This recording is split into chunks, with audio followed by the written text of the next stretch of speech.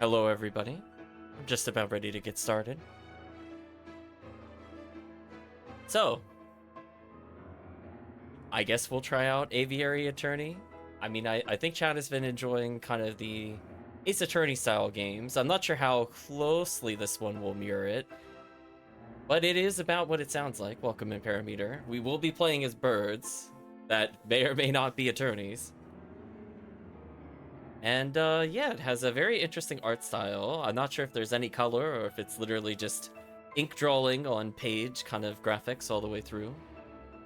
So we'll find out. I don't know very much about the game. I read the description of the game and that's about it. First the duck detective, now an avian attorney. Welcome, Chris. Hope you're doing well. So there may or may not be money collecting based off of something the game said in the description on the store, but we'll find out. I did find out though, controllers are not supported, so we're going to be using a mouse. So sorry if some of my inputs are a bit slow. Let's pause the game. Soundtrack. To start up the game. You're operating on no sleep. Nope. Banned.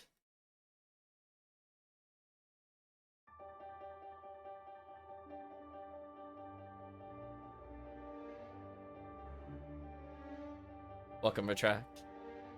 Based on the illustrations of J.J. Granville. And the music of Camille Saint... I have no idea. I'm not even gonna attempt that one. Saint S. Chan. There we go. Aviary Attorney. I'm just showing you there's not too many options here. I thought I had this on full screen. I think it forgot. Like, we're clearly playing on full screen. It remembered my volume controls, but it forgot this. That's fine. It's okay. We're finding bugs. It's fine. It didn't take very long. Apparently it took restarting the game. Yeah, let's go to new game here.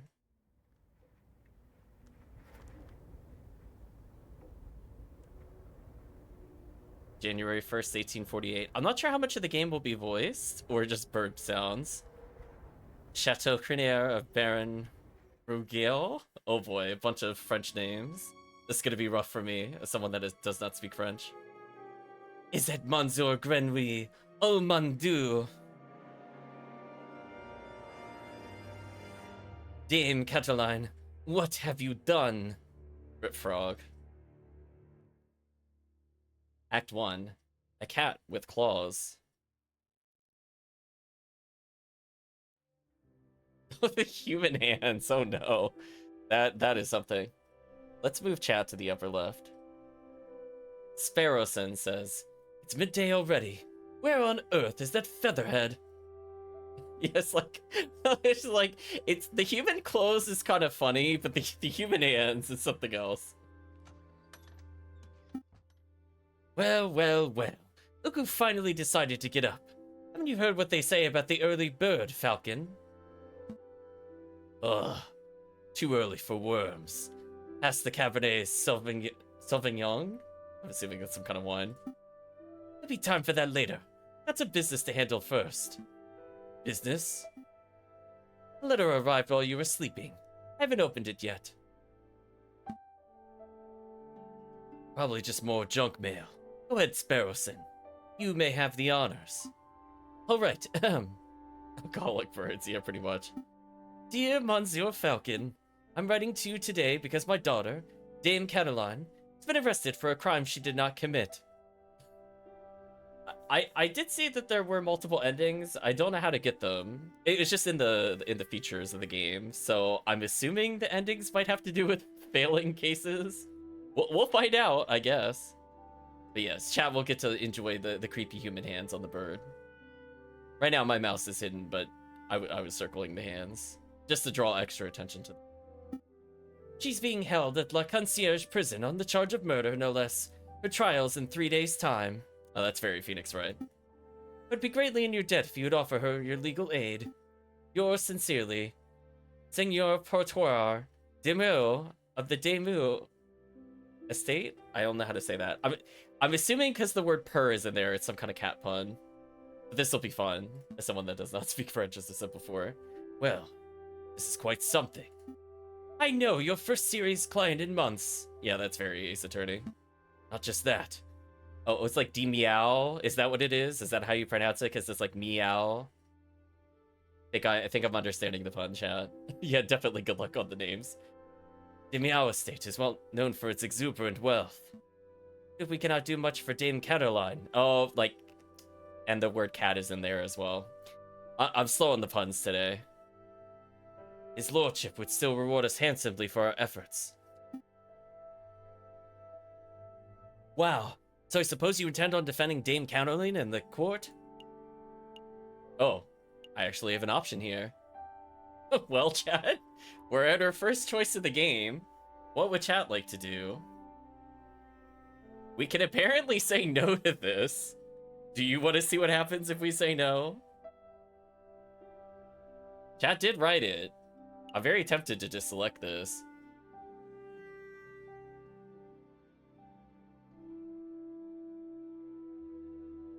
I'll do it for you, chat. Do it? Okay. I think not, Sparrowson. The fate of a fat cat Borgies? Oh, I forgot to say that. Is none of my concern. Pass the Cabernet Sauvignon already. What? With all respect, Falcon, we've been doing nothing for the past 2 weeks. Bourgeois. Okay. Anything would be better than another day of thumb twiddling. Don't draw attention to the fact that they have thumbs. It's not helping. Still. Come on, let's be productive members of society. Our answers are, our responses are, all right, and no. I mean, chat, even I'm kind of, I feel like saying no to this. I mean, what happened? Do we just get an instant game over? I'm kind of curious. I think I'm going to say no. Just to see what happens. No. Made up my mind.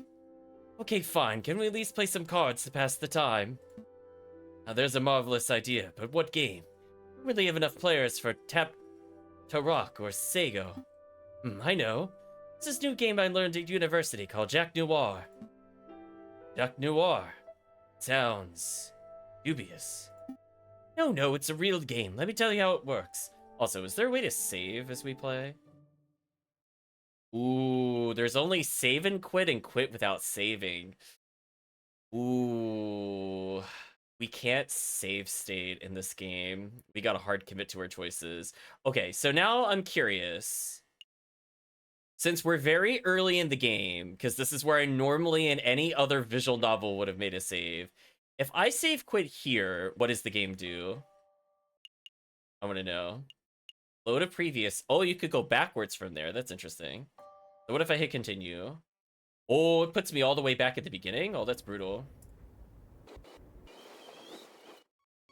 Also, that's something. The skip is not a guaranteed skip. It just does that. That's weird.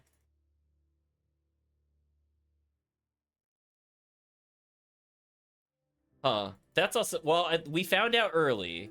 So I guess I'm hard committing because I'm not going through the dialogue again. On the plus side, you can make them beep, beep, boop, boop, boop. Alright. Okay, so he's basically just gonna describe blackjack. I think we had this in like a puzzle in another game. Yeah, call hit if you want another card and stand if you don't want any more. I mean, I think I'm okay at blackjack. Yeah. Alright, well...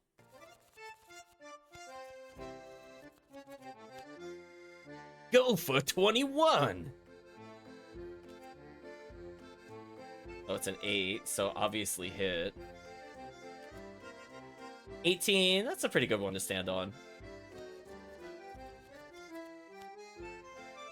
I thought this was a court game. Oh, really? Oh, that's unlucky, actually. Wait, hold on. Wait, he played into 11? Wait, that's not a thing in regular blackjack. You cheater. Right, chat? Wait a minute. Uh-oh. Are there numbers higher than... It said X1, which is definitely 11. Yeah, I'm gonna say... Yeah, I think I've got it. Let's make this interesting. How do you feel about a little wager? Sounds good. What did you have in mind? 1 franc per round, 2? No, I was thinking of something else. I'm intrigued. Go on. We play 1 round. I win, you have to take on Dame Cataline's case. Well, I feel like he's gonna cheat to make us go do this case.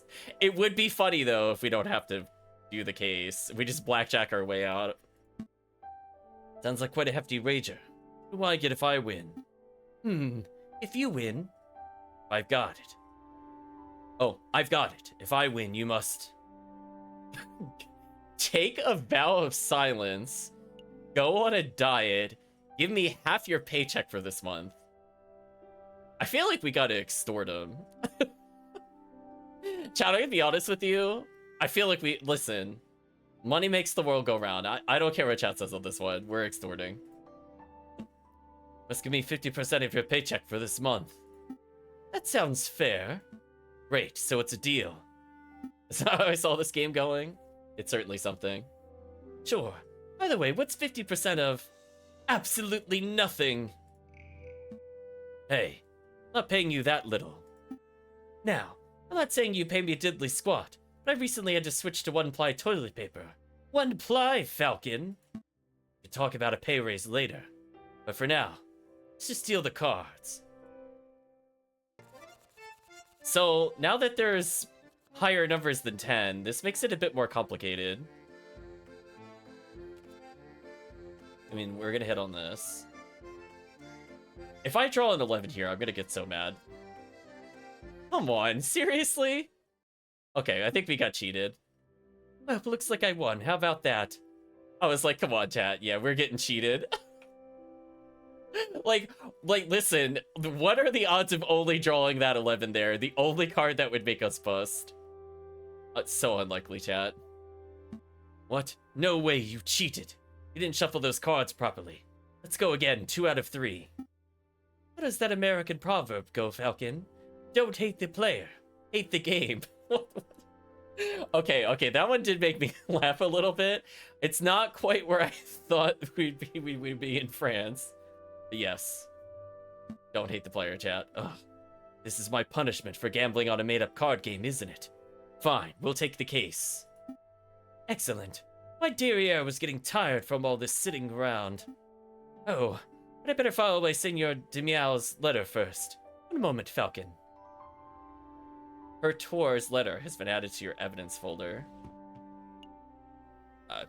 Let's move chat out of the way for a second. So the letter, Demial has requested legal aid for daughter, Cataline. She's being held at the concierge. Okay. It bothers the bird of hands. Oh, you just love the birds with hands. May access the evidence folder anytime by clicking suitcase symbol. Oh, nearly forgot my wallet. Wouldn't want to lose that. Again, I recall you losing it at the New Year's party. And at Christmas. Yes, alright, no need to make a list. Hawken has picked up his wallet. We have 20 francs. You may see how much money he's carrying at any time by clicking on the wallet symbol. Oh no, is this actually relevant to game progress? Oh, without the ability to make save states, this could actually get kind of ugly. Let's make a move. Welcome to the map screen. From here, you can travel to any listed area by clicking on location name or location node.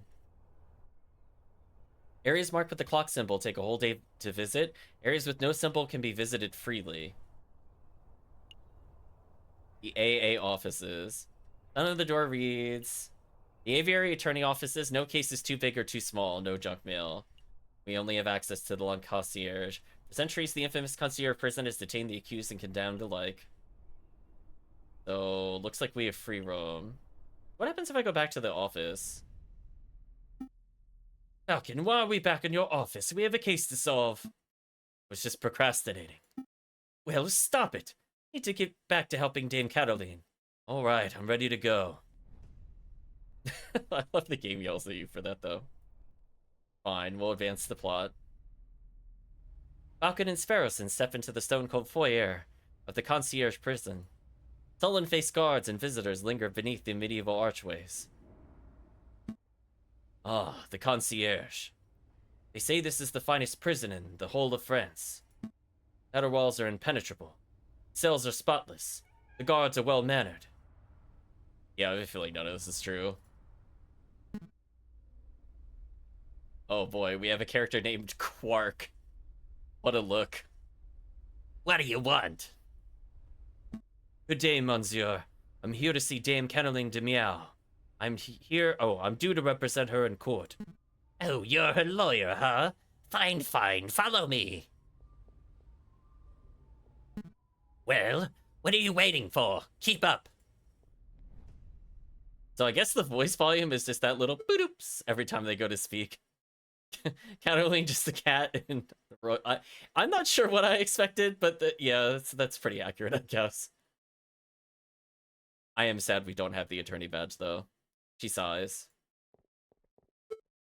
My papa hasn't forgotten about me, has he? Dame Caroline de Meow, I presume. You've arrived. The fantastic lawyer, Monsieur Falcon, and his petite assistant, Sparrowson. The lady is knowledgeable. Don't talk like that, Sparrowson. Sorry. My papa told me he would only hire the best lawyers in town. I'm flattered. They weren't available at such short notice, so he hired the first people in the address directory. Ooh. Damn, chat. Psh. The backhanded compliment. Slap to the beak. Oh. You see, Falcon, I told you listing under Aviary attorney would pay off. Let's get down to business. Uh-oh, chat, we're gonna defeat the Huns. Dame Caroline, could you fill us in on some details? Your father's letter was a little brief. I could do my best. What is it you wanted to know? So we have questions. We have what happened on the night of the murder. Who was there that evening? Did you see anything suspicious? So, I'm assuming we just go through all of these. I'm not going to ask chat. Because if it's like a Phoenix Wright game, we have to ask all of these to advance the plot. So we'll just start at the top to make it more logical. If you guys scroll and the lady eats you, welcome, Calvisham. What exactly happened on the night of the murder? Oh, let me think. It was Friday evening. Me and my papa had arrived at Chateau Grenier, the home of the great Baron Ruggiel. I'm just gonna guess, chat. Sorry for butchering names. My papa spent all evening talking with Monsieur Grenouille about the business stuff. Business stuff? Well, the three of them own a railway company together. So all through dinner, they were talking about company shares and investments, but I didn't really understand most of it. Also, as I found out, right-clicking also advances dialogue. I accidentally clicked that on the way through there. I'll try not to do that as I rest my hand. But after dinner, this man with the camera took our photograph. That was a lot more fun. Sorry. Man with a what took your what? Camera. It's a very new gadget. Oh boy, chat. We're in quite an era where the camera is new. Tiny bug sits in a box with a tiny paintbrush and paints your picture very fast. I don't think that's how that works. In 10 minutes, poof, you have a perfect picture. Wow, technology is amazing. I think the lady's explanation is right, Sparrowson. Pshaw, let me believe. Still, the camera sounds like a very special device. I'll make note of it. Oh, it's there, but it's not in our evidence yet. Now it's been added. Photographer named Robito, like Ribbit, attended the banquet. Okay. Please continue, Dame Caroline. So after we had the photograph, I went into the gardens to get some air, and that's when I found the body of Monsieur Grenouille. I don't know if that name is also supposed to be a pun, and I'm just not understanding it. Is there some kind of obtuse frog pun I'm not getting from this? He was all ripped open. Housemates saw me standing over the froggy monsieur and called for help, and then the police arrived. Before I could say anything, I ended up here. It was such a blur. It must have been terrifying. It wasn't so bad. My papa taught me how to be a brave cat. Wasn't there something else you wanted to ask, Monsieur Falcon? Who was there that evening? Dame Caroline. Who attended the banquet that evening? Well, there was me and my papa, my dearest Maman. I don't think I've ever seen it with the N at the end before. That's new for me. Couldn't make it. Ammon? Whatever. Then there was Barrett, who hosted the dinner, and his housemaid. Helene, I think she was called. Of course, there was Monsieur Grenouille. Well, until, you know, he died. But there was Monsieur Roberto de Rabinio, the man with the camera. But he was only there for a little while.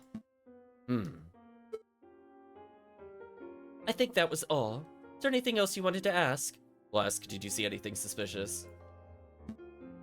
Dame Caroline, did you see anything suspicious that evening? Suspicious? Like, maybe a guy lurking in the shadows, or, a bloody murder weapon. Monsieur Falcon, I do believe you're looking for an easy answer. You got me. I did not see anything, I'm afraid. The evening was very normal.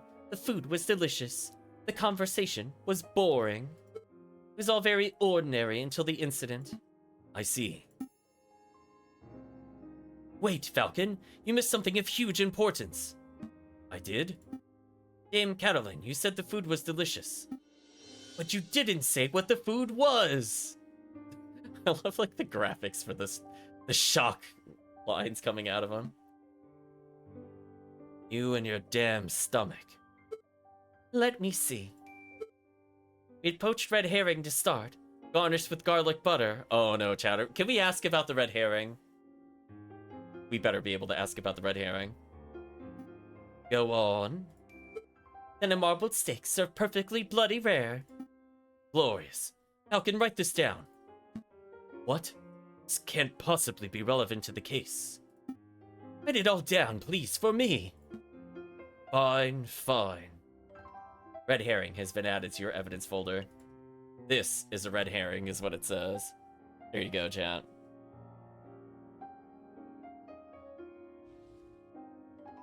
Bloody rare steak has been added to the evidence folder. Dame Caroline ate bloody rare steak at the banquet. Okay. Sparrowson, remind me to not let you talk to clients on an empty stomach. Come to think of it, I find it a little strange we weren't given any cutlery. No cutlery, even for the steak. Nope. You would think the great Baron of Chateau Criniere would have had gorgeous silverware, but there was none to be seen. That is a little peculiar. Anything else you wanted to know, Monsieur Falcon? No. I think that'll be all. What's the plan now, Falcon? The way I see it, we have two tasks. Judge of the Chateau Criniere. Try to see the scene of the murder for ourselves.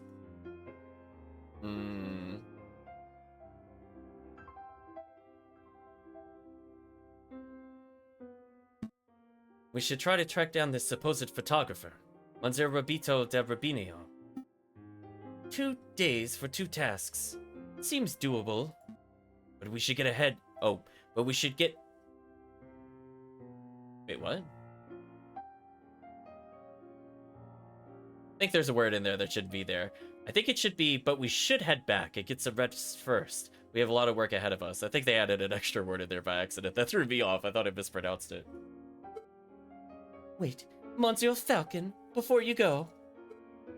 You do believe my story, don't you? Oh boy, chat. We have 3 responses to her. What do you feel in chat? We have A, I believe you. B, I believe in justice. Or C, we channel our inner JRPG protag and just ... her.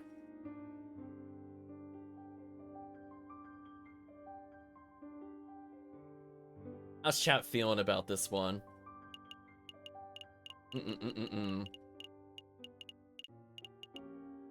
I like that we actually have an option to just not put any faith in her. I wonder what kind of ending that might affect.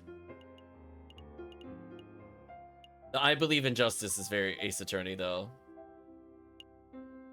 So if I do not see any responses, I will go with that in just a moment.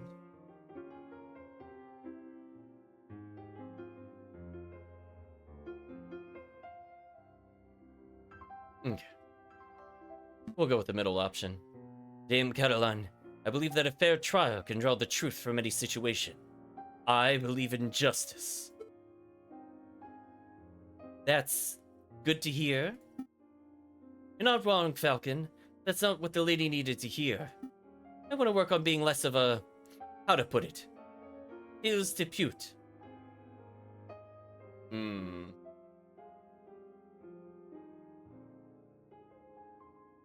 assuming...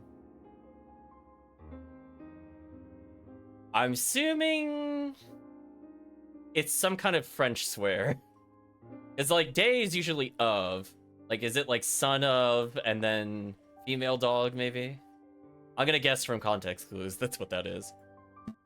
If serving justice makes me one, and I'll wear that title proudly.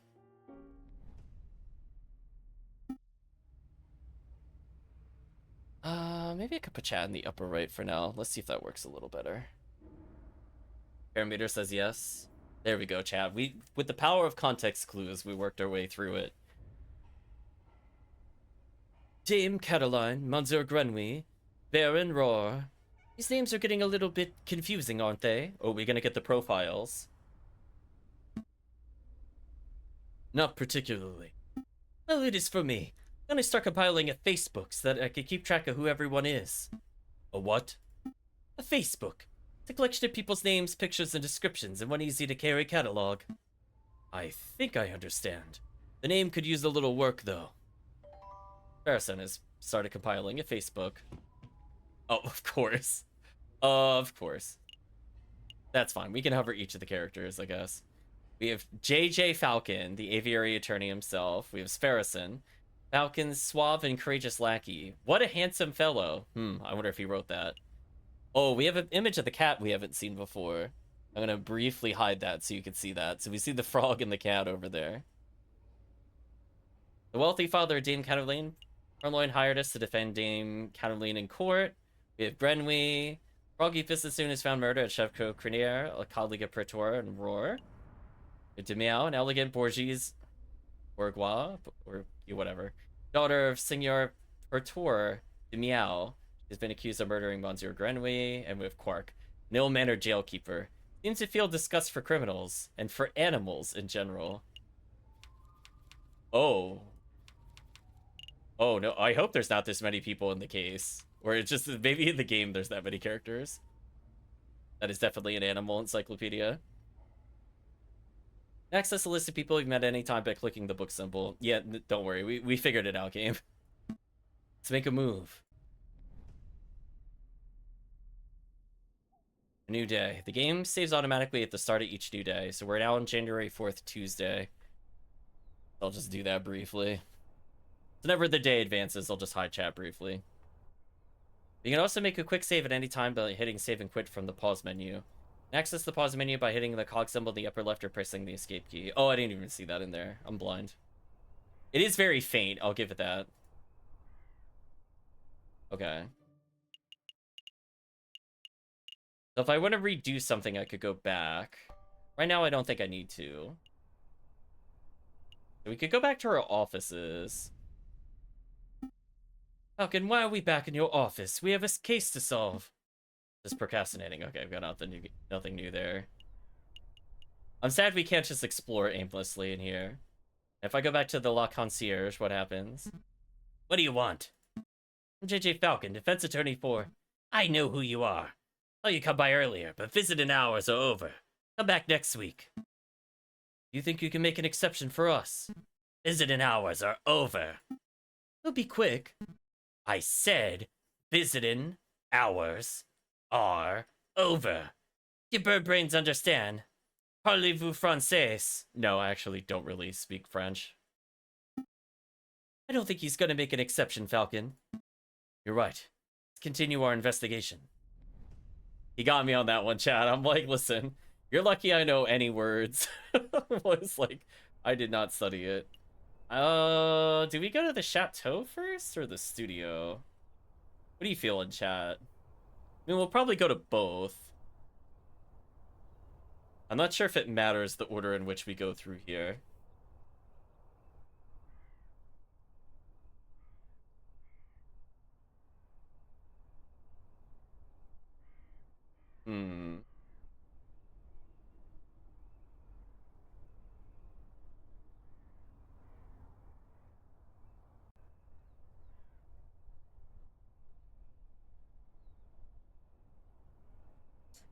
The AA offices, yeah, we went there, sadly. I guess I could go to the chateau first. It will give us something to talk about at the studio.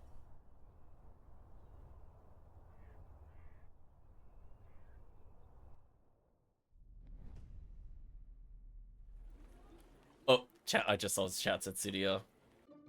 I will save and quit and see if that works. We'll go back in time. Does this put us at the map screen? It does, okay. Okay, we'll do studio since chat wants to go there first.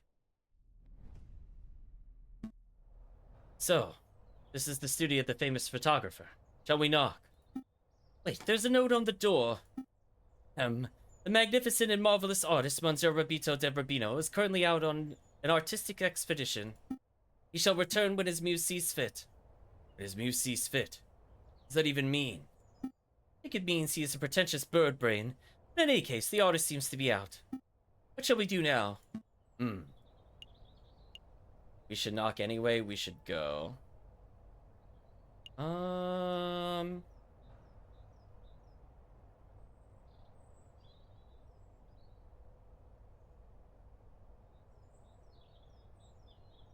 guess we should knock anyway.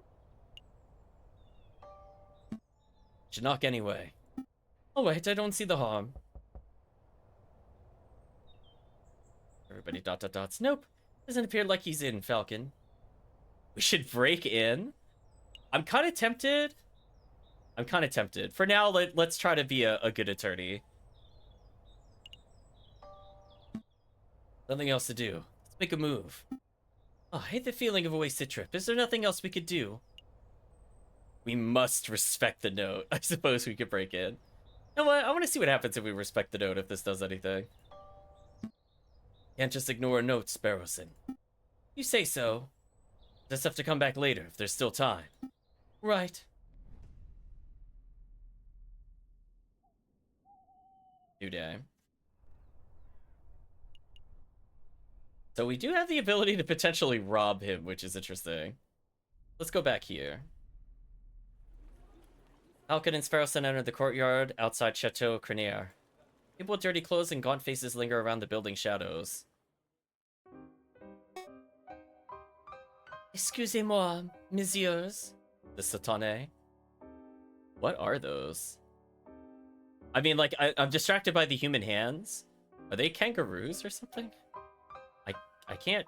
It seems like they have a kind of longer structure in the back. I realize chat can't see my mouse. I might enable it so chat can see my mouse in a moment. I don't mean to be a pain, but my little girl and I are sick and starving, see? Ooh, do we give up money for them, chat? Gumbade coughs. Yeah, it kind of looks like kangaroos. I don't suppose you happen to have some spare change? With 20 francs in your wallet, what will you do? Ooh, you know what, chat? I'll leave this one to you. It seems like we could do some very unethical things in this game, but we are given a moral choice here. Yes, the kangaroo, a common sight in France. I mean, how else are they gonna... I mean, clearly. I do love the fact that the kangaroos are smaller than the falcon is. The falcon is just so big, chat. True to life scale right there. We are Big Bird. What do you feel on chat? Are we generous? We gonna tell them to leave?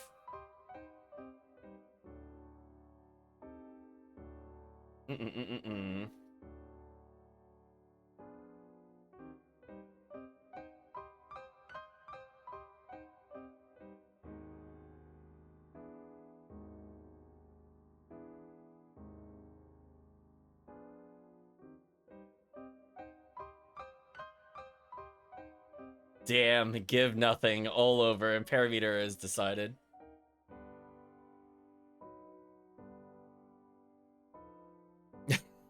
Chris was joking, but then we had to follow up to give nothing. Sorry, madam. I don't have a cent to give, just like everyone else there these days. No worries, messieurs, I understand. God bless you both. Wait, did she just take all of our money? Wait, she took all of our money. I'm at 0. What a thief. Thought you were more of a giving type, Falcon. Times are tough, Sparrowson. Certainly have a frank gift to give today, but tomorrow. Huh?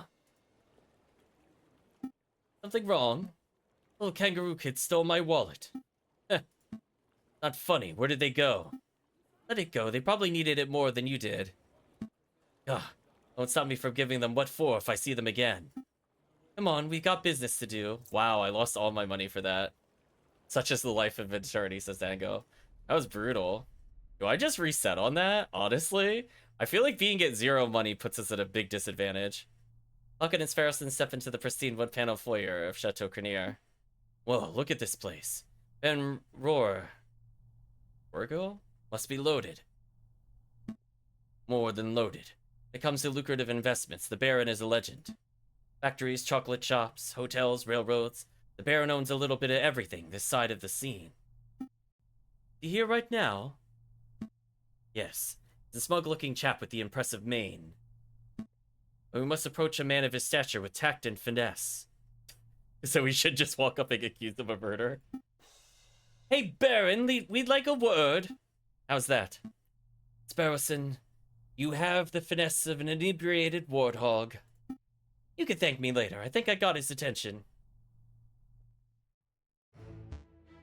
Oh, that is something. Take it in, chat. Take it all in.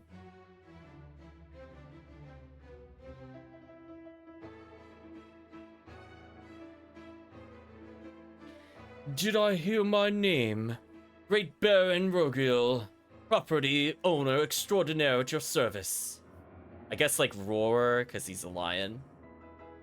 He comes with his own theme music. It is quite something.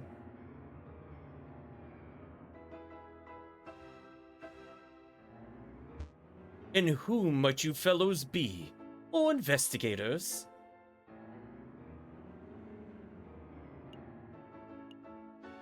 Yep, we're policemen. No, we're attorneys. Ooh, chat, do we lie about what we are? My persona or something, says Dango? Oh no.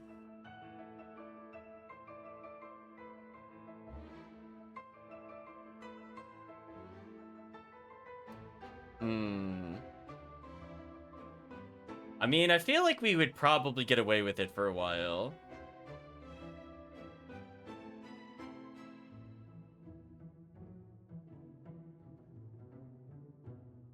We'll still give chat the choice here.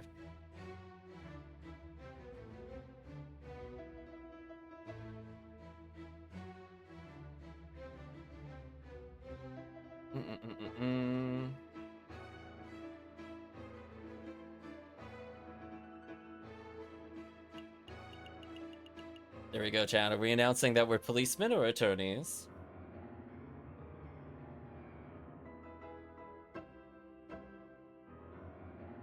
I wouldn't want to lie to myself. Oh no, we're gonna say we're attorneys. I doubt we'll get it if we do this. Not quite. I'm Private Attorney JJ Falcon, and this is my associate, Sparrowson. Lawyers, eh? You know you aren't the first to have passed through here today. Oh? Yes, yes. This jumpy, twitchy fellow came by this morning. Asked a bunch of questions, hopped away before he heard the answers. Most curious. Do you know who he was, Sparrowson? Perhaps. I have a hunch. Hunch. We'll be seeing him at the trial.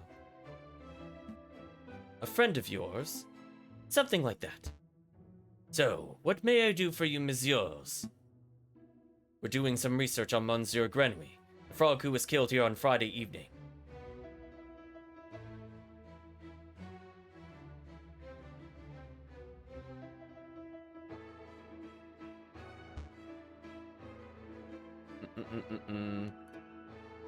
Of course. Such a tragedy. He was a good friend and a loyal business partner. Lying is wrong, unlike robbery, breaking and entering, cheating at blackjack, and drinking first thing in the morning. There we go. I suppose you messieurs will be wanting to see the crime scene for yourself. Actually, yes, that would be fantastic. Well, be my guest. You'll find the garden where the murder occurred through the back doors.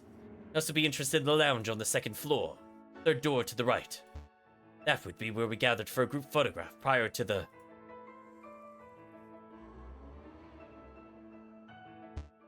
unfortunate incident. Oh? Can we see the finished photograph? Afraid not. It's my understanding that a photograph must be developed before it can be viewed. It's a slow process. My own copy of the photograph is to be delivered in 3 days' time. That's no good to us. The trial may be over by then. Nonetheless, we appreciate your hospitality. Thank you, Baron. It's no trouble at all. I'll be here to see you out when you're done with your investigations. So, where should we go first? Guess we'll go to the garden first. 3-day trial system, tell me isn't so. Exactly, Dango. Dame Cataline said that she found Monsieur Grenouille on the stairs by the fountain. This must be the very spot where the murder took place. Hey, Falcon. Do the crime scene investigation thing. The crime scene investigation thing? Yeah, you know, that thing where you get all eagle-eyed and analyze every object in excruciating detail. You mean search for evidence? Yeah, do that. It's not a bad suggestion. It'd be the first time the Parisian police have missed something right under their noses. In investigation mode, you're free to examine the scenery of the room. Pick an item of interest and the Falcon will examine it in closer detail. Not enough, or you can find nothing else examined, click on the X in the top right corner. Okay, let's start with the statue over here. Another beautifully made horse statue. You know, my uncle once had a horse that refused to eat hay. Oh, that's unfortunate. When did we get endless health from our ghost mentor? Damn. Yep, eventually realized that it was just filling up on horse... I guess it's supposed to be like hors d'oeuvres, but it's like horse d'oeuvres, but I'm not sure how you actually say that pun. I get the pun, I just don't know how to say that out loud because I've never tried saying that before. But yes, not quite the hors d'oeuvres. Haha, he made it funny. Ugh, terrible. Well, we kind of had noses. Our nose is the beak. It says, a fine crafted horse statue. It almost looks lifelike. Would you say it behooves you to stroke it? No. No, I would not. Baron Rogier certainly likes his horse statues. I don't mind the horse statues, but the little cherub people creep me out. Babies should be waddling, not attempting saddleless horseback riding. We'll examine the fountain. This fountain is finely crafted. It's solid, carved marble. That can't have been cheap. See nothing but water in the bottom of the lower basin. A shame we can't see inside the upper basin from here. That'd be a perfect place to quickly stash a murder weapon. That's actually not a terrible line of reasoning. I'm gonna wade in and take a closer look, just to be sure. If only we somehow could get a higher view, similar to what avians could have, you could say, of the place. If only we had wings as birds. Yes, I suppose we should. Z's Pharaohson agrees. Oh, I apologize. Wasn't being direct enough. What I meant to say was, Sparrowson, go wade into the fountain and take a closer look inside the upper basin. Me? No way. You want to go wading? Do it yourself. I'm a respectable lawyer. Can't expect me to roll up my trousers and paddle around a fountain like a duck in a lake. Yeah, leave that to Duck Detective. Yeah, well, you don't pay me enough to justify getting my sweet threads wet. Look, there's only one reasonable way to settle this. We'll flip for it. Flip for it? Yep, I'll flip this 1 franc coin. I'll just move it over there so you can see it for the time being. You call the outcome. Get it wrong and you go for a swim. So what'll it be? Heads or tails? Napoleon face or... plant squiggles? Here you go, chat. We feeling heads or tails on this one. Well, I'm assuming it's Sparrowson's money, not our money. Yeah, we're definitely at 0 frags.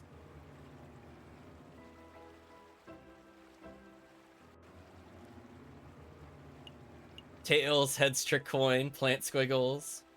Tails was the first one, so we'll say tails. Plant squiggles. It's called a wreath, Sparrowson.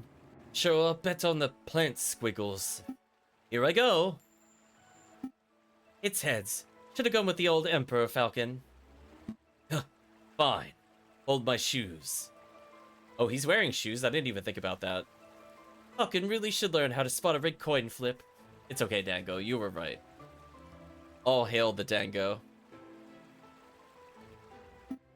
Almost feel bad for cheating. Almost. Oh, I like... Oh, that's funny with the hat squished down on us and the drips. Oh, you're back. Had a good swim. No, I'm a bird, not a fish. But I did find a mystery item in the upper basin. It's no murder weapon, though. Oh, it's kind of like a cigar, maybe? Looks kind of weird. What is this? Brown and sticky, and it smells weird. Don't tell me that you picked up a... very wet cigar butt. Possibly belonging to Baron Rorgiel? Correct. But that shouldn't be too surprising. It is his house, after all. I'll stash it in the evidence folder, just in case.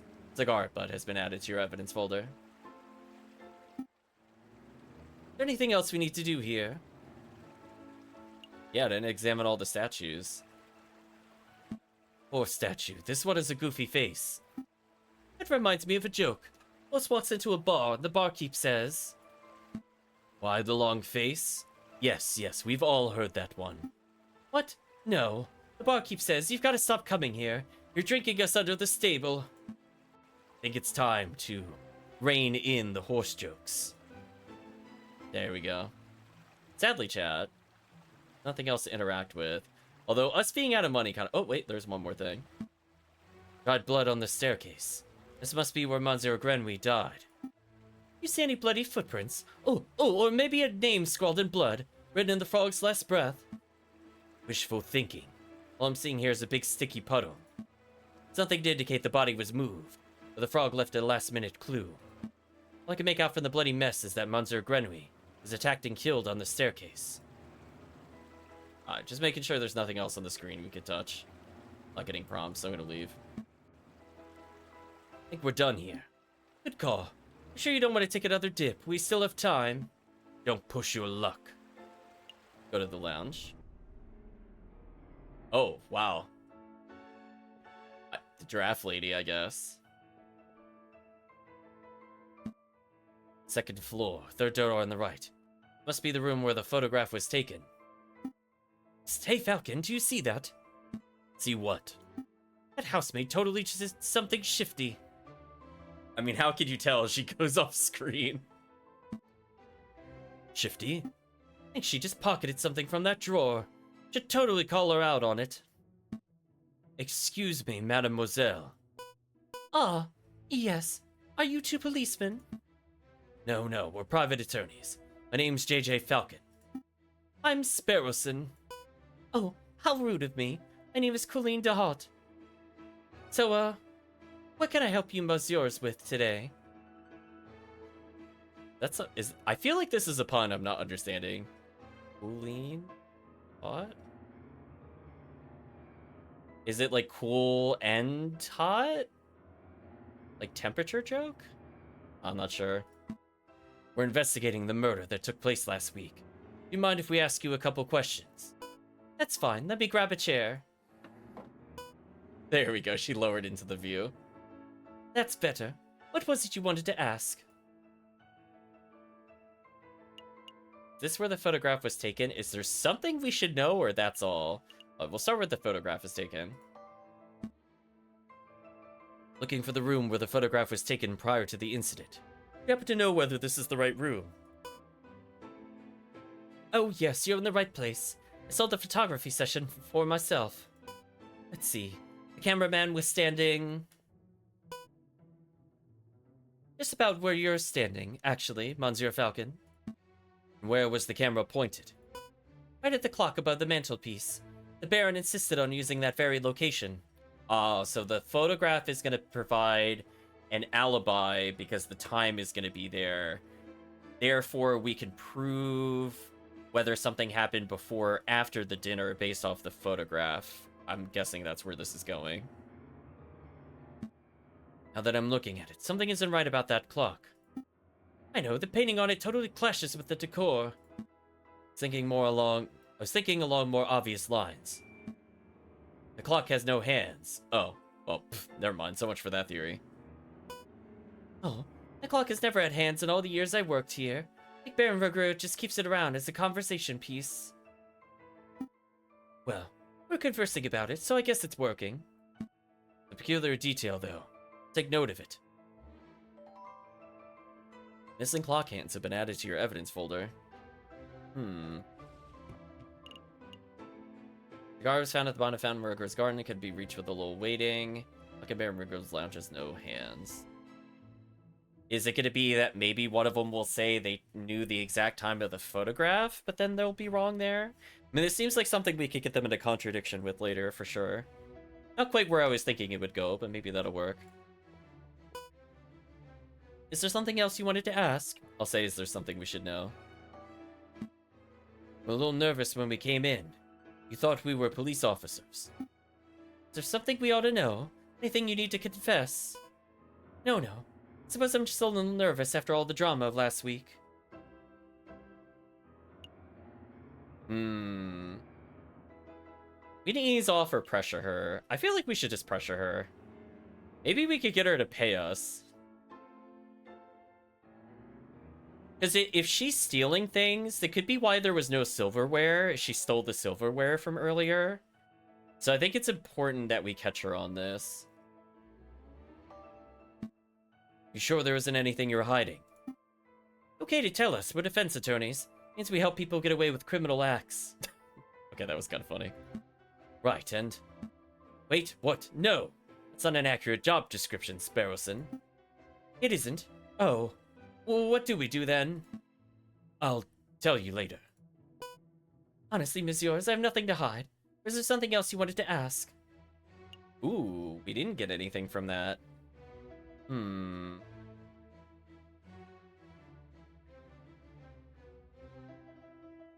Say that's all then. No further questions.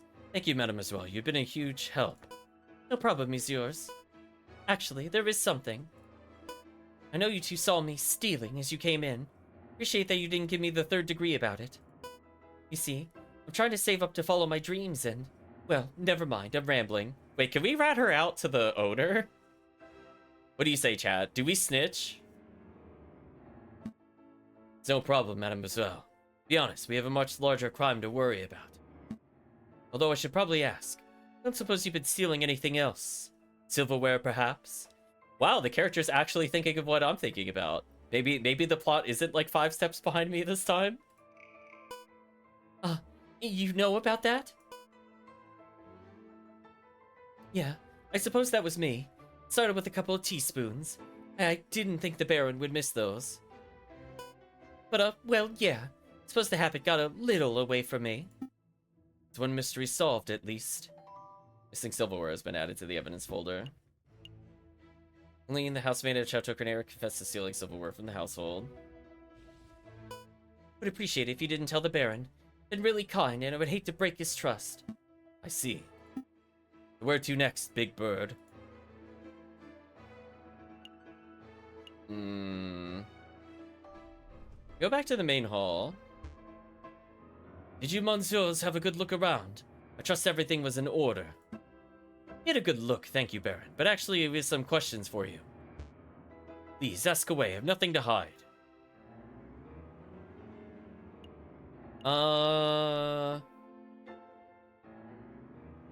We could... so again, I'm assuming chat might not want to rat her out, but we'll see. For the moment, I'm going to see if we can ask about the night of the murder for more info. Baron Roar, I'd like to ask you about your activities on the night of the murder. Oh, am I in trouble? We'll see, ... Yeah, that's gonna get us kicked out. I'm gonna say not at all, because we'll probably get more dialogue this way. No, nothing like that. We're just gathering the full picture. See. Well, let me think. The guests arrived at 5 o'clock. We all sat down for dinner in this very hall at 6. That part went magnificently. The photographer arrived at 7 o'clock. It wasn't until 7:30 that we had our picture taken. My housemate discovered the crime scene soon after that. I see.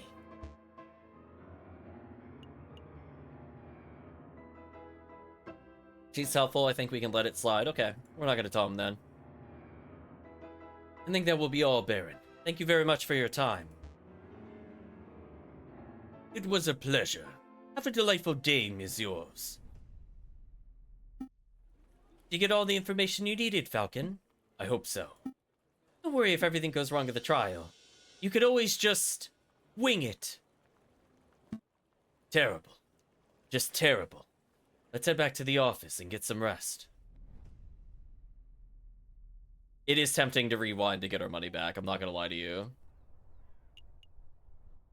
So we can revisit any of these locations, interestingly. It doesn't cost us any time. Falcon, it's the trial day. Stop messing around. Me and Dad at the courthouse already. I was just... No, we're gonna be late.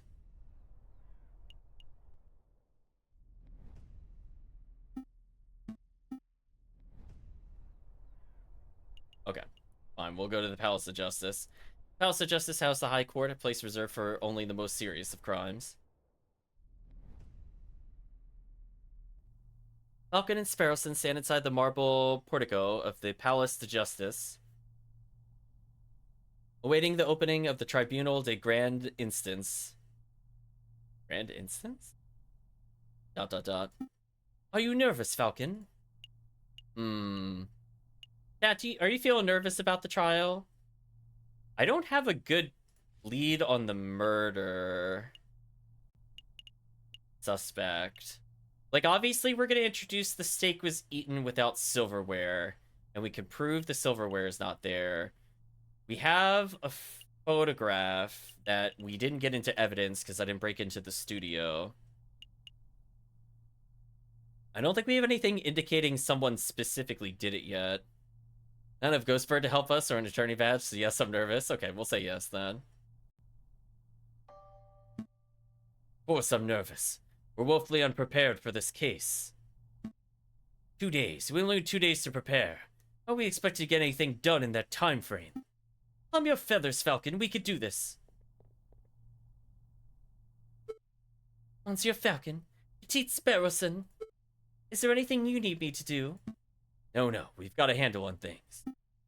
Falcon was just telling me how confident he was feeling about the case. That's wonderful. I just know you two will pull through. Let's move it along, fellas. I'll be watching from inside. Do your best for me, Monsieur Falcon. We will. Are we ready? Yeah, we're ready. Well. Oh, that is something. We got a bird judge. Judge Maxime. Alright, settle down, everyone. Settle down. Is everybody here? J.J. Falcon, present. The defense is ready, Your Honor. Rupert Rappington, present. The readiest prosecution, Your Honor. Oh, darn, that's not it. Oh, gosh, where are my notes? Okay, if we lose to this person, I think we need to hang up our attorney games. Huh, I knew it. Knew what? Rupert and I went to Paris Law School together. He was in all my classes. Oh, was he smart? No, he scored the second worst marks in the class. Oh no, did Sparrowson score the lowest? I only assume that he bumbled through the final exams, the luck of his 2 rabbit's feet. Oh, so they have like actual... Wait, does he actually have rabbit feet or are they human feet? Because I mean, like, the birds were wearing shoes earlier, so I'm like, I'm kind of curious. I'm kind of curious if that metaphor works. This he's improved considerably. You might already have this trial in the bag. Good to know. But say, Sparrowson, if Rupert scored the second lowest marks in the class, and who scored the lowest? I choose to exercise my right to not self-incriminate. Oh, here it is. The prosecution is ready, Your Honor. Are the jury all present? Oh, that's quite a crew we have here, chat. I love the hippo. Like, the hippo is quite something else. All present and accounted for, Your Honor. Judge Cornel. We have a vulture. Have like a toucan. Can't tell if that's a raven or a crow. A dog, a ram, an ostrich, a hippo. I can't tell what's going on with the guy that's between the two birds. What he is. I can't tell if those are ears behind him or part of the other person. I think it's part of the other person's jacket. So it seems like he has no ears, which is just weird to me. Is he like a snake? But it is like kind of like a snout, which is confusing to me. Whatever. We'll find out later, maybe. Steel? Yeah, I could see that. Because of like, he doesn't have like any obvious ears, so I'm trying to think of like what creature would that be. I would buy seal. Calvetian says, I mean, if everyone got 100 and you got 99, is that really a problem? Tell me the score, says Calvetian. There you go. Hey, Falcon. But there are only 6 members of the jury for cases like this. What do I count? 8. Oh. 2 birds with the funny hats are... Messieurs, the associate judges. Everything seems to be in order, so let us begin. The court is now in session for the trial of Dame Caroline de Miao. Prosecution, please call your first witness to the stand. Oh gosh, are we here already?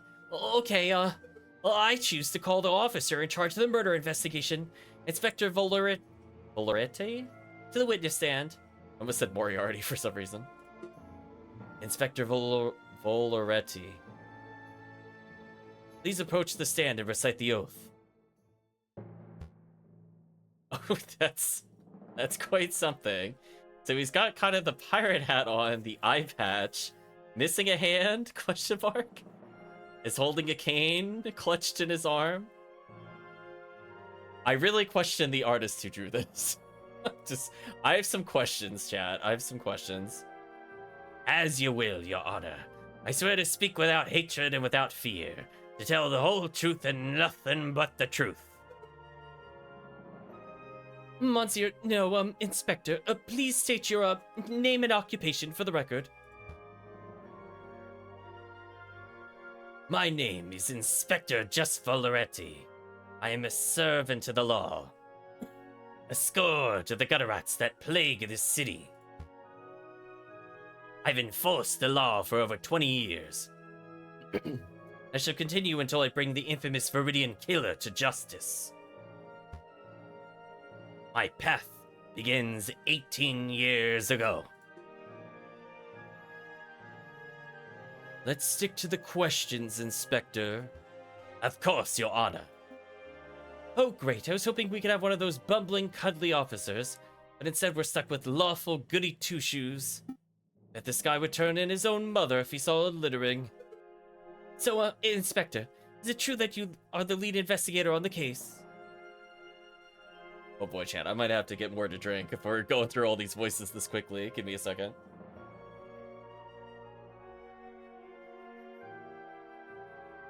There we go. I'm gonna do my best, chat. That is correct. I was also among the first to arrive at the scene of the crime. Then perhaps you could walk us through what you witnessed upon your arrival? Absolutely. Just after 7:30. We were alerted and brought to the scene of the housemaid of Baron Rorgil. At the scene of the crime, we found the Dame Caroline de Miao. He was standing over the corpse of Monsieur Grenouille, with his blood on her paws. Well, that sounds like an open and shut case in my humble opinion. No more questions, Your Honor. Bloodied paws? Nobody told me that detail. Well, that's fine. That's solved with the mule thing we had earlier. Keep it together, Falcon. You're about to be given the opportunity to cross-examine the witness. That's your opportunity to find flaws in the inspector's testimony. Of course. I know this. You may begin your cross-examination, Monsieur Falcon.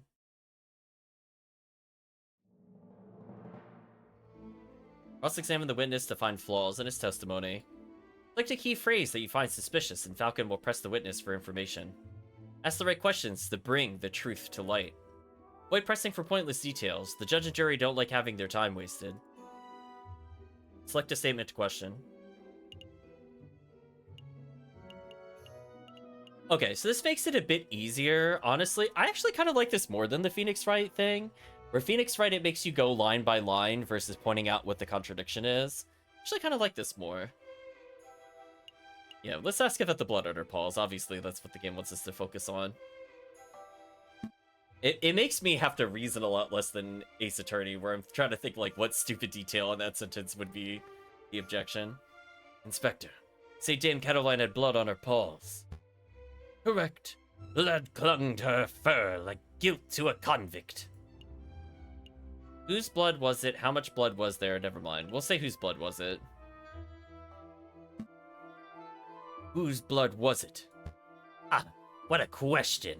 It was Monsieur Grenouille's, of course. How can you be so sure? I object. The line of questioning is absurd. There's only one murder victim that night, Falcon. The blood on Dame Cataline's paws could have only belonged to one person, Monsieur Grenouille. Judge, Falcon's trying to delay the trial by asking pointless questions. I'm afraid the prosecution may have a point, Monsieur Falcon. You have any reason to suspect the blood belonged to someone other than Monsieur Grenouille? I guess I say I do.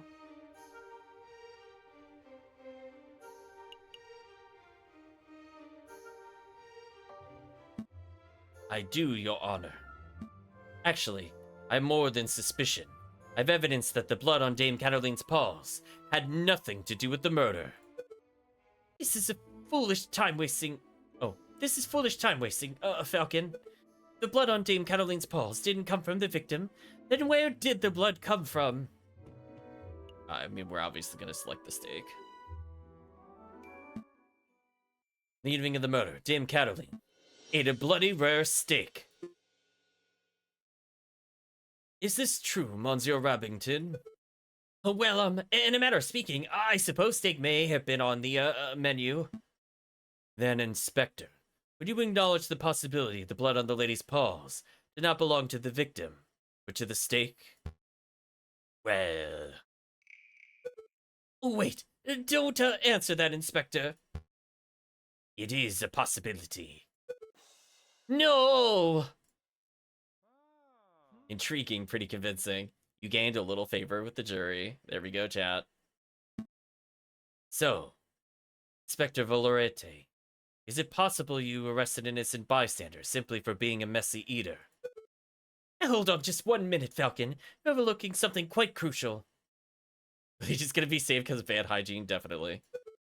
Dame Cataline is an elegant bourgeois, whatever. Elegant kitten. She's no doubt brought up with a flawless etiquette and a perfect table manners. At the banquet, should have eaten the steak with a fork in her left hand and a knife in her right, like any proper civilized animal. How could she have possibly gotten blood on her paws with such good manners?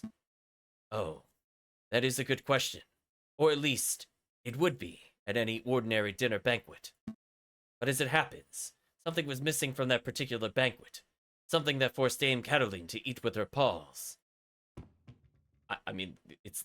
I like how they're like, something was missing. The description of it is... it was the missing clock hands, chat, you're right. But the description of this one is literally missing silverware, so... Don't have to think too hard on that one, chat. I need my objection, says Dango. Damn. Take a look at this. What's this? Are you saying that this went missing on the night of the murder?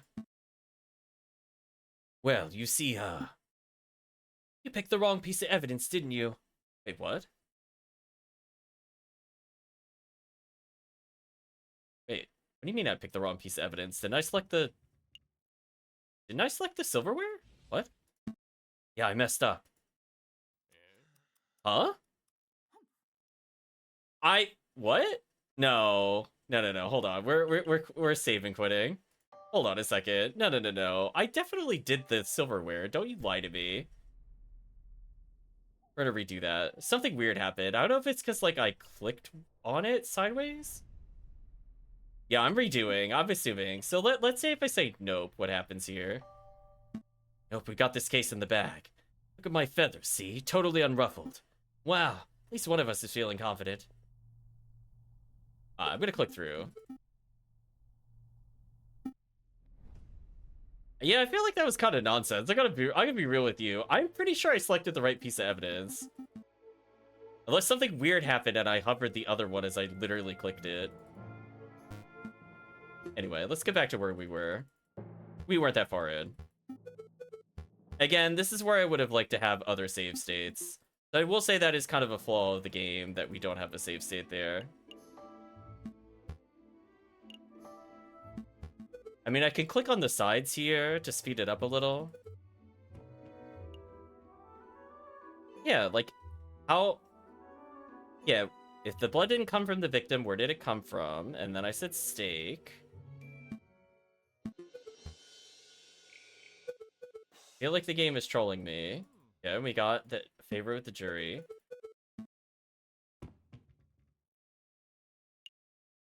Yeah, how is the answer not the missing silverware? Is it because I didn't tell the other guy that she committed a crime? Okay, so chat sees I'm clearly hovering the silverware. You can see it in the upper right. Damn kettle almost foresee sick with her paws because silverware of the household had been previously stolen. Yeah, I don't know what happened there. I am pretty sure I clicked the silverware because I was even talking about it.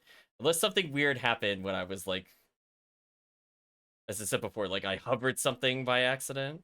But I was pretty sure I clicked silverware the first time. We're not getting cheated in this case. I did not guess wrong so far. But at least we can see we just lose favor so far. There doesn't seem to be a scoring system. I'm not counting that as a minus. Because, like, I clearly stated this is the thing that we were doing. Stolen? I don't recall any mention of that in the police report. Yeah, like, did it go back to the clock hand or something weird? Because, like, I hovered it briefly. Like, did I click, like, right here or something? And it hit the stake? That's the only thing I could think of. Because, like, nothing else is really near it. I can't, like, click under it and fail. I don't really know what happened there. Maybe it did the meat or something last second. We weren't aware of anything missing from the Rorgale residence when we performed the initial investigation. What has it happened? Baron Rorgale approached us about this very subject last night. Oh! What a twist, says the hippo. You gained a little favor with the jury. What is the meaning of all this? Bloody steak, misplaced silverware. Inspector, was your investigation so lax that you overlooked these basic facts in your initial report? Lax? My investigation? Judge, I assure you I'm the most thorough investigative officer on the force. Then it is amazing the Parisian police managed to solve any crimes at all. Damn, Judge just slam dunked on him. Oh dear. Be on your way, Inspector. Perhaps do a little inspecting for your next case. Ooh, we're making some enemies with him, chat. Polaretti will remember this, chat. Fine. So be it, messieurs. Until next time. Prosecutor, I trust your next witness is ready. Yes, of course, Your Honor. Dang, more bite than Udgy. There you go. I call upon, let's see, Monzo Rabito Rubino, the, photographer who attended the banquet on the night of the murder. Okay, so we didn't get a look at the photograph, but presumably it's going to come up in trial here, or I can ask for it. So we know the clock hands are missing, so if they try to forge the photo, that'll be there. But then, if the other guy claims he took the photo at a certain time, we could still bust him on the missing clock hands. So there's a couple of ways I can see this going. Let's see what we get in terms of the in terms of the cross interrogation. Monsieur Rabito Robinio, please approach the stand and recite the oath. Alvishan says no judge in these kind of games. No one knows what impartial means. It's true. Oh, Robinho, because it's a Robin. Okay. I understand. How does it go? I swear to speak without hatred and without fear. To tell the whole truth and nothing but the truth. It's a little cliche, to be perfectly honest. But, the witness please introduce himself for the, court record. As if anybody in this courtroom does not immediately recognize me. Love his little human hands, chat. Love his human hands. I am the great Monsieur Roberto Robinho, cutting-edge photographer and visionary. I don't just take people's pictures. I capture their very essence. Je sais l'artiste. Tu es un pipe? I'm gonna just guess. I'm assuming it's I am an artist. You are the picture or something?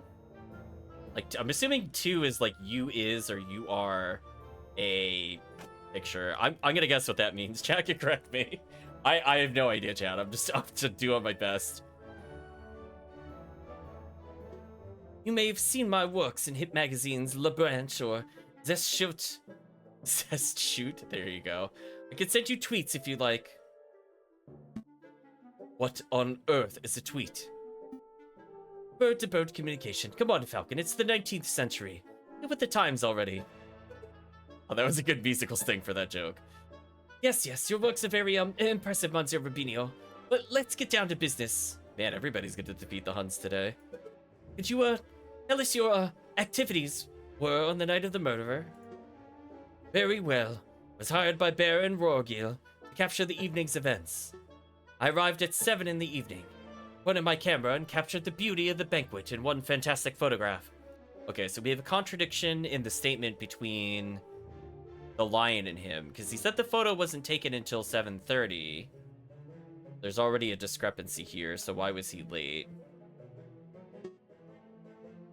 Then I billed Baron Rorgil and left, like a true artist. And, with regards to the photograph itself, who did you photograph? I thought you might ask. I brought a copy so that you could all see for yourselves. Oh, very good. Let's take a closer look. I think I see clock hands in the back.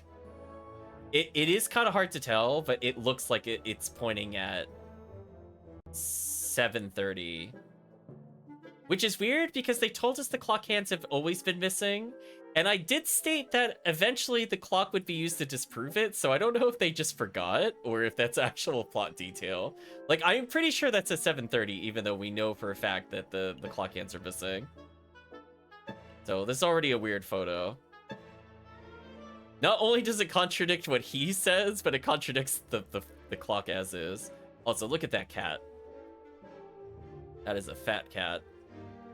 My word, this is an exquisite picture, isn't it? Let's see, who do we have here?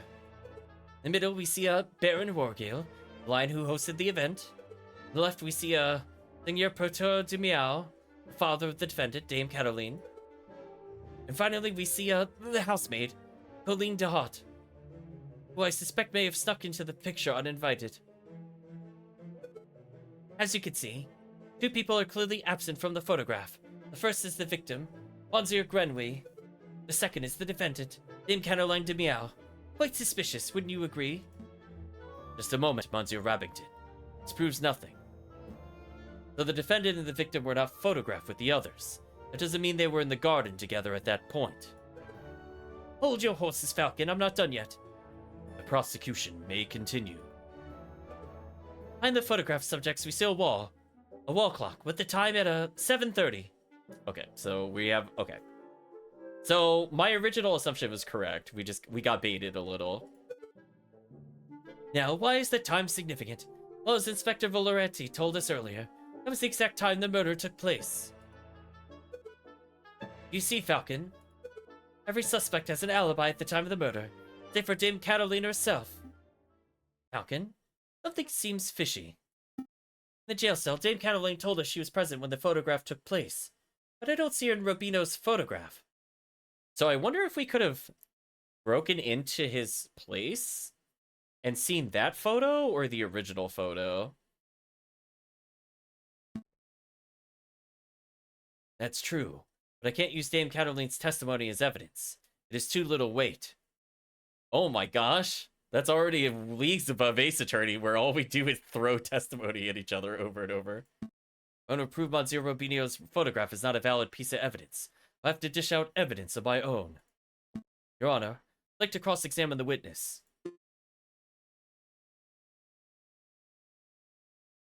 Very well. The defense may proceed. It's a waste of time if you ask me. Photographs are rock-solid evidence. Cross-examination. Like to statement, question. I arrived at 7, I set up my camera. Beauty of the evening's events are photograph. I build Baron.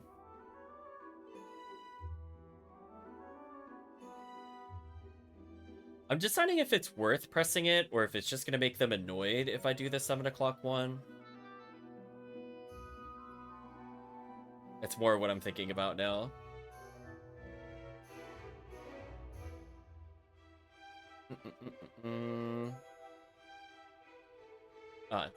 I guess we'll start with the photograph. Let's take a closer look at this photograph. Fucking dot dot dots. Why is it in black and white? Never mind, I see a mistake in the photograph. Let's see a mistake. Just to clarify, Monsieur Robinho, photographs are a direct reflection of reality, are they not? Yeah, so it could be like the Baron actually placed them there, and that's why he knew the photo was at 7:30.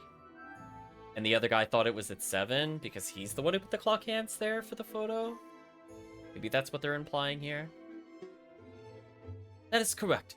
Photographic process leaves no room for bias or inaccuracies.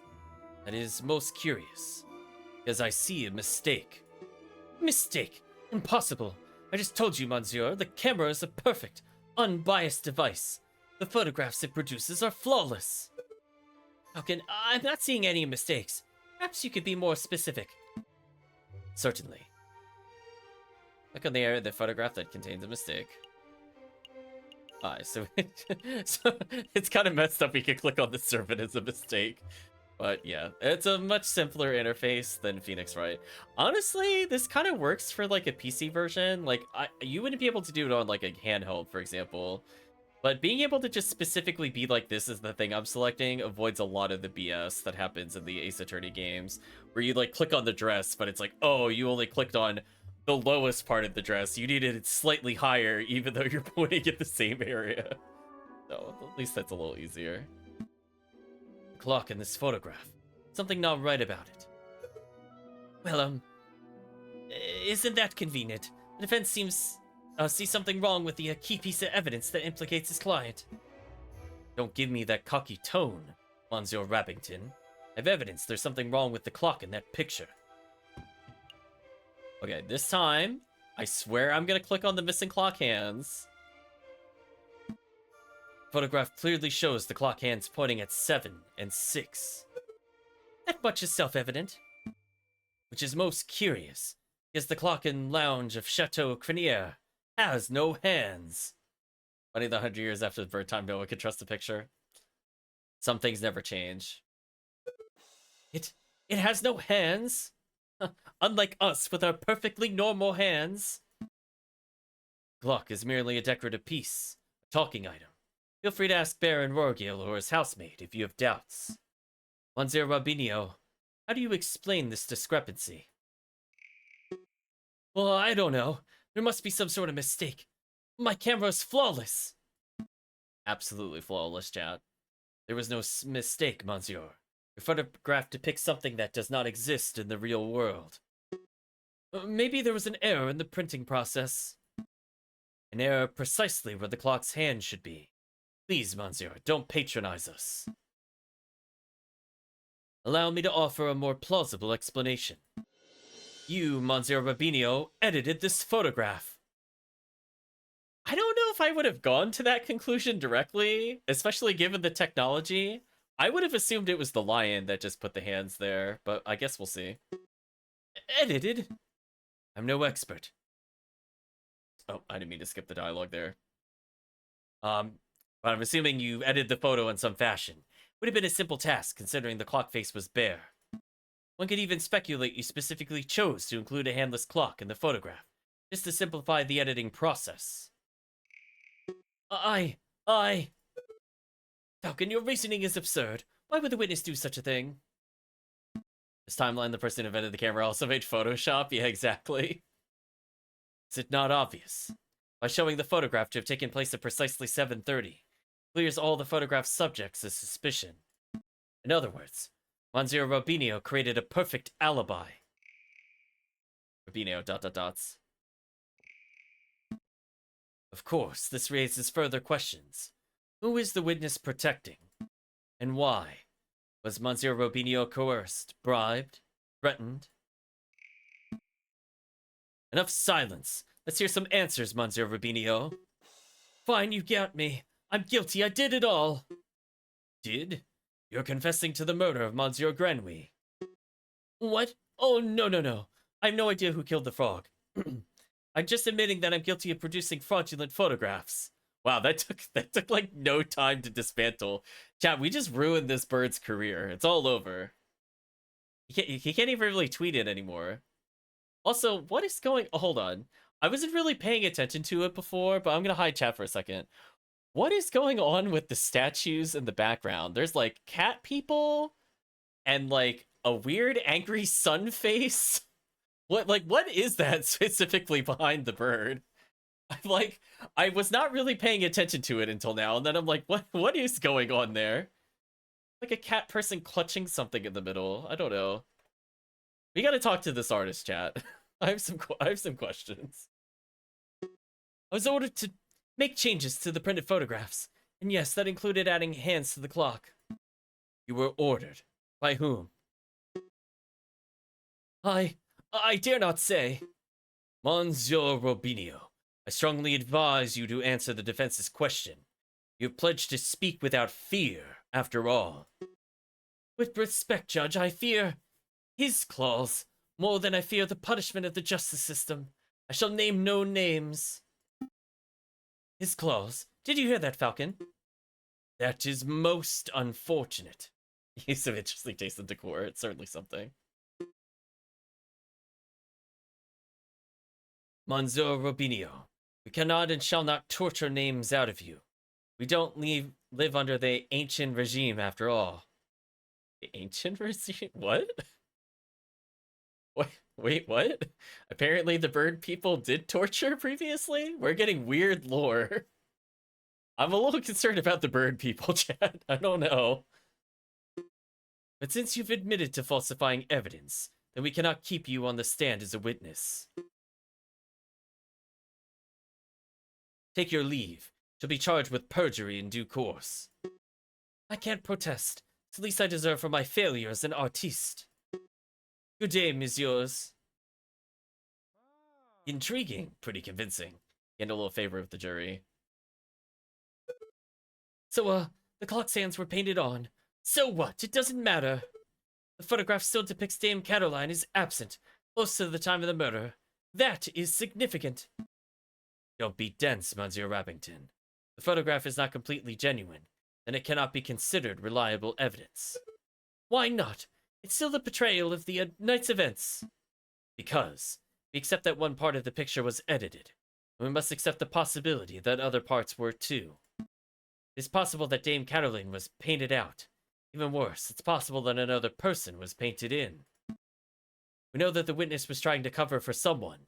All possibilities must be accounted for. What are you saying, Falcon? The housemaid paid off the photographer? Was it Senor Pertu de Miao, perhaps? I don't think so. The housemaid lacks a means or a motive. Wouldn't make sense for Senor Pertor to implicate his own daughter. Well, surely you're not suggesting the honest and beloved Baron Borgil deliberately tried to frame Dame Caroline? Because that would be the most outlandish theory yet. The Baron is a pillar of our community. He would never do such a thing. Oh boy, chat, we're toppling some pillars today, I think. Monsieur Rappington, not here to throw accusations. That's the job of you, the prosecutor. However, Mayhaps I should offer my opinion. Oh, I want to ask him about the red herring, but I don't want to fail the case. Right? No, because it's so annoying to come back here. Man, this would have been such a quick save normally, chat. I'm still gonna, I'll go for it, chat, for you. I'll still do the red herring. Baron, it's not time for your witness testimony yet. So, we think, prosecutor. And yet I see my good reputation getting tarnished by your incompetence. Incompetence? Indeed. Let us proceed with witness questioning. Is that fine with you, Judge? Yes, I suppose that's fine. Very good.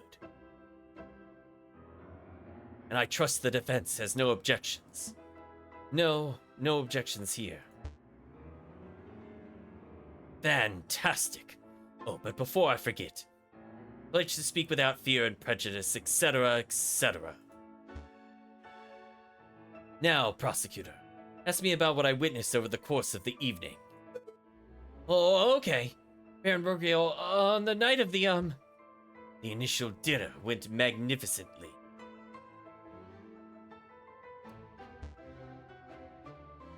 When the photographer arrived, Monsieur Grenouille left to visit the garden. Dame Cataline followed behind him moments later. Signor Pertois, Monsieur Robinio, and myself were engaged in a conversation. We paid her no mind. After the photographer had left, my housemaid left to go find Monsieur Grenouille and Dame Cataline.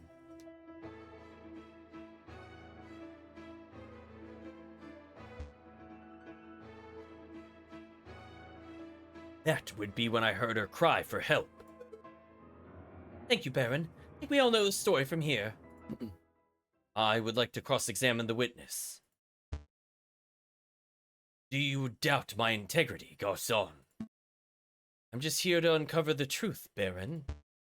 Very well. Hit me with your best shot. Let us establish, with absolute certainty, that I, Baron Rogiel, am an honest man. The defense may proceed with the cross-examination. Okay. Like to save it. Oh, I had to click one more time.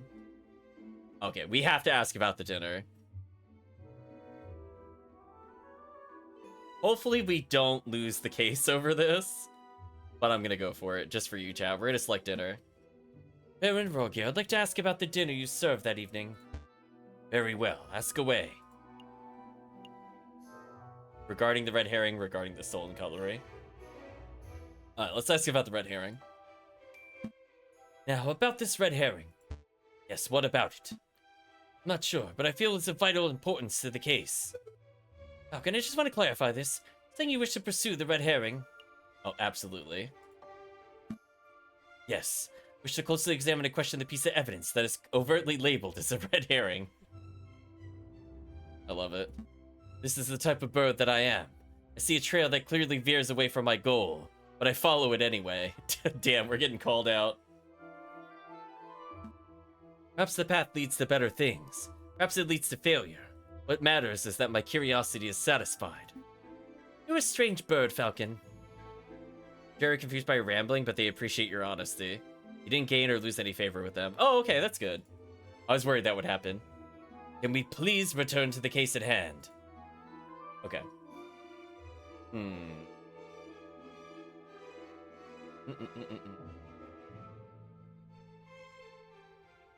gonna say no then.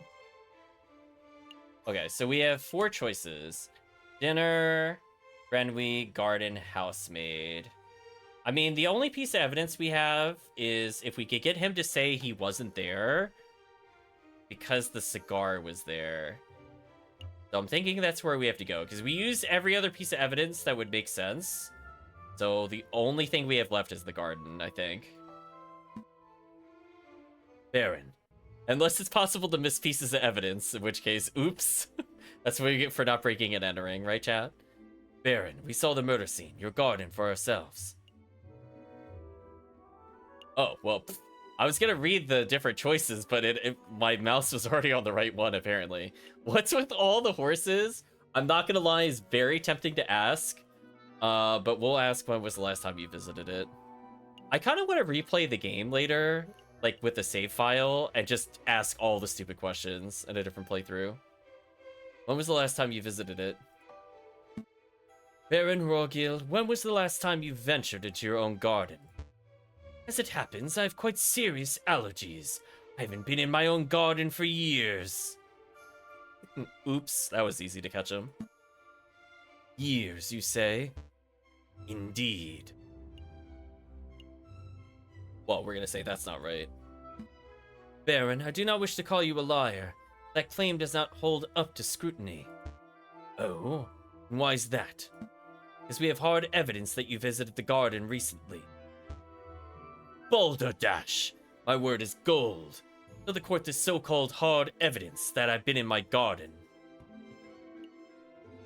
Well, as I said earlier, there's only 3 pieces of evidence left, and the only one that would realistically fit in is the cigar. This was found in your garden. To be specific, it was found inside the fountain basin, right beside where the murder occurred. Well, a cigar butt? That could have belonged to anybody, and, Prosecutor, please shut your mouth. I could speak for myself. Oh, okay. Sorry, Baron. That is indeed the remnants of one of my cigars. But I must apologize, Monsieur Falcon, for I misunderstood your initial question.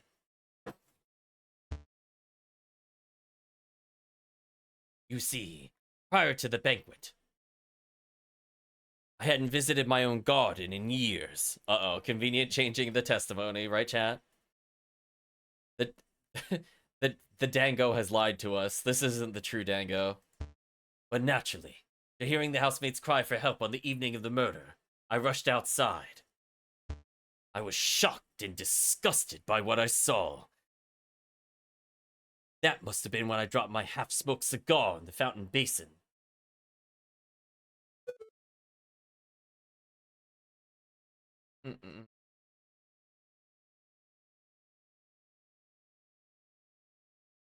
You see, Falcon, there's a perfectly reasonable explanation. Would find that believable if the cigar were casually discarded. But as it happened, the cigar butt was found in the fountain's upper basin, location that can only be accessed with great inconvenience. And a little padding. Oh, paddling, excuse me. And a little paddling. The cigar butt was not dropped. It was deliberately hidden. There are a number of possible explanations. Are there? Because I can think of only one. That is that you, Baron Wargil, deliberately hid your cigar butt, disguise your own illicit activities. Did I now? And what illicit activities would those be? Is it getting scammed in children's card games? Because we got scammed right now in card games already. We're not even playing a collectible card game. Want me to spell it out? Fine. Let's put everything on the table. You, Baron Rorgil, murdered Monsieur Grenouille. That is what you were trying to keep hidden. Directly accusing me of murder? How shamelessly brazen.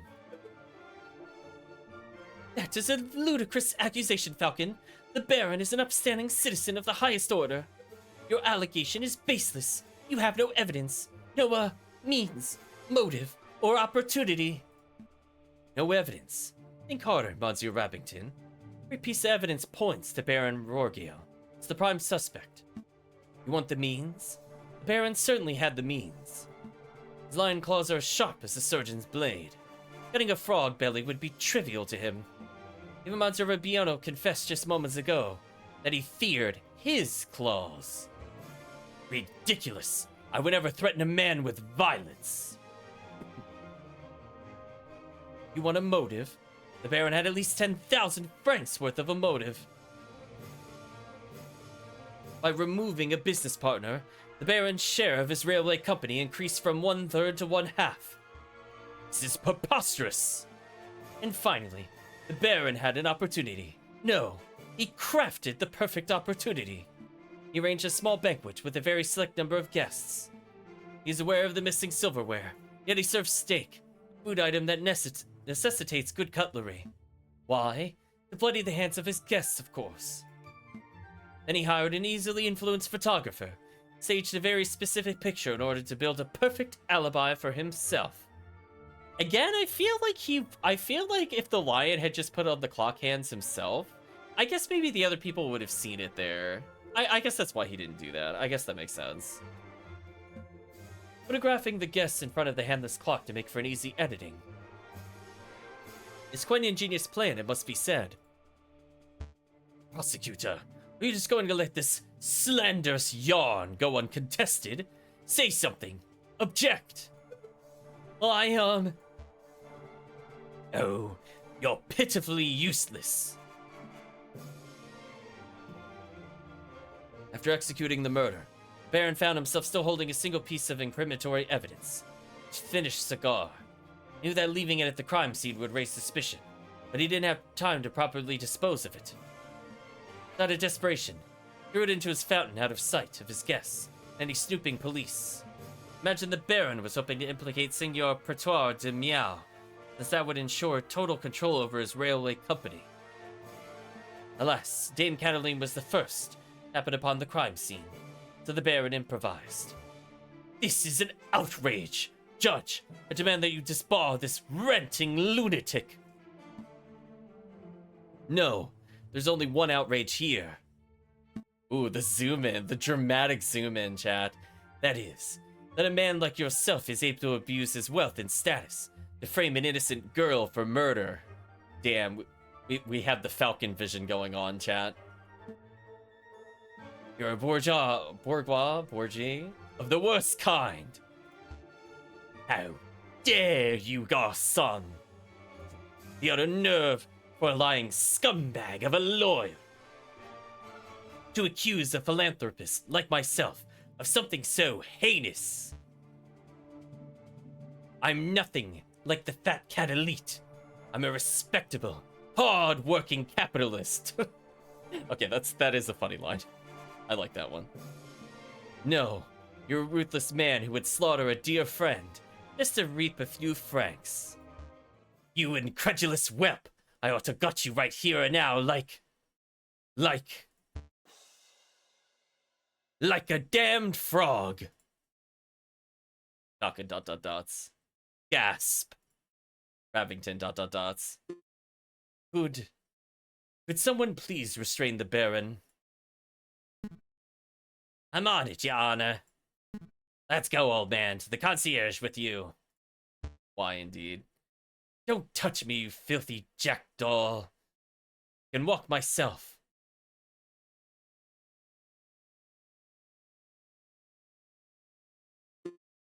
This is quite a turn of events. Does the prosecution have anything to add? Oh, I will let chat know. I was experimenting a little bit with the exclamation mark PSOXP. It's not quite perfect. I think it is a simplified message, but you can technically ask it questions and respond to you. Well, in a manner of speaking, well, to be honest, no. Then, I shall now confer with the members of the jury to come to a decision. I ask that the animals of the court please be patient in this time. Falcon, that was pretty incredible. Thank you. I just hope it was enough. What do you mean? Just prove Cataline's innocence. We'll get a not guilty verdict for sure. Farathan, I think you've misunderstood something important about the justice system. What's that? I haven't proved anything.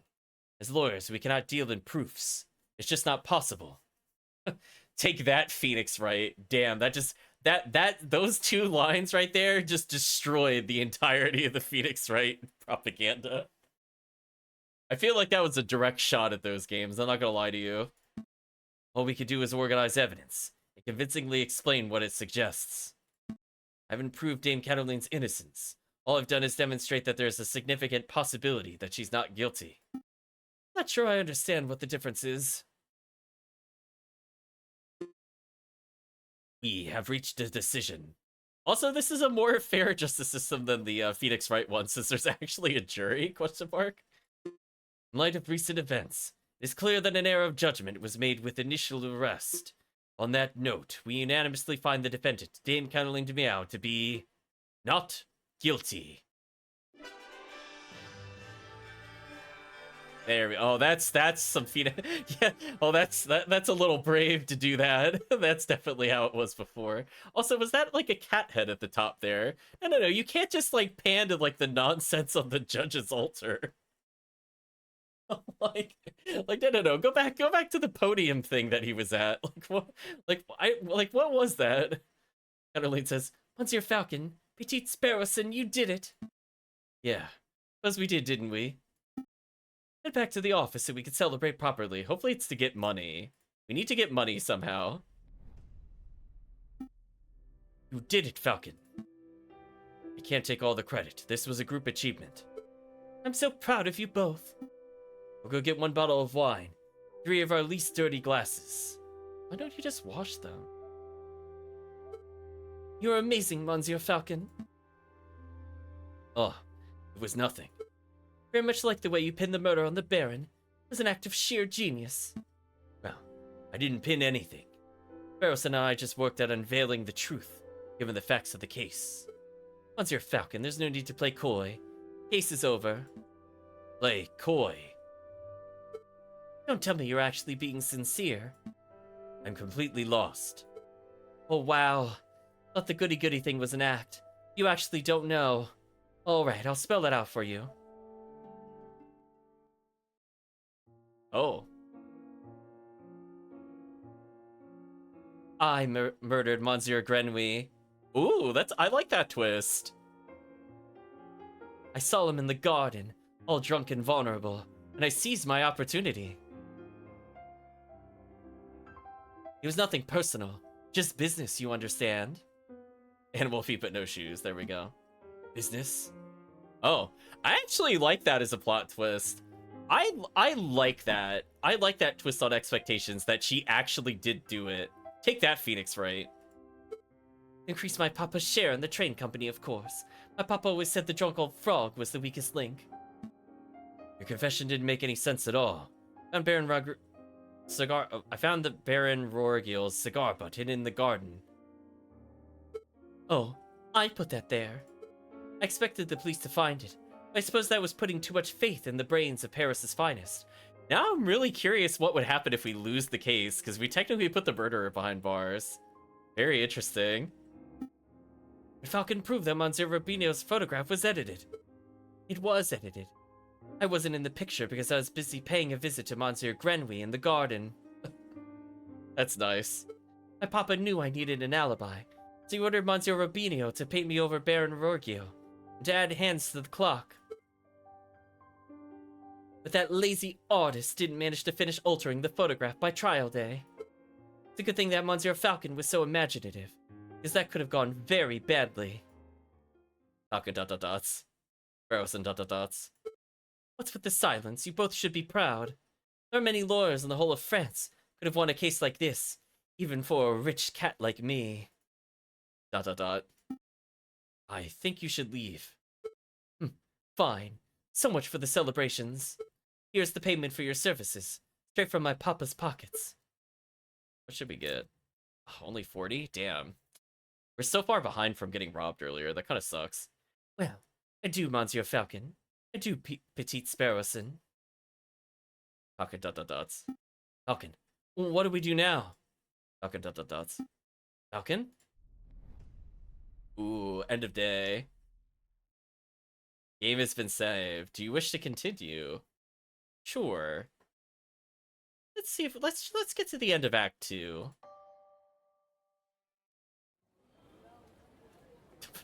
January 7th, 1848.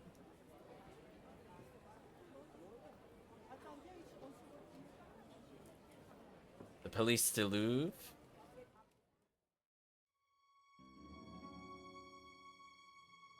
Let us be reasonable, senors. I'm sure this is a simple misunderstanding. Fox? There is no misunderstanding. Name of the king, arrest that Spaniard. He's pretty normal looking feet there. Hello, Rose. Act 2, A Fox Among Wolves. Well, I guess that answers that question, chat. I knew Falcon wouldn't feel like turning up to the office on Friday. Human feet shoes, there we go. Chat's getting tilted by the art. It's the best kind. And now it's midday on Monday, and there's still no sign of him. It's becoming a little concerning. Ooh. I should go look for him. I should wait around a little longer. I'm gonna assume we should go look for him. He's multiple days late. So that means we haven't seen him since Thursday. I'm gonna say let's go look for him. I should probably go find him. Alright, so we still share our money. Home would be a good place to start. The Birdbrain never gave me his address. I'll just have to find him the hard way. What is the logic of this world? It's madness. So we could kind of go anywhere we want here. What happens if we go back to the chateau? What happens? Excuse me, Mademoiselle de Hart.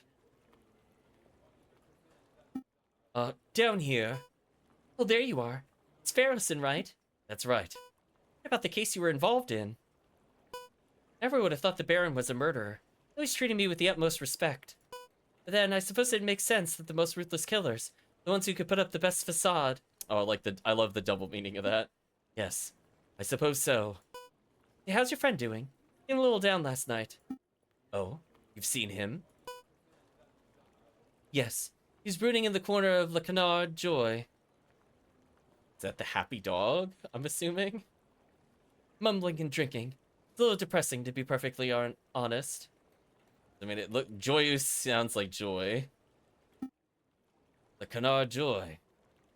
That's the dingy student bar on Rue something. John? Anu? I'm not sure. We'll say it's on Rue. It's not dingy, just a little rustic. In any case, that's an enormous help. Thanks, mademoiselle. Anytime, Sparrowson. So I imagine the dialogue would change there based off of who we had fail. So now I'm kind of curious, like, what the endings are. I mean, I presume we could fail it on purpose, the other one. You go to the Palace of Justice.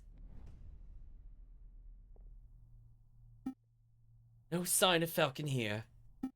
Excuse me, Rupert. Oh, it's you. The first year dropout. Hey, I didn't drop out. I was forcibly ejected. But that doesn't matter right now. I'm looking for Falcon. Have you seen him? Falcon? The guy who somehow blundered his way through the Cannibal trial with the help of some very dubious evidence? No, I haven't seen him since the trial. Oh, well, thanks anyway. Bernard is duck. Oh, is the happy duck. I can go there. I can go back to the offices. What happens if I do that?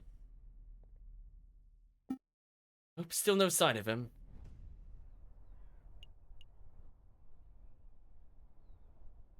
Need to pick me up? Come along to Madame Cornell's Student Tavern on the Rue. You're always welcome. Oh, that is a character that we're speaking to. Farrison steps through the doors of Le Canard Joy, the dingiest student tavern in all of Paris.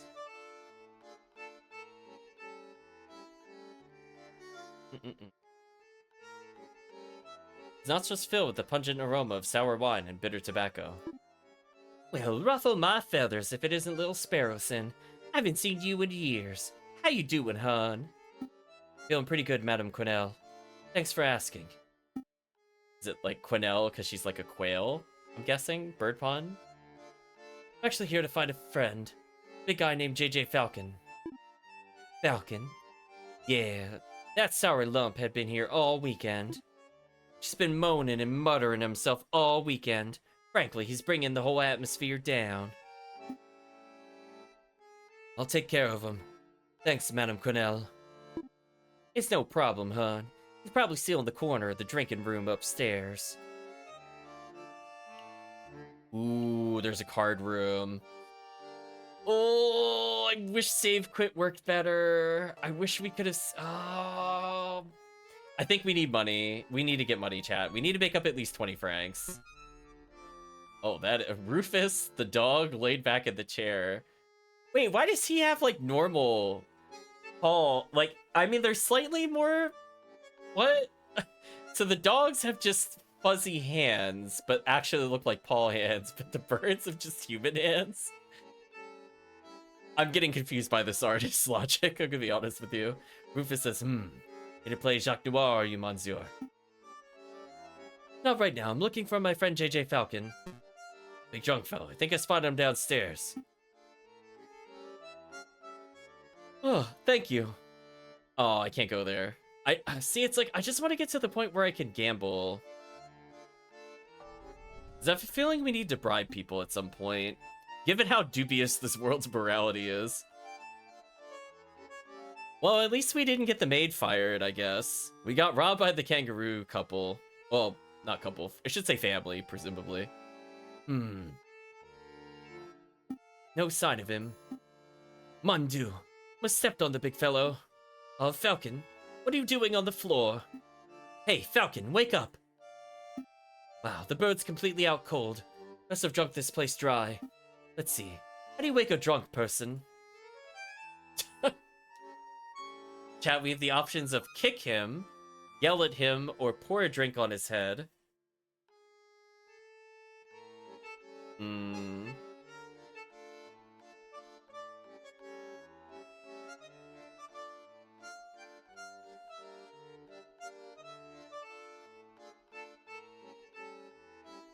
They're all interesting options.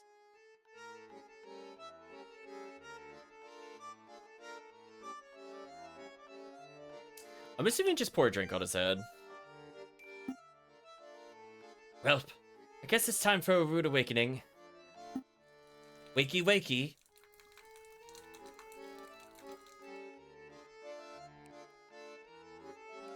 They want to get as much mileage out of the wet falcon image as they can, chat. I don't blame them. Ah, good, you're up. Falcon ... Are you with us, Falcon? Yeah. Feeling sober? Probably get back to the Aviary office so we can get some work done. Falcon ... I don't understand it, Sparrowson. Huh? Thought I did everything right. Followed all the procedures. Found all the evidence. I presented the case beautifully. And yet, the guilty feline walks free, while an innocent man sits in custody. To be fair, the allegedly innocent man did have a total freakout. It's kind of his fault. Right, chat? It's kind of his fault. Kind of his fault. What went wrong? Where's the justice? Ooh. Our responses could be, I don't know. We need to try harder, or ...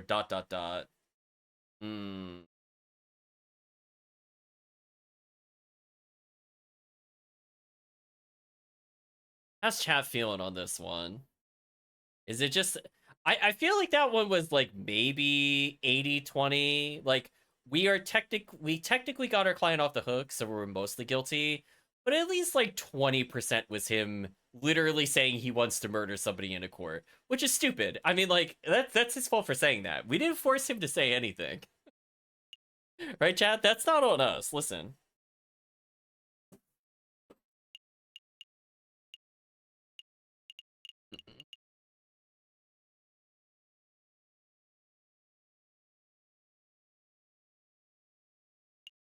Guess we'll say we need to try harder.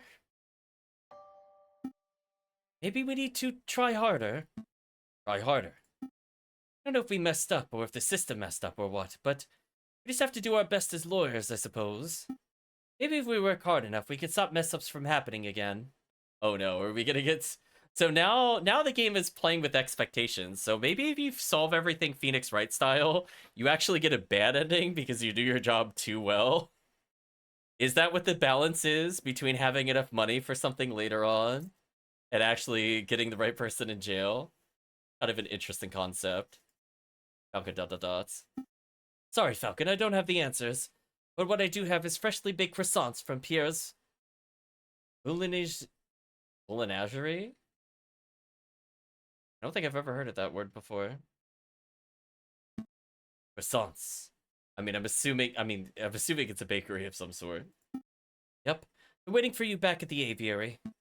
Sitting here, moping about justice. You offer me croissants. Well, it's not just croissants. I got some pens of chocolate, too. Could go for chocolate. Fantastic. Let's make a move. Alright, I admit. These croissants are amazing. I told you. Here's Boulanger... Boulanger... I can't say this word. Because I almost want to say, like, boulangerie. Boulangerie? Question mark. On Rue Verde is something else. On Rue Verde.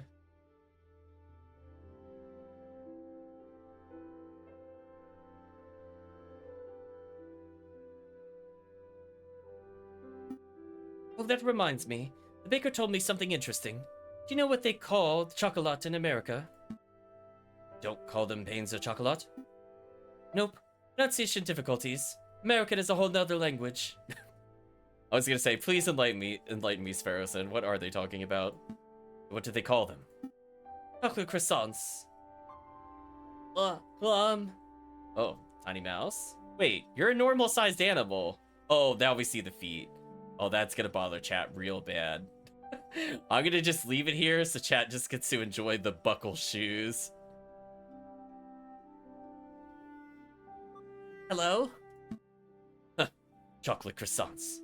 What did they call profiteroles? Oh, I think those are still profiteroles. Rather than custard, they fill them with ice cream and smother them in melted chocolate. Simply outstanding. There we go, chat getting tilted. Is this the aviary attorney? Can I please speak to someone? Well, what do they call crepes? Mousy says, excuse me. Did you hear something, Sparrowson?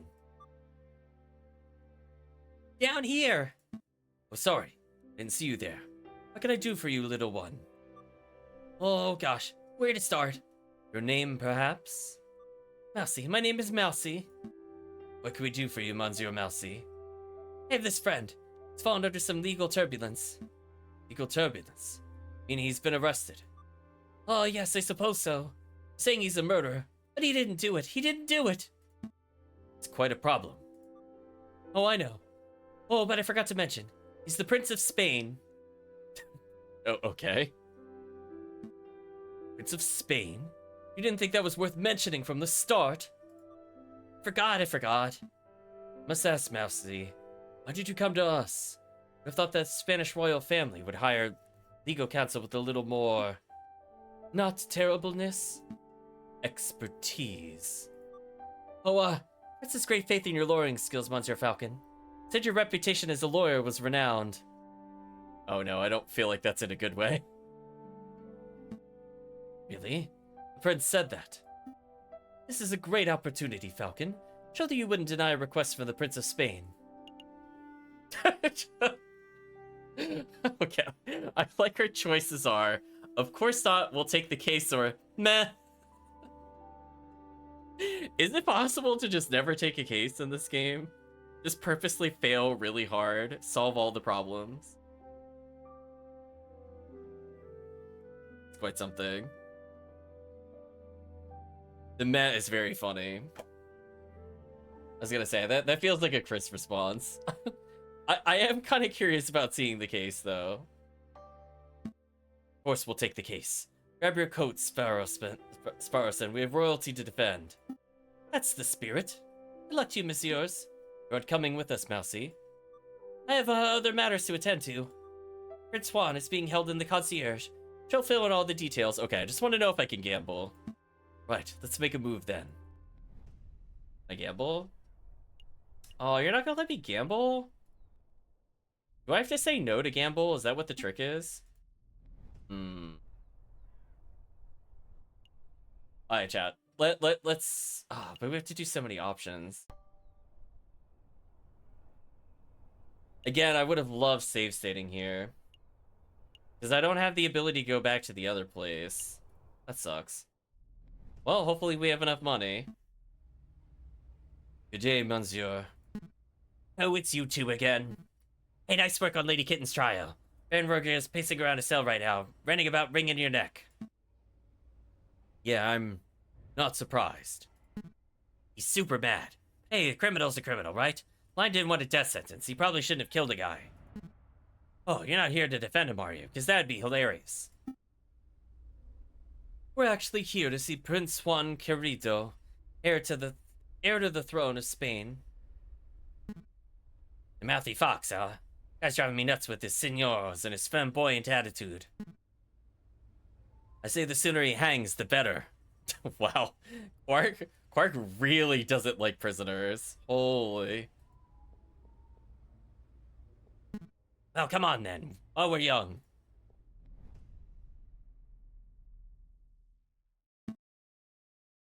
The Prince of Spain, I presume.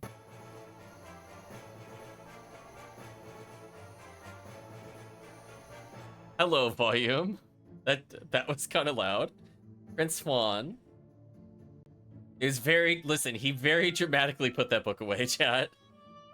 Indeed, I am Juan Querido, heir to the throne of España, and you must be the legendary lawyer, Senor J.J. Falcon. Well, wouldn't say legendary. I wouldn't even say notable. Such humility, but expect nothing less from the renowned individuals, such as yourselves. But let us get down to business. Seriously, the Huns are in danger with how much getting down to business these people want, chat. I trust that my compañero Mousy explained the situation. He told us you've been accused of murder, but we need some further details before we can start our investigation. Oh, of course. What is it you wanted to know? Let's say tell us about the murder. Be honest, Prince Juan. I'm a little confused as to how a member of royalty could get in so much trouble. You walk us through your activities on the day of the murder. Of course. Let me see where to begin. It was the cold and misty morning of the 6th of January. I had heard that King Louis Philippe was unveiling a new painting at the Palace du Louvre, and I wished to meet the man himself. So, after a brief stroll and picnic in Tuileries Garden, I entered the palace. Found the royal entourage in the Louvre's Grand Gallery. When I saw an opportunity, I presented a humble gift to the king. A rose, an international symbol of passion and virtue.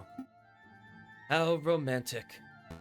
But before the king could take it, a rather rude person snatched it from my fingers. It was a royal guard, a dog by the name of Major Hal. That pun, I think, speaks for itself. Ouch, cried out Major Hal. I've pricked myself upon the thorns of this dastardly flower. Then the mayor slumped to the floor.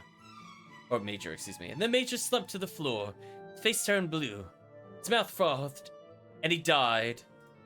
Oh, that's quite a flower to give him. He died straight away after being pricked. Take it away, senor. It's obvious the prick finger was the cause of death, but I don't know of any poison that acts so fast. Nor do I, Senor Falcon.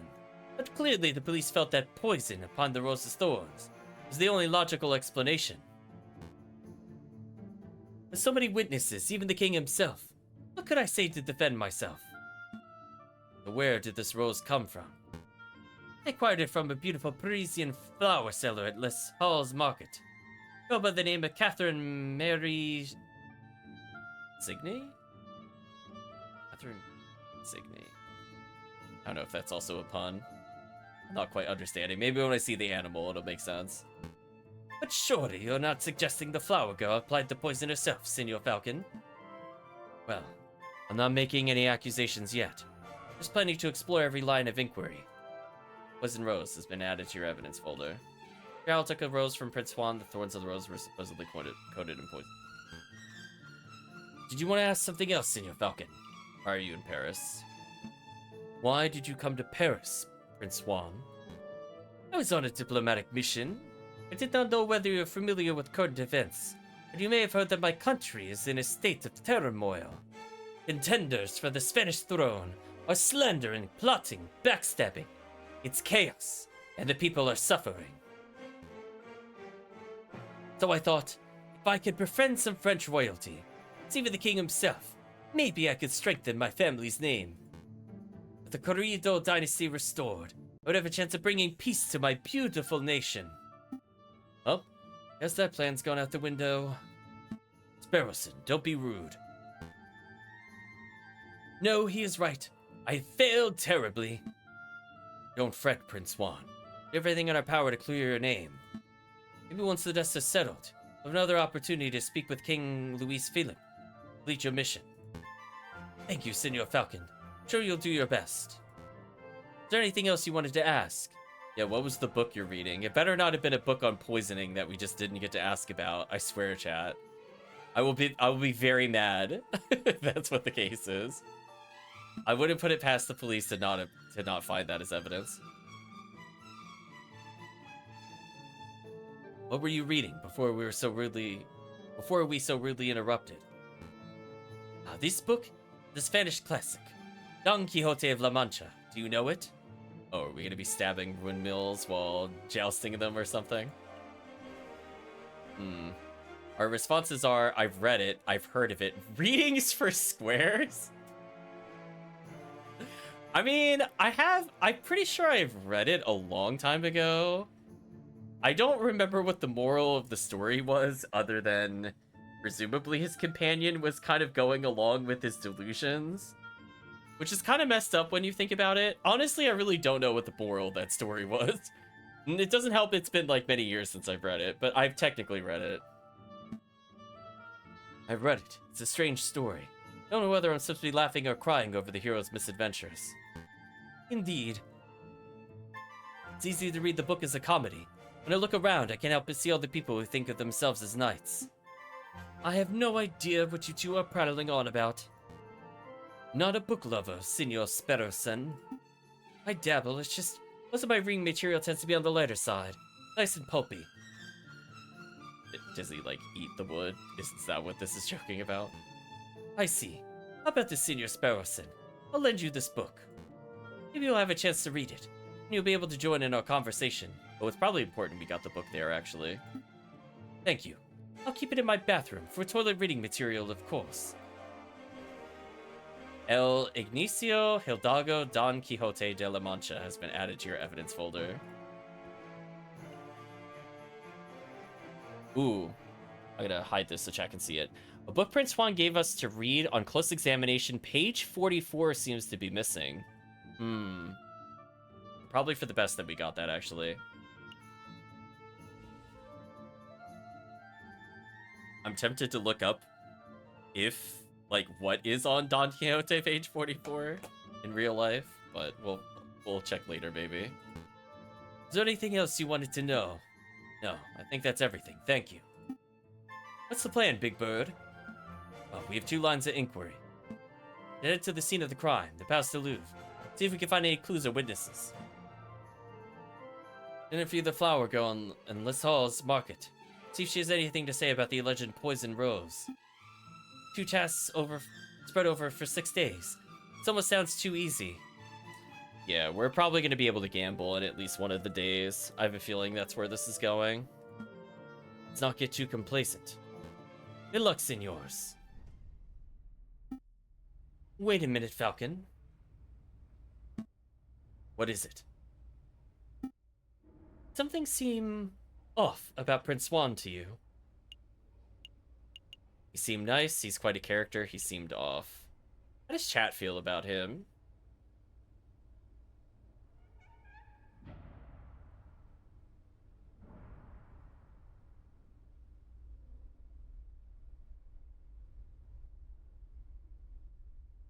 I mean, I don't feel like we could really trust any of these characters given how the previous session went, question mark.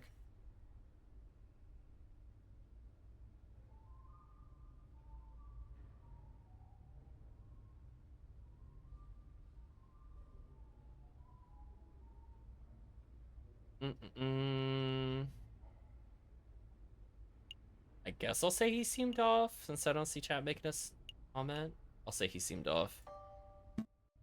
Picked up on it too. It's like the fox was hiding something. Sounds like we're on the same page. Well, look, if this is bothering you, we could always ask around.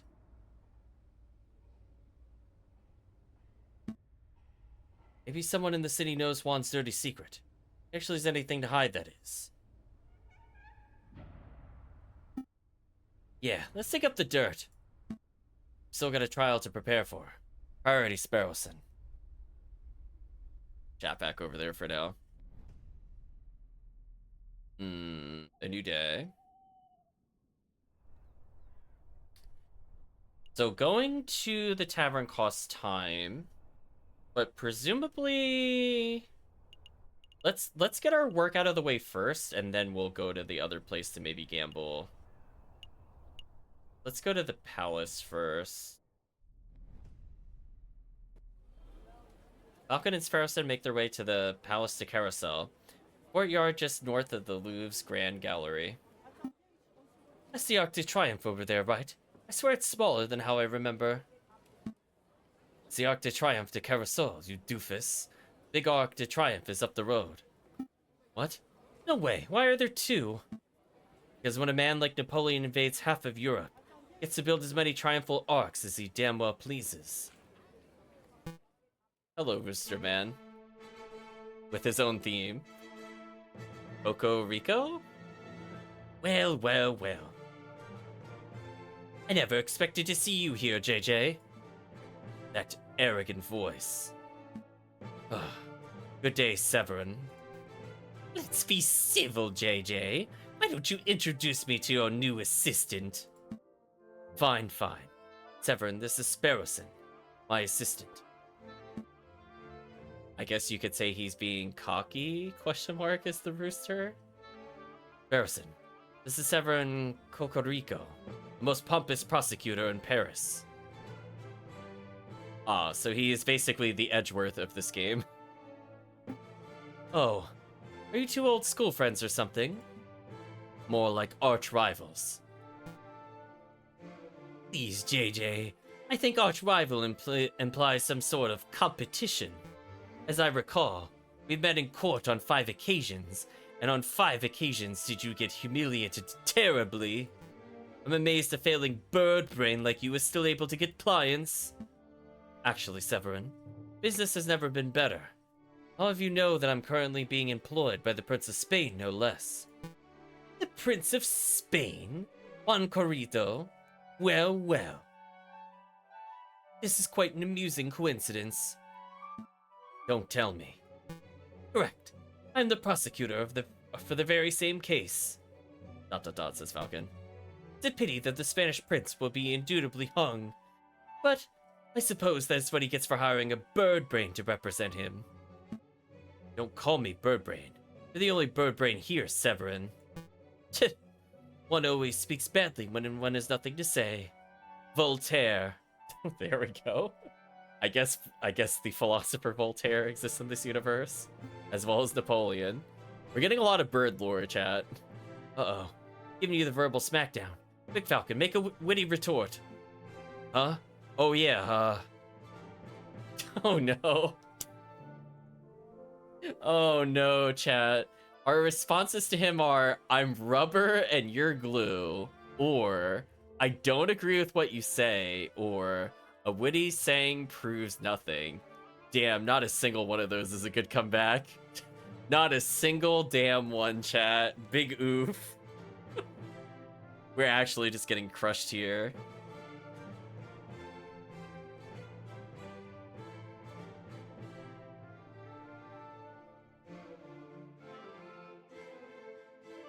I'm rubber, says Dango. Let's go forward with that option then. Yeah, well, I'm rubber and you're glue. What bounces off of you? Wow. We're a genius. Oh dear. You're the same bumbling fool that you've always been, Falcon. But enough talk.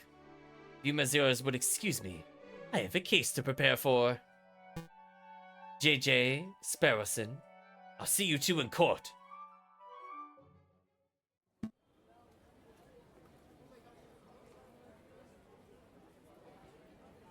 Ugh, can't stand that guy. It seemed like a bit of a cockerel. Is it true what he said? You know, that he trounced you in court 5 times. Can't deny it. Everyone has a reputation as a ruthlessly thorough prosecutor. I always knew how George was a ... Yep, exactly. Mountains of evidence, surprise witnesses. No wonder he always manages to one-up me. This time will be different, right? I hope so. I know so, for you see, I stole this annotated map of the Louvre out of Ocarino's pocket when he was busy rattling off Voltaire quotes. Barrelson, that's...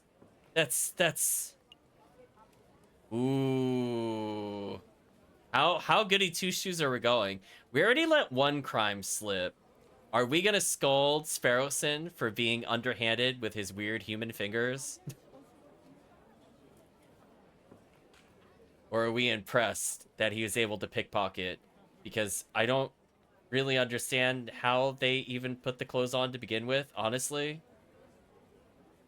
I mean, doesn't that make them uncomfortable? Don't they have tail feathers?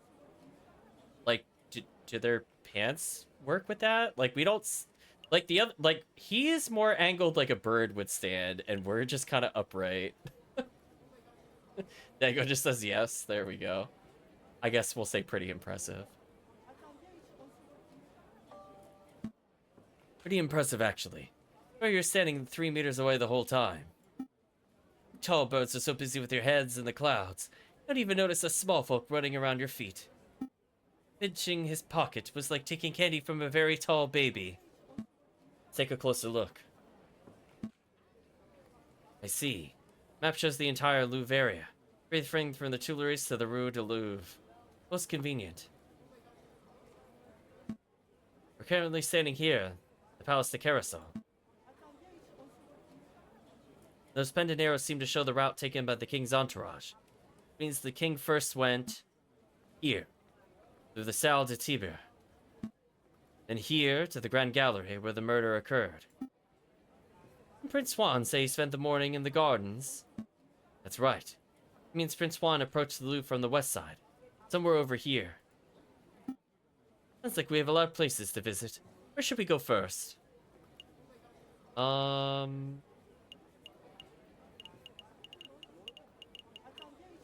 We'll go to the garden first. Oh, the photographer's here.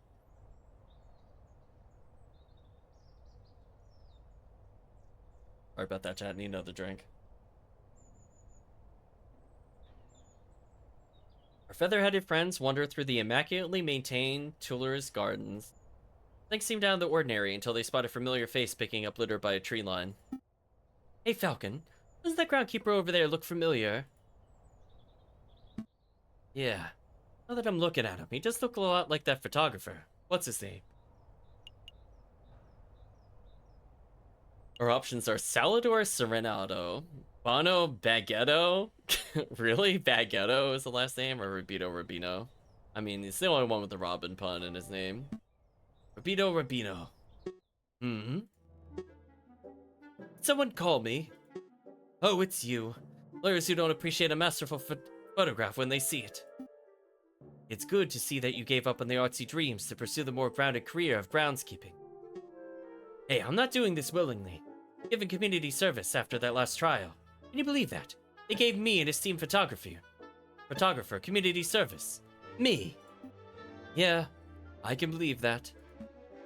Perjury's somewhat serious. Be thankful you got off without jail time. Sound like that self-righteous Judge Maxime. So, did you two want to ask me something, or are you just here to gulp? Personally, I'm just gulping. Actually, I do have a question, if you don't mind, Monsieur Rubino. Ask him if he saw the prince. Ooh, excuse me. I don't suppose you bumped into a Spanish fox who goes by the name of Prince Juan, have you? A Spanish fox? No, I've never met anyone like that. Just about the assassination attempt on the king. You're asking the wrong person. Only started working here today. I see. Is there anything else you wanted? How's the groundskeeping going? So, how's that new groundskeeping job working out? Terrible. Horse or pigs, sometimes literally. Oh, is he gonna give us the page? Look at all this rubbish I found. Beer bottles, tin cans, apple cores. Look what I picked up by the west entrance. A book page.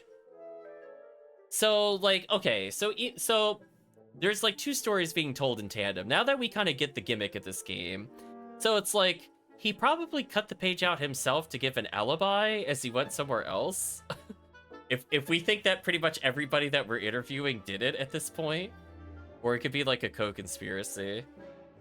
So he could have cut the page out himself, because it's kind of weird for a book page to come out. Do you know what I mean? Like, it's just kind of like, it's a weird thing to leave behind. A whole book I could understand, but a single page? What kind of blithering moron loses just one page? Yeah, it feels like it was more done with intent than by accident. Wait a moment. I took a closer look at that, Monsieur. Don Quixote. That's a page from Don Quixote. Hey, take it off your hands, Monsieur. Sure, what's it worth to you? And who isn't to say that the book even belongs to the fox? Do you know what I mean, chat? Like, it could be like, he's from Spain, so he can't read it, but we can read it, and we didn't question it. Do you know what I mean? So I feel like there's kind of like multiple venues that could come here. What's it worth? It's trash. It's literally worthless. I suppose I'll be destroying it as per my duties. Alright, alright. Let's deserve a little compensation for your trouble. How about you give me the page and... 85 francs. I'll speak with Jed Maxime. I'll get your photos in the loop. Hmm.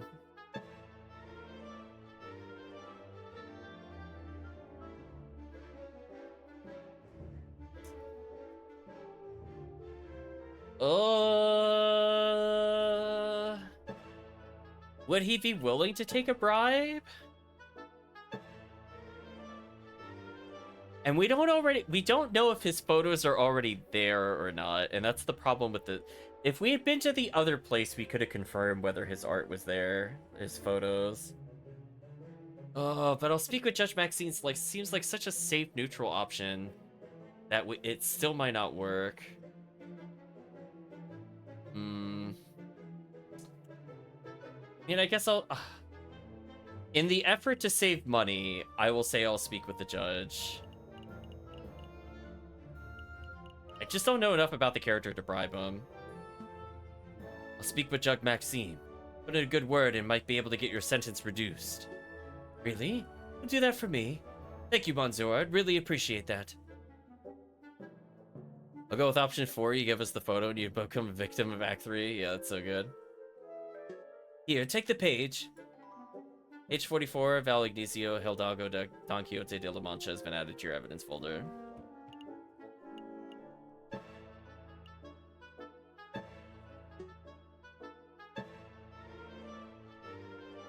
Do you want to ask something else? Yeah, that's all. That's all. Let you get back to your work, Monsieur Robinho. Let's go to the carousel. Are we all done here? No. Alright, so nothing else to do there. So let's go to the first visit. Salé du Tibre. So. Where's it sail?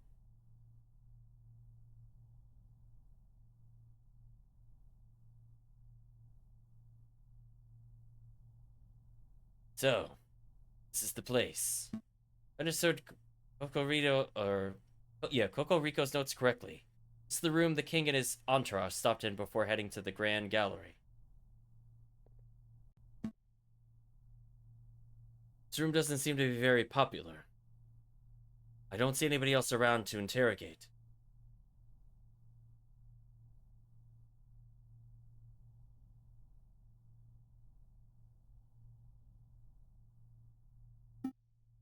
Interview. Right, interview. Which is such a hard language to read. I know. I'm like, I have no idea. See, I don't know what Tibre is. So it's like, to me, I don't understand what this room is. I'm assuming these are all, like, I'm aware of, like, the you know, the Arc of Triumph. I'm aware that these are definitely real locations in France. I just don't know what this room is specifically. I'm seeing like display cases.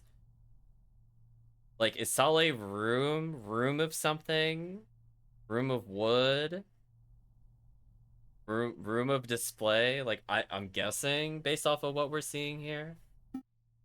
Well, since it's quiet, maybe we should take the opportunity to do a little snooping. What would be the point? Surely all the interesting evidence would be in the Grand Gallery, where the murder took place. Sale's room. Nice. The other is like Tibre. As I said before, I'm assuming because this is an artist doing weird things that these are all real location drawings, and this is what this place actually looks like in real life. Question mark. Think about it, Falcon. We would have already gone over the Grand Gallery with a fine-tooth comb. But I bet that numbskull Inspector Voloretti didn't even think to check this room for clues. There might be a murder weapon just under our beaks. Logic seems a little questionable. It couldn't hurt to have a look, I suppose. Let's interact with whatever this thing is on the left. Shiny copper urn. I guess it was used for carrying water, for cremated remains. Probably not both at the same time. It smells good. Don't sniff the exhibit, Sparrowson. Oh, really? This urn smells amazing. Almost chocolatey. Poor thing. Hallucinating from hunger. I'd like to stop by a bakery on our way back to the office. Don't patronize me, Falcon. My nose never lies. I'm telling you, there's something in there. I could feel it. Now you're touching the exhibit. It's definitely a no-no. See?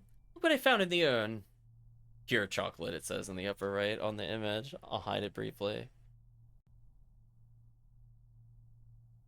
Like J.S. Fry and Sons, Bristol something. It's very tiny text. That down, Sparrowson. It's some old rubbish. No, look, it's a chocolate wrapper. Judging by the smell, the chocolate was bitter and dark. 70, perhaps 80% coca. Belgian in origin. Thank you, Granite Knight. Hopefully you enjoy the stream. The little wrapper crumpling and the firmness of the chocolate residue indicate that this was discarded just a few days ago. Yes, I'm certain. The chocolate contained in this wrapper was undoubtedly consumed on the 7th of January, the day of the murder. That is very specific information. So far, not too many objections. There have been a couple. Undue Sparrowson. Is you that all from smelling the wrapper? Does it have a date on it? Is that where the joke is going? Imagine what I could work out if I tasted it. That won't be necessary.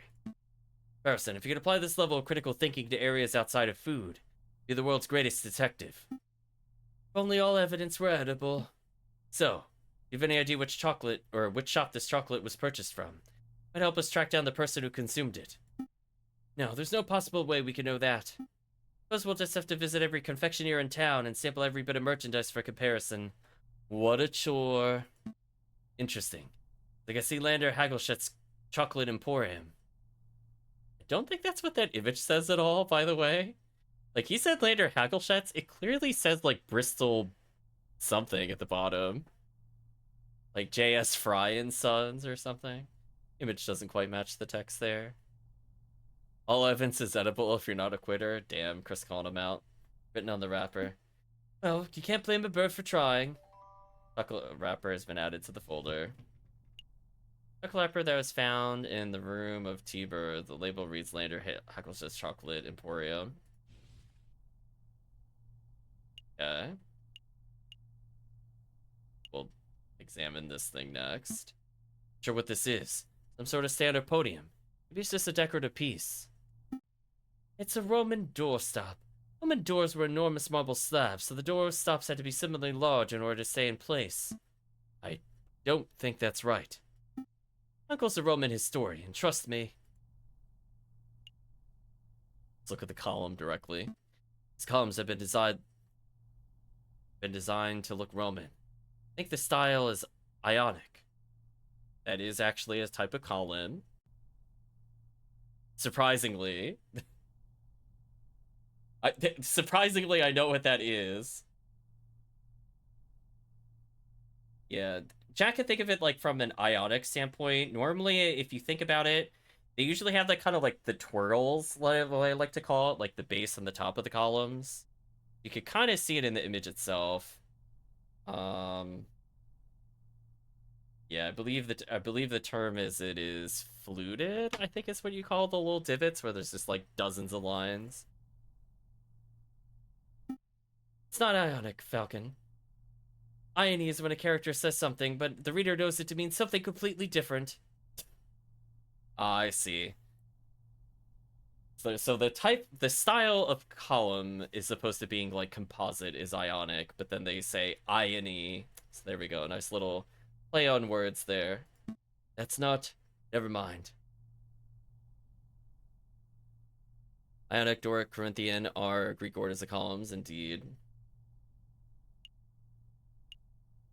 To go here. The cabinet full of engraved plates, mostly bronze. How much do you think they're worth? I don't know. 300 francs apiece at least. What? Are you serious? I'm in the wrong profession. I don't think archaeology works as a get-rich-quick scheme, Sparrowson. Said anything about archaeology. Gonna become a museum robber. Oh, well, that's one way to get rich quick.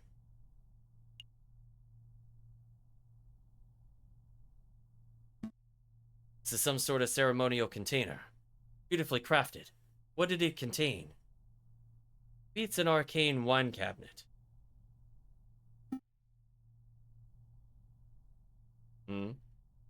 Don't be so ignorant, Falcon. This is a sacred Mesopotamian artifact, gifted to Emperor Hadrian for the victory of Euphrates in 123 AD. I'm making stuff up. You and I both know nothing about Mesopotamia. Yeah, I was gonna say Romans, I think, introduced the Tuscan column and composite, if I recall correctly. All right, you got me. This could be a Hippo's chamber pot for all I know. In my internet or the stream? I mean, I'm pretty sure everything's running fine on my side, Granite. Hate to break it to you. Go to the next area. One other column. Supporting column. Holding the roof up. If the column were truly supportive, wouldn't hold the roof up, would encourage the roof to get to its location on time. Here we go, nice little pun. I don't see any other prompts. I'm gonna leave. We're done here, for now at least. We can't spend all day staring at Roman artifacts, I suppose. So, where to next? Okay, let's go to the gallery. Oh, hello, Mr. Porcupine. Here we are, the Grand Gallery, the murder room. I believe the murder occurred right under the new painting. I see hundreds of paintings. Which one is the new one? I haven't the foggiest. We'll have to ask somebody. Eric Oro, or is that Pork? I don't... The cursive, I'm assuming is a C, so Eric Pork? Please don't talk to me. Please don't talk to me. Excuse me, monsieur. Look like you know your Mona Lisas from your last suppers. I don't want any attention. Maybe he isn't talking to me. Nope. He's definitely talking to me. Keep it together, Eric. Oh, hi. Do you happen to know which painting was unveiled on the 7th of January? The one the king came to visit. Oh yeah, I can help you with that. It's the piece right behind you. There you go. What an image. Oh, I see. Painting of the king himself. Is it supposed to be like he's an emperor penguin? Is this like a multi-tiered pun visually? I feel like that's what that bird is. In fact, hold on. I'm going to look it up right now. Is that an emperor penguin? It's like, wait a minute. Kind of. Kind of.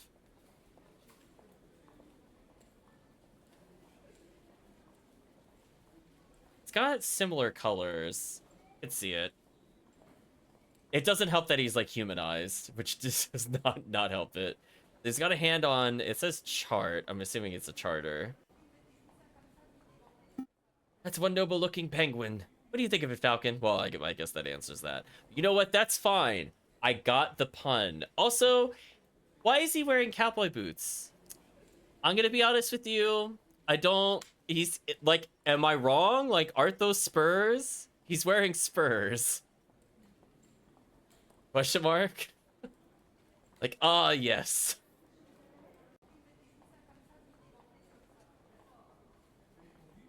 There you go, chat. What do I think? Well, I'm no art critic, but it's a masterpiece. It's subtle and nuanced. I don't care for it. Chat, how do you feel about the painting? You get to decide on this one. Yeah, I was gonna say, the spurs are for, like, the horses. So, they were kind of... So, we have, like, a mouse-sized mouse. Are, like, the other horses and stuff that we saw in the other garden, are they, like, actual horses, or are they, like, sentient horses that are horse-shaped versus, like, this human hybrid? Chris says, it's bad enough they're wearing shoes, and they can't even get the shoe style right. It's a masterpiece. There you go. It's a magnificent painting of our beloved king. It's a masterpiece. Wow, really? You're looking at different paintings, because all I'm seeing is a penguin in a fancy dress. I'm getting the impression that Maziers aren't regulars at art galleries. Such man horses that enjoy being ridden. I don't know. Listen, I'm getting mixed signals from this world. See, like, there's actual humans in the paint. Well, hold on. Chat, I can't see it. There's actual humans in the painting behind them. So, I'm like, are humans real in this universe? They had cherubs earlier. Are those the closest things they have to humans? Or are there only subsets? Because, like, all the people in the background also are humans, so... Granite says, I don't care for it. This world is a nightmare, says Chris. There you go. No, we're a right pair of Philistines. Speak for yourself, Falcon. Never been to the Middle East. I'm guessing you're here to investigate the king's assassination attempt. That's right. Actually hoping we'd ask you a couple questions about what you saw. Oh, I wasn't even in Paris when the murder took place. I didn't see anything. But, I have a friend who might help you out. Oh, so we have, like, a card with a fox on it as well. What's this? R&M Associates. Leonard Renard Volps, private investigator. Well, I mean, Vulpine means fox, so, I mean, I guess that kind of... I guess that makes sense. All animal names, chat. Thank you. But I don't normally deal with these gray area of the law types. No, please give the guy a chance. I'm me out of a bind before. I'm sure he could do the same for you.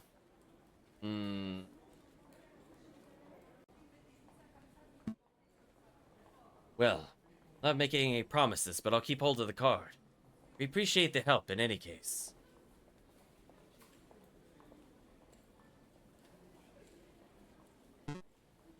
It's no trouble. R&M business card has been added to your evidence folder. Thank you for your time, Monsieur. Anything else we could do here? Well, ideally, we would turn the whole Grand Gallery upside down in our hunt for evidence. That's not possible with so many people around. Probably just move to another room.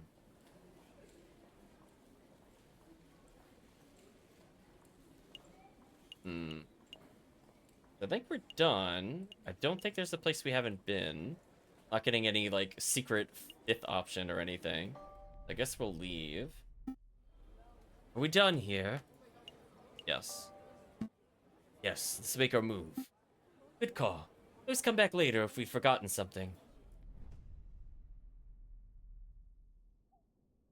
A new day has occurred. Ooh, so we can follow up on the chocolate. We go to the marketplace.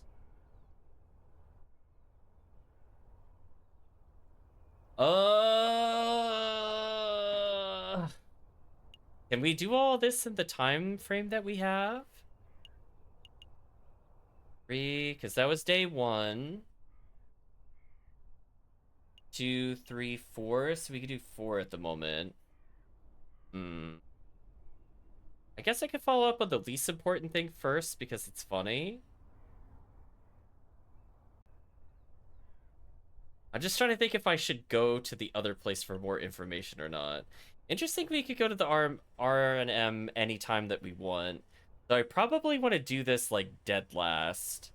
Once we have more evidence, I want to probably go back to the R&M. I feel like going early would be a mistake.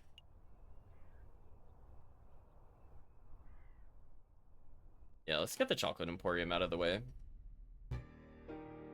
Hello, Mr. Elephant Man.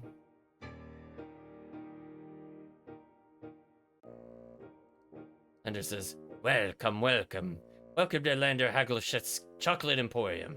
Finest Belgian chocolate shop in all of Paris. I am Lander Hagelschat, the founder and owner of this establishment.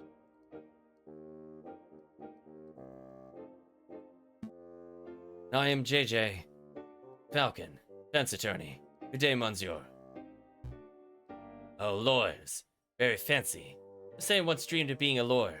But well, circumstances wouldn't allow it. Why are we taller than an elephant? We're Big Bird.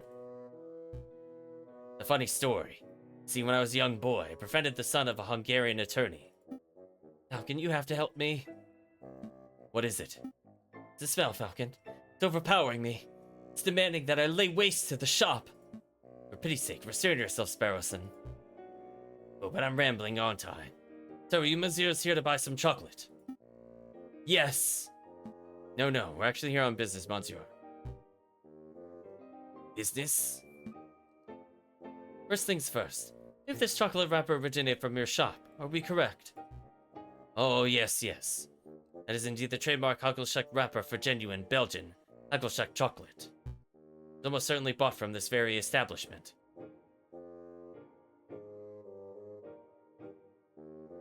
Is that what killed him? Is this a thing where, like, dogs can't eat chocolate and the dog guy died? Is it because he had chocolate? Is that what the real murder weapon is? Are we holding it right now, chat? Very good. That established, there's something else we wish to ask, Monsieur Hagelschak. Who bought this piece of chocolate? Could the chocolate have been poisoned? I wonder if that's what the real tale is, but what we're gonna do in court, I'm not sure. We're indeed large. I guess we'll ask who bought this piece of chocolate. Can you tell us who bought the chocolate that was contained in this wrapper, Monsieur Hagelschak? Afraid not, messieurs. Not just because of the matters of confidentiality, though that is a factor, you understand. Because I couldn't possibly know that. I thought elephants never forget. My memory is impeccable, monsieur. Must understand that I have dozens of customers a day.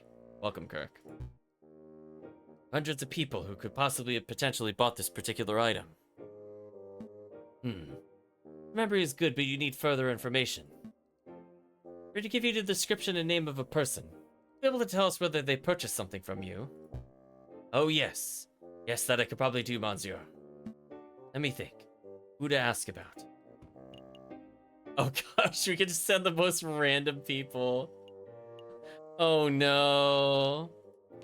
Okay, so we're actually almost all the way through all the characters in the game. Are there only 3 acts or something? I mean, obviously it wants us to ask with the fox, but I feel like we need to just mess with him.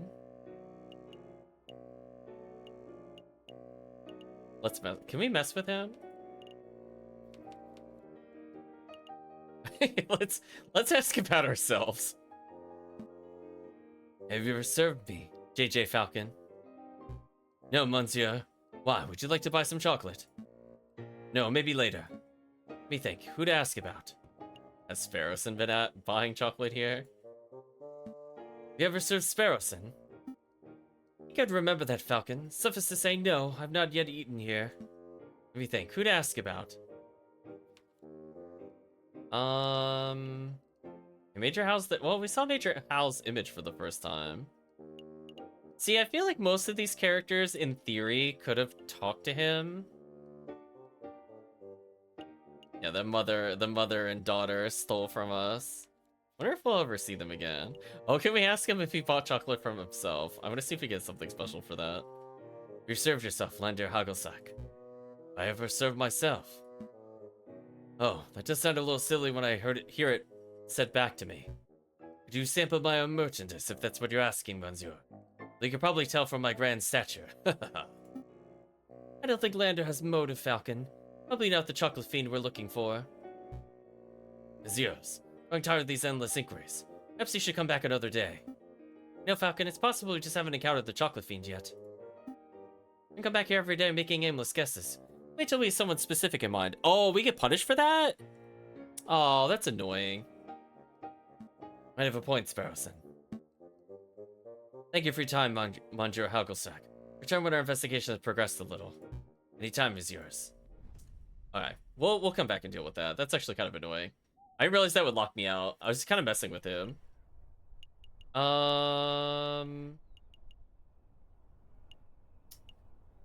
Do I reset? Because I just kind of I didn't realize that we'd actually get punished for that. Kind of annoying. I guess I'll go for now. Let's go to the Canard Joy, or I guess the Happy Duck. Really, Falcon, I thought you were done with your mopey drinking. Not here to drink, Sparrowson. Or mope, for that matter. Taverns are a fantastic hub of information. We should get more info on this Prince Swan. This would be an ideal place to start asking questions. Oh, that's pretty good thinking. Ah, you two are back. Are you feeling any better, Falcon? Much better. Thank you for asking, Madame Quenelle. That's good to hear, hon. It'll be the usual. No, I'm back to investigate creative work today. I gotta keep sharp. I don't know if you've seen a Prince of Spain around here recently. Prince of Spain? I don't know if you noticed, hon, but this isn't exactly the classiest pub in Paris. How can you serve the occasional, rich folk? Forget all about seeing a member of royalty. It's a pity. Maybe I should ask some of your patrons. Feel free. The old regulars Rufus and Paul are playing cards in the attic, same as always. All sorts of colorful characters in the drinking room.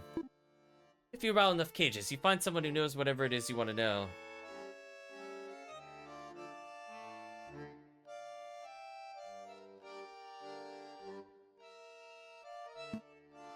Thank you, madame. Where to start? Alright, hopefully this time we don't just get arbitrarily booted. Let's go to the drinking room. Who's here?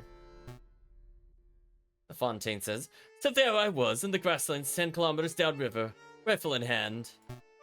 I'd been pursuing this set of footprints for an hour, getting closer and closer. I could almost smell the beast. Is he following his own footprints? Is that where this is going?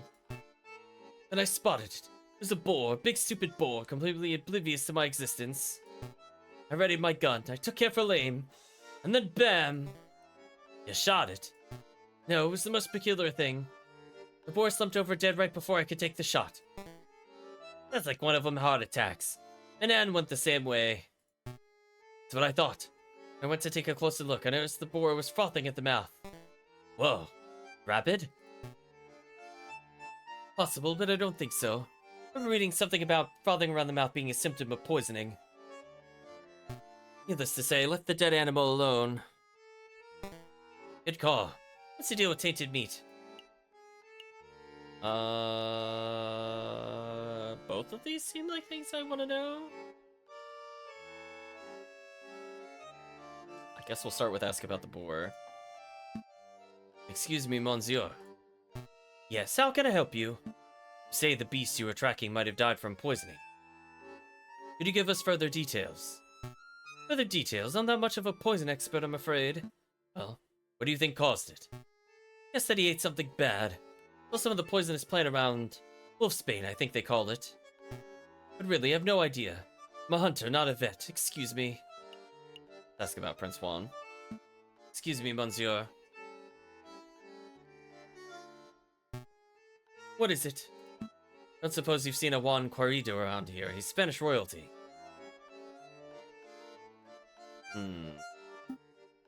Foxy fellow, swanky hat, calls everyone senor. Doesn't sound familiar. You recall seeing anything like that, Pierrot? Ain't got a clue. Sorry, messieurs, you're barking up the wrong tree. Well, what can you tell us about Spanish royalty? We look like walking encyclopedias or something. Afraid my compadre is the point. you want to talk about hunting, then I'm your man. What's Spanish royalty? Sounds like a question to be answered at a library, Monsieur, not a tavern. Library. Maybe you're right. Sorry for bothering you, Monsieur. Okay. Oh, maybe we could go to a library now, but I can also gamble. Come on, pal. Just one more game of Jacques Noir. I think we talked about this before. Wasn't this like, I swear this was in a quiz recently. Because it was like because it's literally like blackjack. It's just Jack Black, is how it is there. Absolutely not. My wallet is hurting enough as it is. Please. I'm gonna let you deal this time. Answer's no, Rufus. I'm skint. I'm gonna play cards. You have to ask someone else. Is he sitting in a peacock chair, or is that his actual tail? Fine. That's the big fella. Excuse me, Monsieur. Yes, you, Monsieur. We'd like to play some blackjack. Sure. Absolutely. Deal me in, Monsieur. Very well, then. Do you know how to play? Of course. Of course, I've been playing for years. Yeah, right. Don't get cocky, Falcon. Very good. I shall be the dealer. Bet 5 pranks per game. Here we go. See, the problem is, like, he dealt an 11, which is not a thing in blackjack, which was really throwing me off. I mean, this is awful. This is really awful. Really? Unlucky, Monsieur. Most unfortunate. Have another round. I'll do one more. Are these actually winnable at all? Or is it just forced?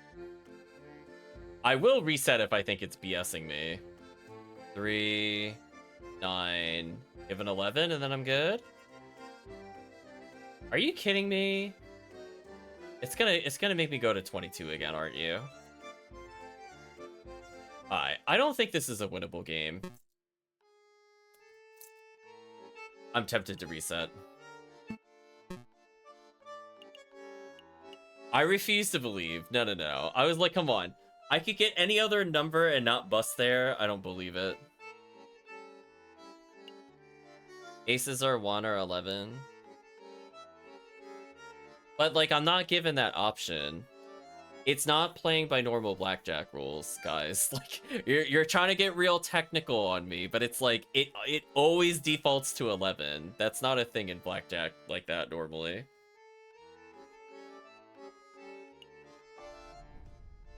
Yeah, I'm gonna leave.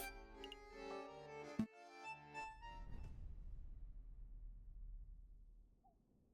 was a waste of a game day. Could go to the library. Humble Hidden Library contains a formidable collection of rare books and manuscripts, sure.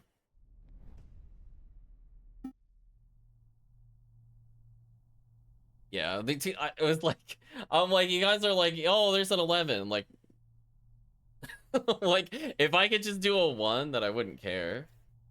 Farrison says, here for a little light reading, are we? Not quite, Farrison. I'm following the hunting beagle's advice. Don't eat poisoned pork. The other piece of advice. If we want to learn about a member of royalty, we should hit the library.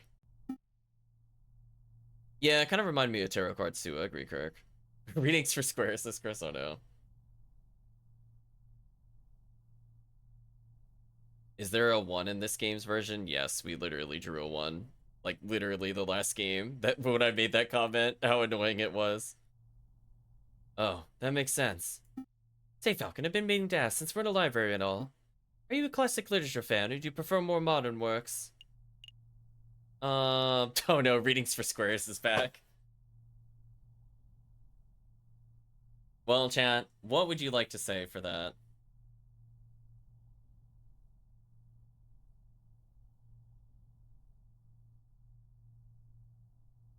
We'll give chat a moment to think about it.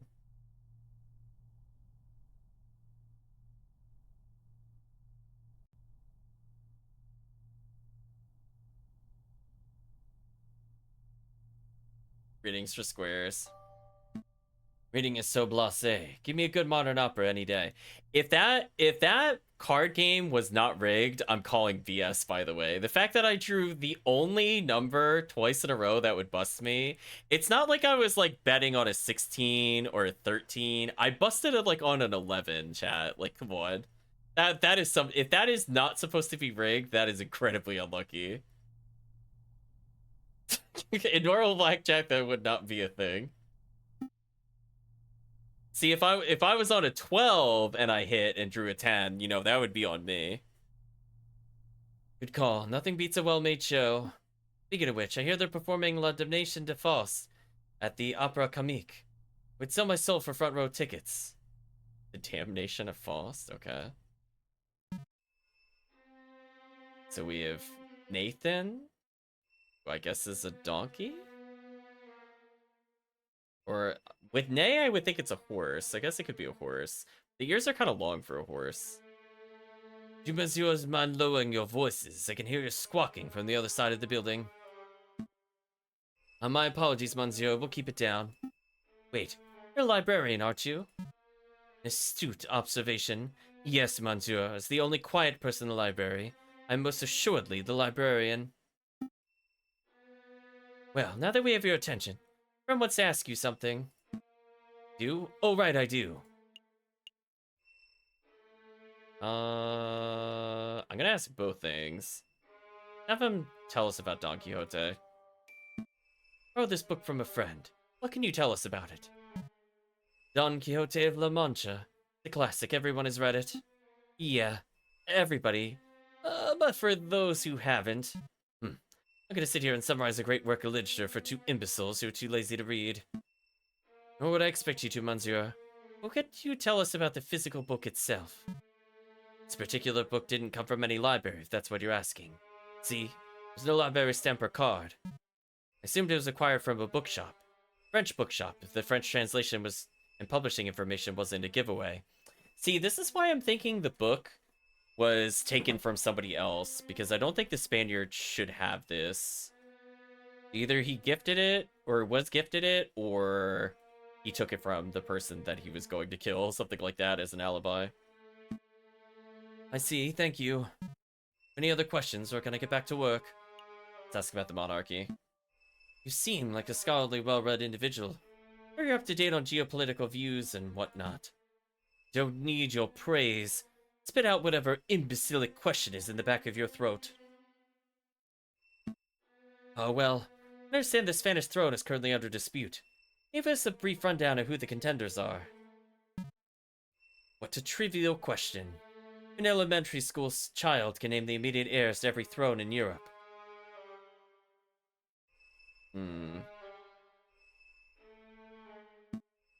Yeah? But for the sake of those children who slept through that class, can you refresh our memories? Very well. Pay attention, because I'm not repeating myself. The current reigning monarch of Spain is Queen Regnant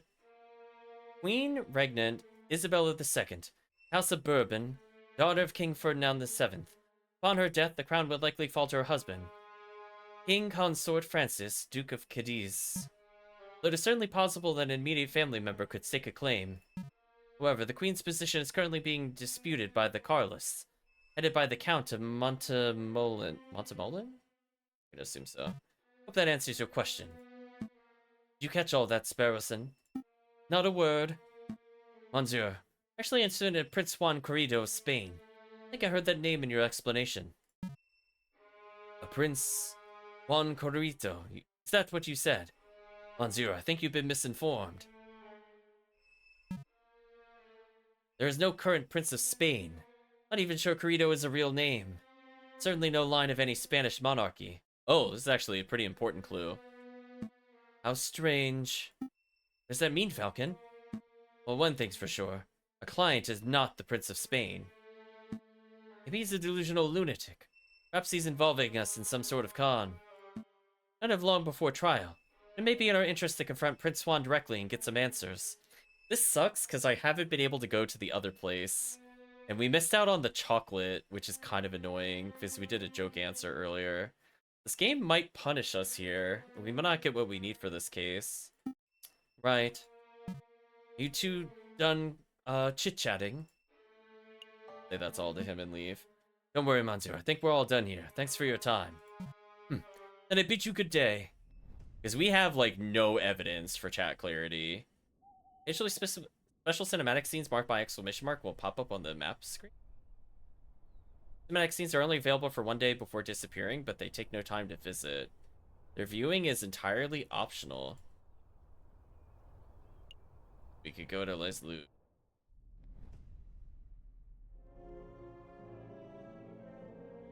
Storm is brewing, my brother.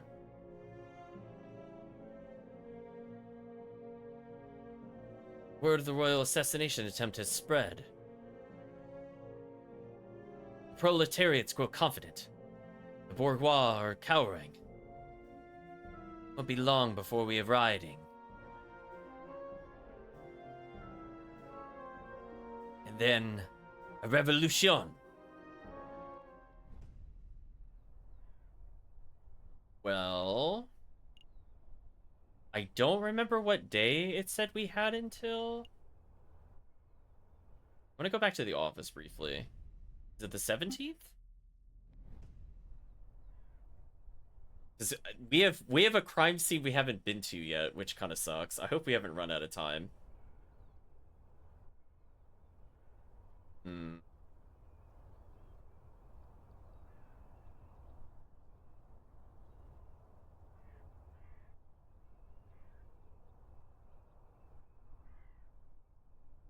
Yeah, I think we have 2 days left, and then the trial, I think, is the 17th.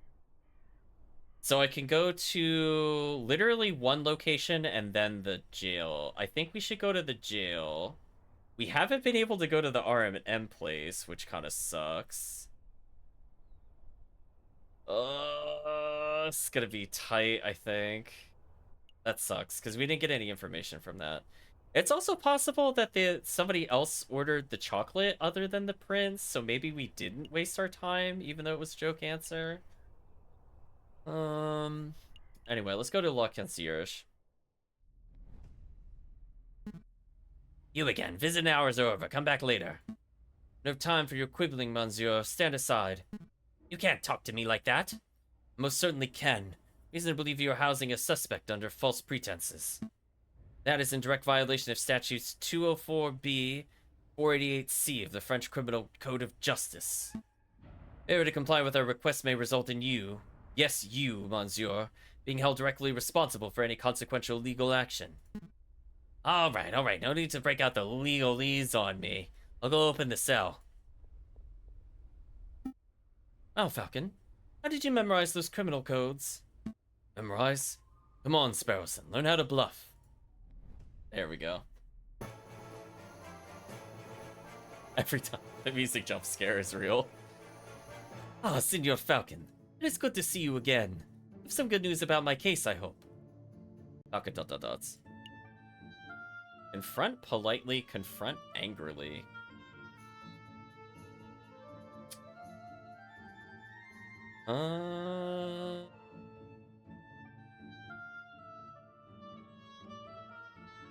I guess politely? Listen, Juan, in order to maximize our chances of a successful trial... Oh, I didn't see it. Granted, I'm slightly too slow on that. I need to know every bit of information. Can't work with half-truths. If you tell me one thing and the prosecution's evidence tells me another, and we're both in trouble. Afraid I don't quite follow, senor. You want me to spell it out? I know that you're not the Prince of Spain. I know that your name is not Juan Corrido. Where is this coming from? I assure you, senor, that I am who I claim to be. Oh, is he the investigator? I didn't think about that until just now. Okay, we're good. I wasn't thinking about who he really was, but that now makes sense. So we have an investigator in jail. Because I was talking about how his last name means fox, so okay, that makes sense. You want your trial to be a farce, then you don't need my help. Come, Sparrowson, we're leaving. Wait, calm yourself, Monsieur Falcon. I'll reveal all. You say Monsieur. What happened to your Spanish accent? Those suspicions are well placed. Juan Corrido is not my real name. I'm not a Spanish prince. That was just a persona I concocted for the purpose of getting arrested. We'll say, so what is your real name? What is your real name? What's in a name? Just an empty label. Okay, okay, Shakespeare. A vapid reflection of who we really are. Today I'm Juan Corrido, the Prince of Spain. Tomorrow Big Bruno Rare, a pauper living on the bridge of Seine. But that doesn't change who I am or what I do. Sly Fox, nice one, Dango. Didn't really answer my question. No, I suppose it didn't. But you're a smart bird, Monsieur Falcon. But you already know my real name. Alright, let's present the business card. You're Renard Volps, private investigator. Very astute. You're Monsieur Falcon, private defense attorney. That wasn't always your name, was it, Monsieur Falcon? Just like me, you know how to adopt a new persona on a whim. Uh-oh. We're lying about ourselves? You changed your name, Falcon. I didn't know that. This isn't about me. Juan, Renard, Monsieur. We're trying to uncover the truth here. Of course. What truth is it you're attempting to uncover, Monsieur Falcon? Why would you like to get arrested? Used to be a hawk? Yeah, there we go. Why would you want to get arrested? You're putting me in a difficult position, Monsieur. I tell you the full story, I'll be putting someone else in danger. How about this? I'll tell you a story.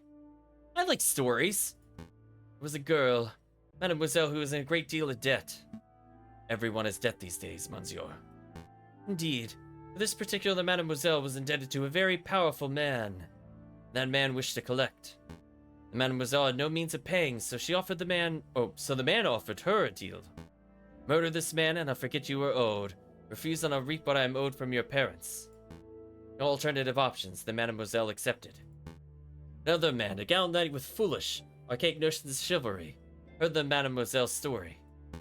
And I knew the murder was inevitable.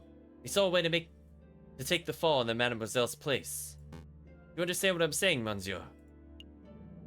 I have no idea what you're on about, or I understand. Wow, we could go full Phoenix Wright on those responses, apparently. It's too funny. I guess we'll say we understand. I understand, Monsieur. To be honest, it wasn't the subtlest of allegories. Storytelling was never my strong suit. I'm glad you're seeing things from my perspective. Hopefully that sheds some light on this situation. So... yeah, we're kind of in trouble here, chat. We have, like, no evidence. We have a chocolate wrapper, which is probably either going to be the murder weapon or proof another character has come by. So we might have to ask the elephant people we haven't seen yet because we haven't been to each of the locations. So, for example, the presumably is the flower girl at the market, because he said that he got the flower from her. Could be somebody that also bought the chocolate, or he could have bought the chocolate, or somebody else could have bought the chocolate. So if we have 3 different candidates, we could go back and ask at some point. I may ask, Monsieur, why did you not just go to the police with the information you had? Where's our ghostly mentor when we need plot progression? I know, Dango. I'm feeling so lost. The game is actually giving some decent twists, I will say, for a Phoenix Wright style game. Although I'm not happy about the money mechanic right now, where we're just getting robbed literally all the time. Police are not always an option. What is a man to do when the justice system itself is the problem? Knocking dot dot dots. Oh no. We're bonding with him. Let you know when I figure it out, Monsieur. Dwell on it. Perhaps we can talk about something else in the meantime. Nope. I don't have any more questions for now. Really, I don't feel like we've learned very much. Oh, Monsieur Falcon, before I forget. You find Mousy and ask him whether the birds have successfully flown south for the winter. Uh-oh, we're now talking in code? The birds have successfully flown south for the winter. So, I mean, like, obviously it's a very sloppy allegory that somebody is escaping, presumably the palace? Question mark? But I don't know who the birds would be in this allegory. Whether the boats have flown south. What is that? Some sort of code? Something like that. But rest assured, Monsieur, that this does directly pertain to the case. Well, if we have time, I'll be sure to let Mousy know. Make a move, Sparrowson. Trial day is approaching. Right. New day. This is our final day. Oh, this sucks. I can't go to the other place. No. That's so annoying. I have to choose between the hall or a new cutscene. So brutal, chat. I think I have to go to the... Because the R&M originally didn't have, like, a clock next to it, and now it does. I'm assuming I should go here, but we didn't get any info from here, which kind of sucks. Well, hope that wasn't important. Yeah, we lost time on the chocolate place, which didn't really tell us anything. It's kind of unfortunate. Whoa, customers! Hello. This is the office of Renard Volps. Ah! It's you two! Mousy, what are you doing here? This is where I work. See? R&M, Renard and Mousy. Monsieur Renard Volps and I carry out all sorts of investigations together. To be completely honest, it's normally Monsieur Volps who chooses which cases to take on. Mousy, we have a message for you. From Prince Juan himself. Wants to know if the birds have flown south for the winter, whatever that means. Oh, yes, the birds have migrated successfully. But, Monsieur, I mean Prince Juan told you that. Then that must mean he trusts you. Must want you to take these. Go on, take them.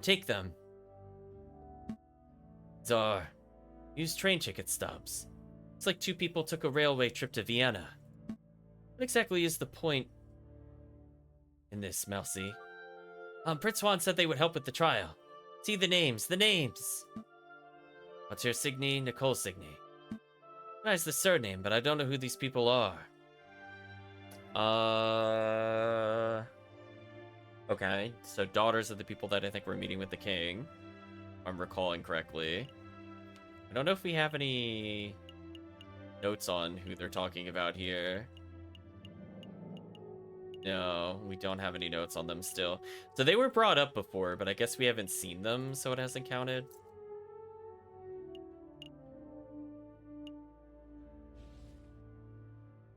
Okay. Neither do I, really.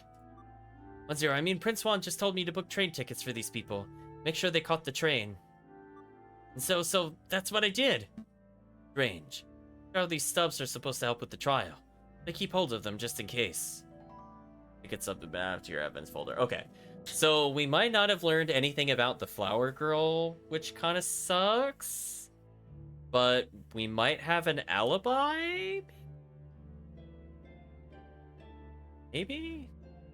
So at least I feel like we have some important evidence. Let's go, Sparrowson. Done playing courier. Good call. A new day. I'm assuming the trial is going to happen now.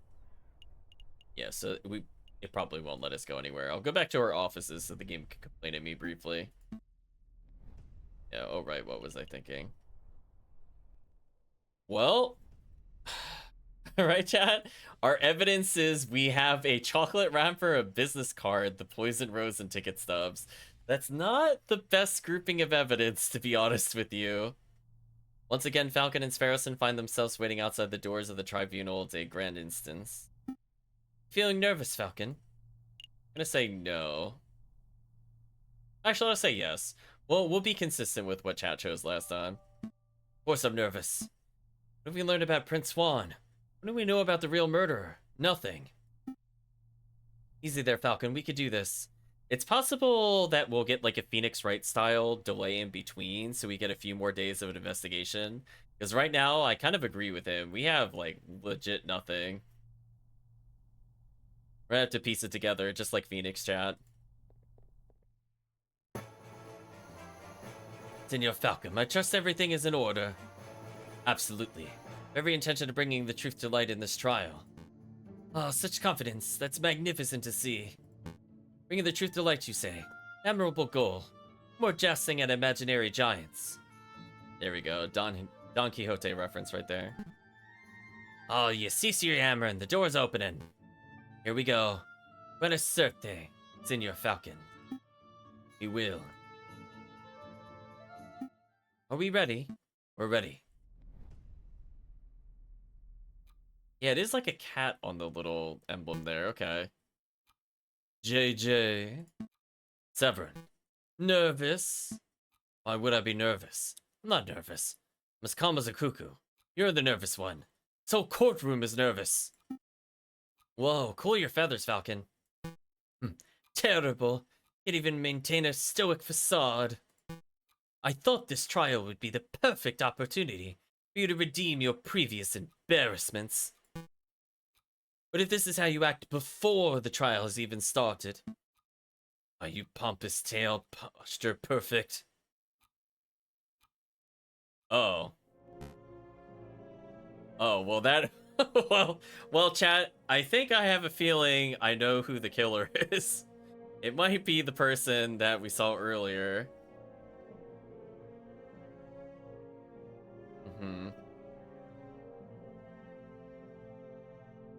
So, I wonder if it's supposed to be so on the nose.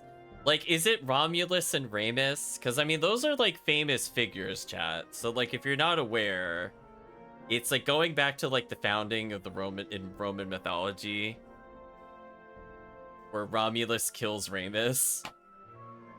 So, I mean, I guess this is the game's way of not being very subtle, but history check passed, I guess? Right, chat? So, I'm pretty sure he's our killer, because the name is very on the nose. Order, order. So settle down. Court is in session. I know, Dango, more than one judge. He's not even Canadian, Dango. What are we gonna do? Falcon, what is it? Is it me, or does the primary judge look hairier today? That's a different judge to the one who resided over Dame Caroline's trial, you doofus. Oh, still, a little strange, isn't it? Yeah, we're gonna say a little strange. Let's be real, chat. Is a little, I suppose. Excuse me, Your Honor. I was under the impression that Judge Maxime would be residing over the case. Where is he? Judge Maxime has gone on temporary sick leave due to a terrible accident with a flight of stairs. Oh, very subtle, chat. It's just a little accident. I'm sure everything is just fine with the other judge. But rest assured, assessors, prosecutor, defense, and members of the jury that I'm more than qualified to fill his shoes. Without further ado, let's get this show underway. This is the trial of Prince Juan Corrido, who stands accused of murdering Major Howe, of conspiring to murder the king himself. Roll call. The defense is present and ready, Your Honor. Execution is ready, Your Honor. Good. Very good. I expect this to be a nice, speedy trial. I don't want to see this dragged out by technicalities and bureaucracy. In fact, I'm wearing the previous judge shoes right now, exactly.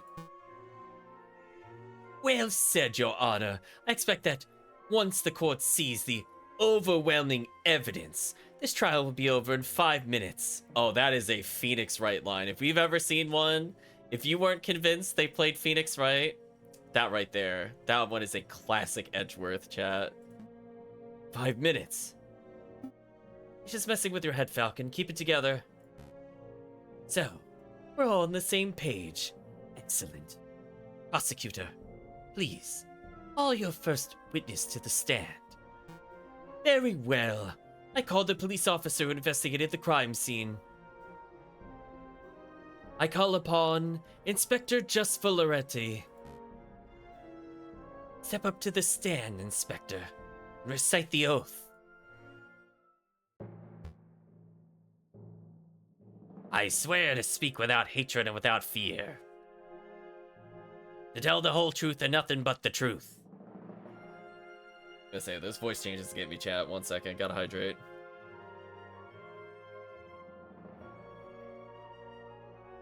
He's our Detective Gumshoe, but with pirate, chat. Now with more pirate. Please, recite your name and occupation for the court record. My name is Inspector Just Valoretti.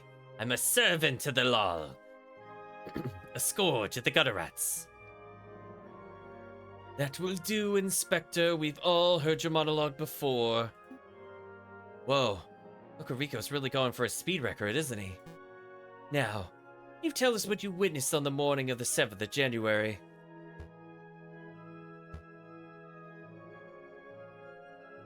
Of course. At 10 o'clock. See what he did there, chat? In the morning. It's called to the Louvre's Grand Gallery by one of the King's Royal Guards. You just say o'clock.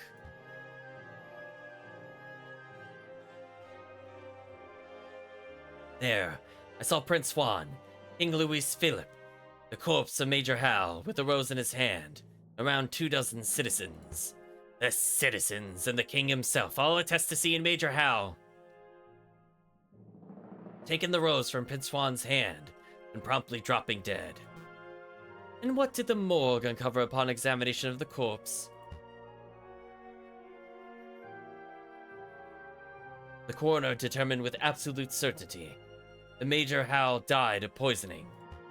Aside from a prick upon the finger, no sign of external harm to Major Hal's body.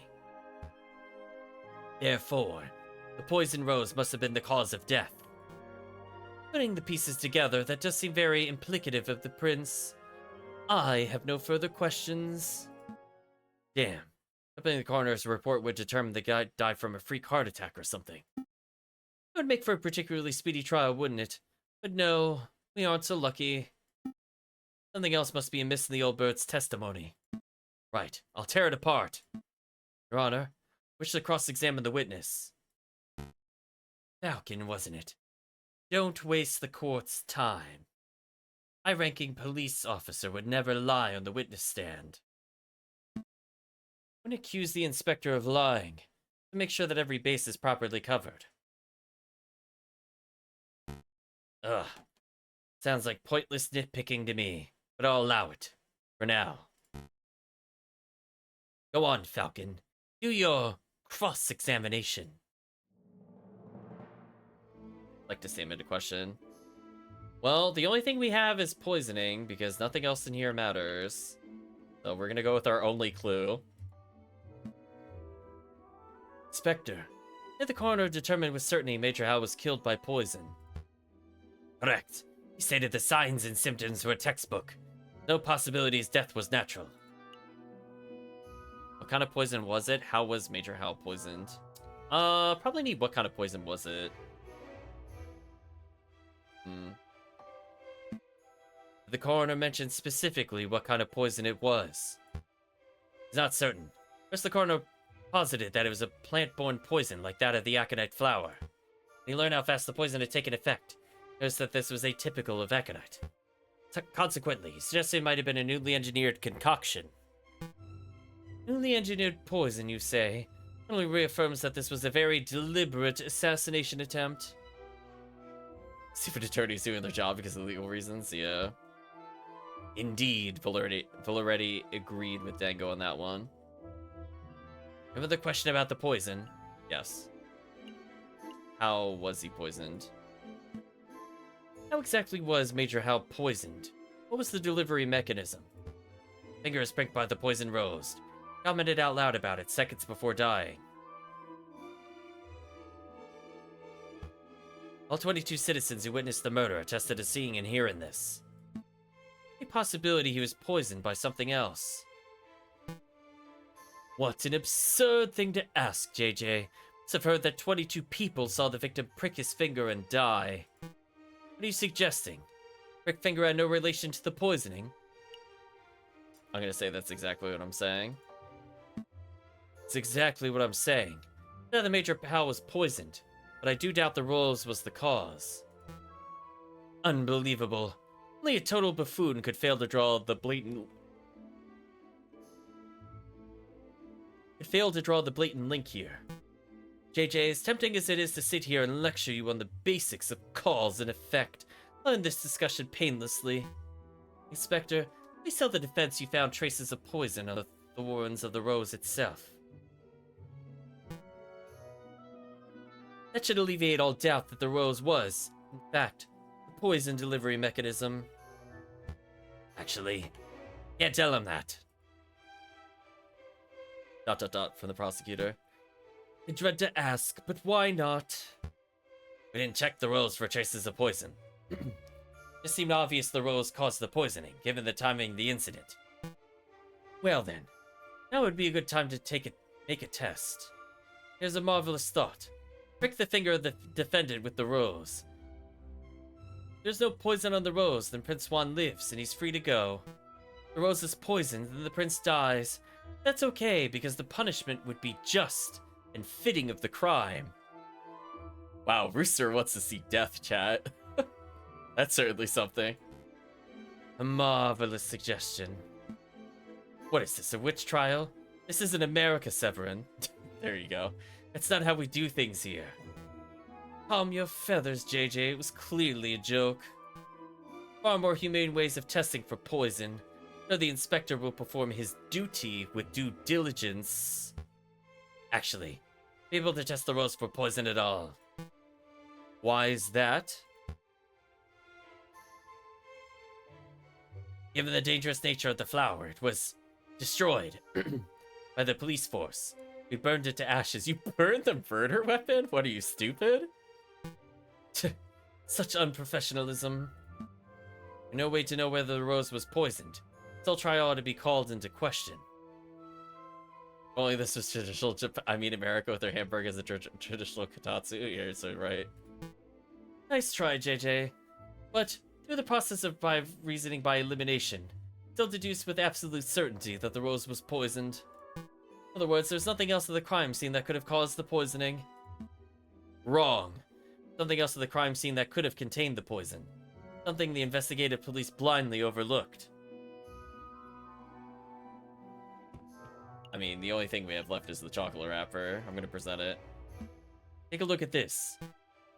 What's this? How could this possibly have poison? Well, you see, picked the wrong piece of evidence, did you? Wait, no I didn't. I feel like I'm being trolled. I feel like that was definitely the answer, and I definitely did not get it. I will reset. I feel like that happened last time. I'm gonna reset this day. Hold on a second, chat. I don't believe that's true. I feel like shenanigans just happened there. Give me a second. Yeah, that's twice now. I am 100% sure I did not misclick or anything there. I feel like shenanigans are happening there.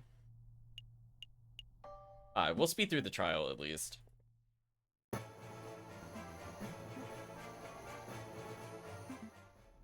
Like, I don't understand what's happening. Like, there's no other piece of evidence it would be, unless it's referencing something I don't have, which I kind of doubt.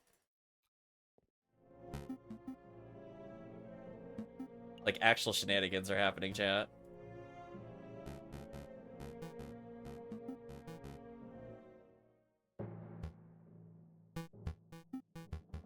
Do-do-do.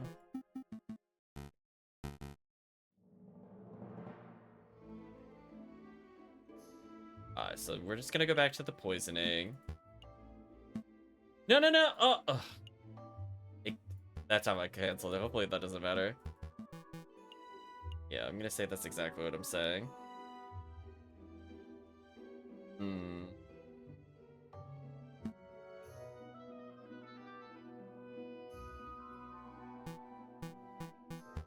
So we're gonna double check. I'm not gonna do any. I'm hopefully not do anything different than what I just did. So I definitely clicked the chocolate wrap. I swear I'm being trolled. Like did I not say I clicked? I'm so confused. Chat, I feel like you need to go back and clip that. I swear I clicked the chocolate wrapper. I'm so confused. I swear I clicked that. I feel like I'm getting actually trolled. Like, no, I refuse to believe that was not the thing that we did. You can even hear me talk about the chocolate wrapper. It's not like I just picked the wrong piece of evidence. Oh, trial, you're so full of lies. Yeah, the game's definitely a little buggy with that. I don't know what's causing that, other than it did happen twice now. What am I supposed to be looking at? It is the paper wrapper to a piece of chocolate. It was found in the Louvre. Salle de Tiber, to be precise. You date its consumption to the date of the incident. No, not suggesting. The Major Hal ate a piece of poisoned chocolate a moment before he died. Was certainly am. Intriguing, pretty convincing. Okay, we gained favor, as opposed to losing it randomly. Did you see this wrapper at the crime scene for yourself, Inspector?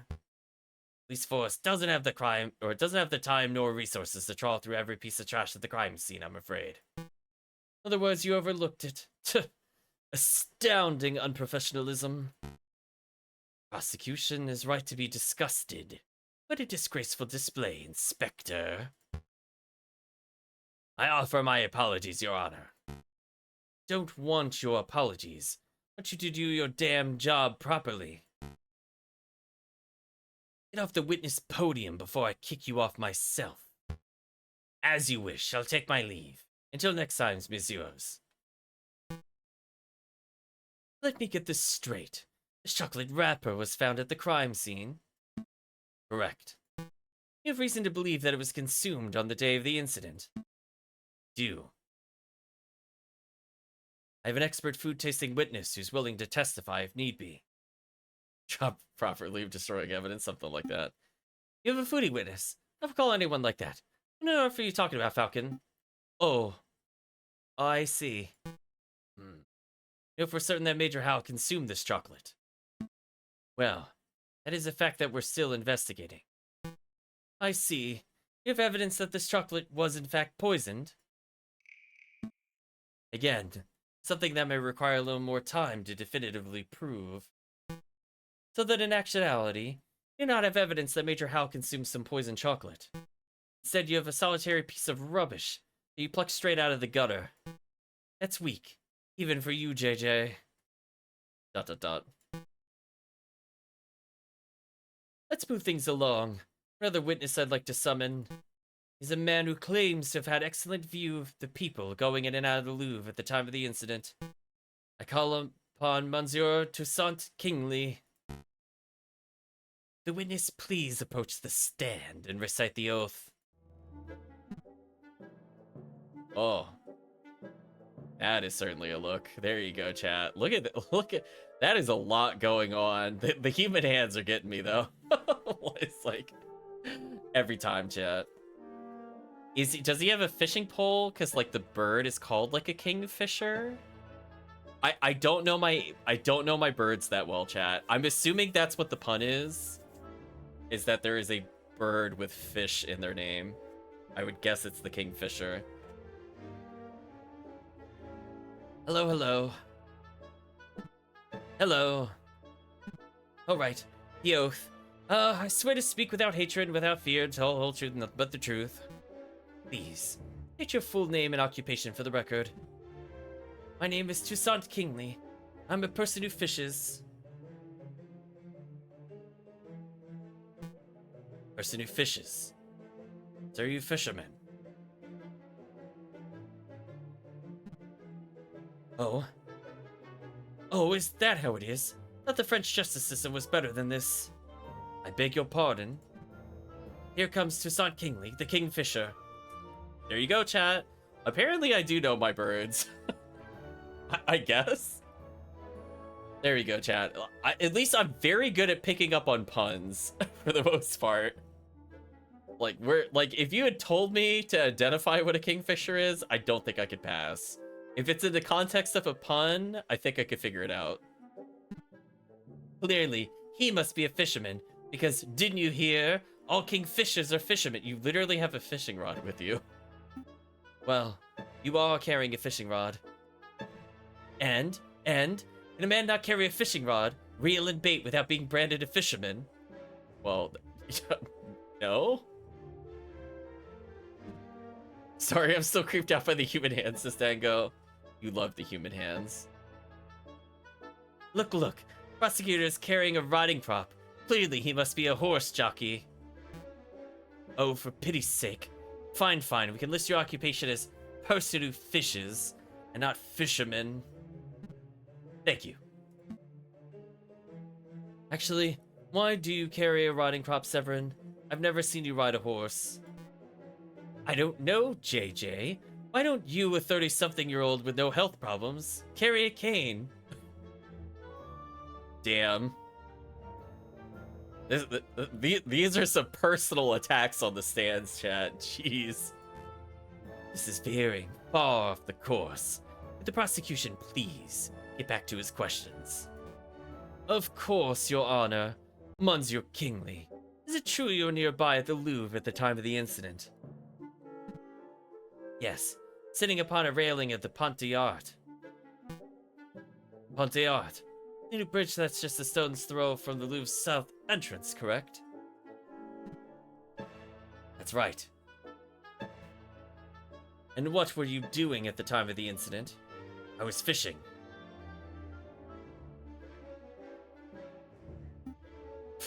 Kingfishers, am I right, Falcon? So, I had plenty of opportunity to see the people who entered and exited the palace. Can you tell us who you saw? Well, it was a busy place. Naturally, I saw a lot of people. But at 9 a.m., I saw the king, Louis Philippe himself, enter the building, surrounded by his entourage, of course. Then around 9:30 a.m., I saw the shifty-looking fox looking around the entrance. Your Honor, I object to the witness's use of the term shifty-looking, the vague and biased description. No, really. Looked really super shifty. Not rubbing his paws and cackling gleefully. I saw him take out a rose and carefully rub the stem. Rub the stem of a rose, you say? As if he were applying something to the flower, perhaps. Well, Monsieur, I really shouldn't speculate.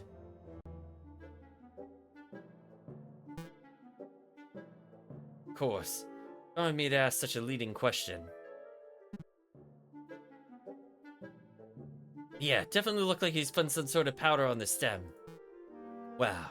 Even I wasn't expecting such a bold admission. Members of the court, that's like what we have here is a direct witnessing of the defendant readying the murder weapon. The defense claims the rose was never poisoned, and yet, here we have a man who saw the poison with his own eyes. Smell perjury. You do? No question. Saw a shifty-looking criminal readying poison and cackling near the scene of the crime. Not believable at all. I think you might be right. Or if we have any evidence that calls Toussaint's story into doubt. Your Honor, I'd like to cross-examine the witness. Really? This nonsense again? Just heard the witness directly describe your client readying poison on a rose. What is there to question? Trying to uncover the truth, Your Honor. Ugh. Fine. Do your thing. Go on, Falcon. Go make a fool of yourself. Cross-examination. Select a statement to question. We have Pont d'Art, King and his entourage, shifty-looking fox, powder. Well, I think what we learned from earlier is we have a book page that came from the book that he gave us, which would say he came out of a different entrance. So based off of the map, he shouldn't have been able to see him. I think it's the line of logic here. I'm going to ask about the destination. Monsieur Kingsley, say you're sitting up upon the railings of Pont d'Art on the art of the morning of the incident. Yep. Is that a good fishing spot? I feel like we were going to lose the case if I do that one. What entrances can you see from that bridge is what I'm going to ask. Dear Kingsley, you had a good view of the Louvre's south entrance, didn't you? Yep. The Pont d'Art is a great vantage point for seeing the Grand Gallery's south side. What about the other entrances? The other entrances? I mean, like if you're entering from the gardens or the place to Carousel. No, I couldn't possibly see those areas from the bridge. Oops, got him, chat. That was easy. But of course, that isn't relevant. Monsieur Kingsley witnessed Prince Juan entering the south entrance with flower in hand, and that's what counts. We're gonna say, what if Prince Juan used another entrance? What if Prince Juan didn't enter from the south entrance? What if he approached the Louvre from I'm gonna say the gardens to the west, because I think that matches our evidence. The gardens to the west. It's a big what if. Do you have any evidence that Prince Juan entered the Louvre from the gardens? As a matter of fact, yes I do. I have definitive proof that Prince Juan approached from the west, not the south. So I'm wondering how much of this is actually possible to not have, because it feels like the chocolate wrapper could have been missed, and there's nothing in the game that actually forces me to do it. So it's kind of like Phoenix Wright, where the investigative phase isn't you just getting random strikes, it's just you lose the trial if you don't do a good enough job. Which is actually kind of a more interesting take, to be honest with you. Hey, nobody saw Monsieur. I'm doubtful too. Go on, JJ. Show us this definitive proof that Prince Juan entered from the Louvre from the gardens. So we're going to present the book page. Look at this. Bird is better than Phoenix, definitely. I was going to say, he's more eagle-eyed and less bird-brained than than Phoenix. Ironically, I guess. A book page. Page 44 of Don Quixote specifically. Found just outside the Louvre's west entrance. This proves nothing. I'm not done yet. Take a look at this. Don Quixote. This is the book Prince Juan had been reading in a jail since his arrest. I believe he had it on his person for some time. Sounds a bit King's Questy with you have to miss things and lose during the plot because of it. Yeah, so I'm assuming the game will advance regardless of how we do in the trials, which makes me wonder what the different endings actually are. Because this one, like the first case, I think you could go out of your way to fail on purpose, which is interesting. But this one I feel is like the first one where genuinely you might not actually have the evidence you need to beat this trial. And yes, page 44 is missing. That was the first thing I checked. But you realize what this means, don't you, Severin? The defendant was present in the gardens prior to entering the Louvre. This also means that in all likelihood, the defendant entered the Louvre from the west entrance, not the south. Not have possibly been seen by Monsieur Kingsley from the Pont d'Art. What? I know what I saw, Monsieur. A fine theory, Falcon. Maybe the defendant took the long way around. One can still travel from the garden to the Louvre's south entrance by walking along the river. Extra 2 kilometers of walking, just to enjoy the pre-murder scenery. Let's not say silly things, Cocorico. Okay. Maybe the defendant deliberately left the page there to mislead the investigation. That's what I said earlier. So at least the game is acknowledging those points of views. Now you're the one who's blindly speculating.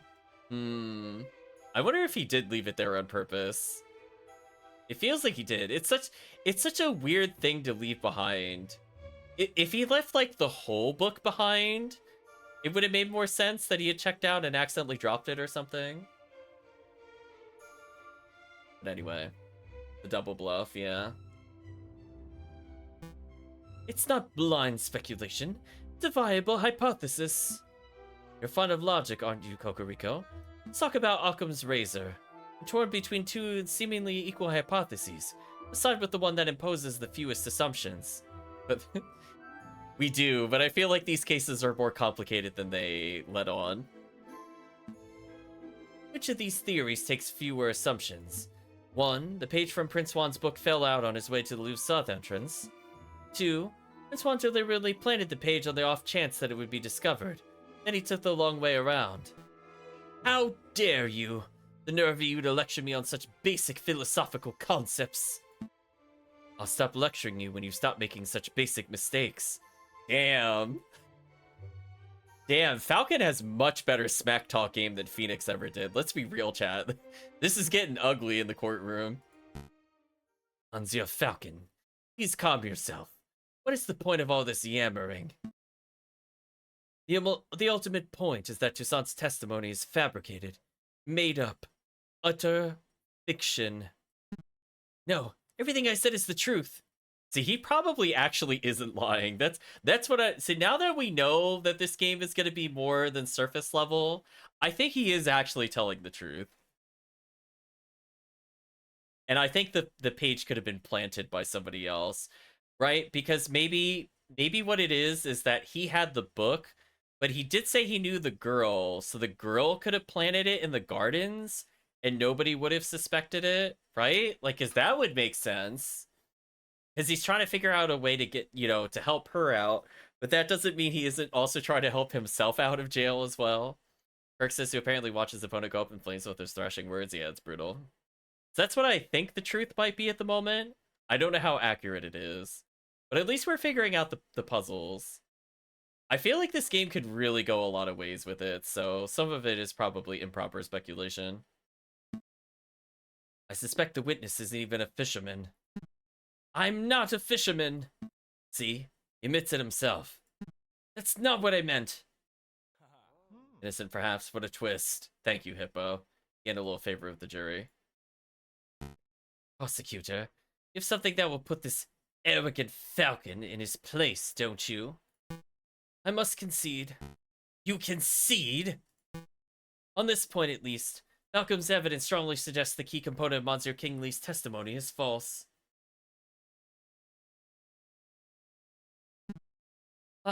No! This doesn't mean Prince Swan is innocent, of course. All Falcon has demonstrated is this particular witness is unreliable. But I did see something, I really did! Alright, so maybe I didn't exactly see a shifty-looking fox. Made that part of the story up. But I did see a swan lurking around the south entrance on the morning of the murder. I'm assuming the swan might be the flower girl? Who we didn't talk to, which is awkward. Right, chat? This is very awkward. Swan. Do shut up, witness. Your word is mud at this point. How could we possibly trust anything you have to say? Your Honor, Judge Romulus, we're out of time. We're 10 minutes overdue to start in the hare versus tortoise trial. Oh no. Not the turtle versus the rabbit. I was gonna say, if only the rabbit didn't go to sleep, they would have won the race. It's that late already. Curses. Somebody have the case wrapped up in a single trial session. It is a shame, but ultimately an accurate sentencing is always preferable to a speedy sentencing. I feel like we were only in court for like 10 minutes and it's already another case. Classic Phoenix Wright-isms. Yes, alright. I don't need to hear your moralizing. Court will resume this Friday, the 21st at 9 o'clock. Don't be late.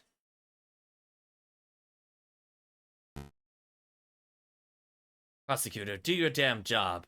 Get this stupid fox a conviction already. I'll do my best to ensure justice is served, Your Honor.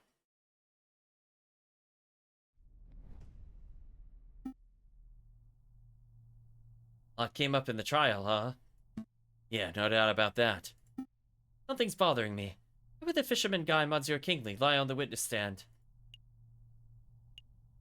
Maybe he likes attention, maybe he was coerced, ... I'm gonna guess maybe he was coerced. Maybe we get more dialogue this way. Well, it's possible that he was coerced or bribed. That's what I was thinking. Either a murderer threatened the fisherman and making up the story about Prince Swan. Keep an open mind. Anything is possible at this stage. I like how Juan sounds like Swan. I wonder if that was on purpose, question mark. But to be perfectly honest, something else is bothering me about the trial. It's obviously the judge. Yeah, see, we haven't seen Mademoiselle Signy. I'm assuming that's who the other character is, so I'm gonna say Judge Romulus. Judge Romulus, acting without a shred of professionalism. He's obviously more interested in securing a guilty verdict than he is in discovering the truth. But why? He has a vendetta against Spanish royalty. Not so sure. Must be something else at work here. Excuse me, Monsieur Falcon. Is it the mouse again? Oh, different character. Rabbington's here. I love the word falcon on the letter, ominously in the upper right. Sorry to bother you, but this letter just arrived. I think it's for you. Letter for me. Whereby it wasn't sent to my office. Oh, it's probably a death threat. Right, chat? Let's be real. There's no way the wolf is like, throw the trial or else. It's gonna be something like that. Have you been demoted? Oh, have you been demoted to courier status, Rupert? Oh, hush, hush, Sparrowson. I didn't need to be pitied by a first-year dropout. Oh, good comeback. What does the letter say, Falcon? It's a threat. Threat made with cut-out newspaper letters. Yeah, we know that. What does it actually say, though? Whoa, I didn't know those things actually existed. Let me see. Yeah, I love the O in Falcon being uppercased. Falcon. No, that's not what it says, Sparrowson. It's uppercase F, lowercase a, uppercase L, lowercase c, and uppercase O. Sorry, Sparrowson. Suspension of disbelief over. Right, Chad? That's not what the art says. Liar. Stop your investigation or there will be consequences. Yeah, pretty much. Pretty close. Scary. No question this letter originated from Major Hal's murderer. He or she must be aware that we're getting too close to uncovering the truth. Sounds about right. But why would a person write with cutout newspaper letters like this? Because they have terrible handwriting? Is there a giant wolf? Is that what it is? Masking one's handwriting would be the most common reason. I can't help but wonder why they would bother, since we don't have any handwriting samples to compare it to. We're still going ahead with our investigation, though, right? Absolutely. Oh, yes, absolutely. The lawyer were deterred every time they received a threatening letter. They would never get any work done. Besides, with only 3 days before the next trial session, can't afford to be worrying about petty things like this. Tuesday, Wednesday, Thursday. Wow, you're right. Make those days count.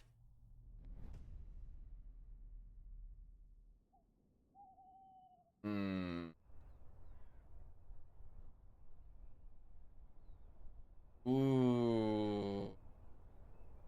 So we have a couple. Okay, we have a couple hard choices here.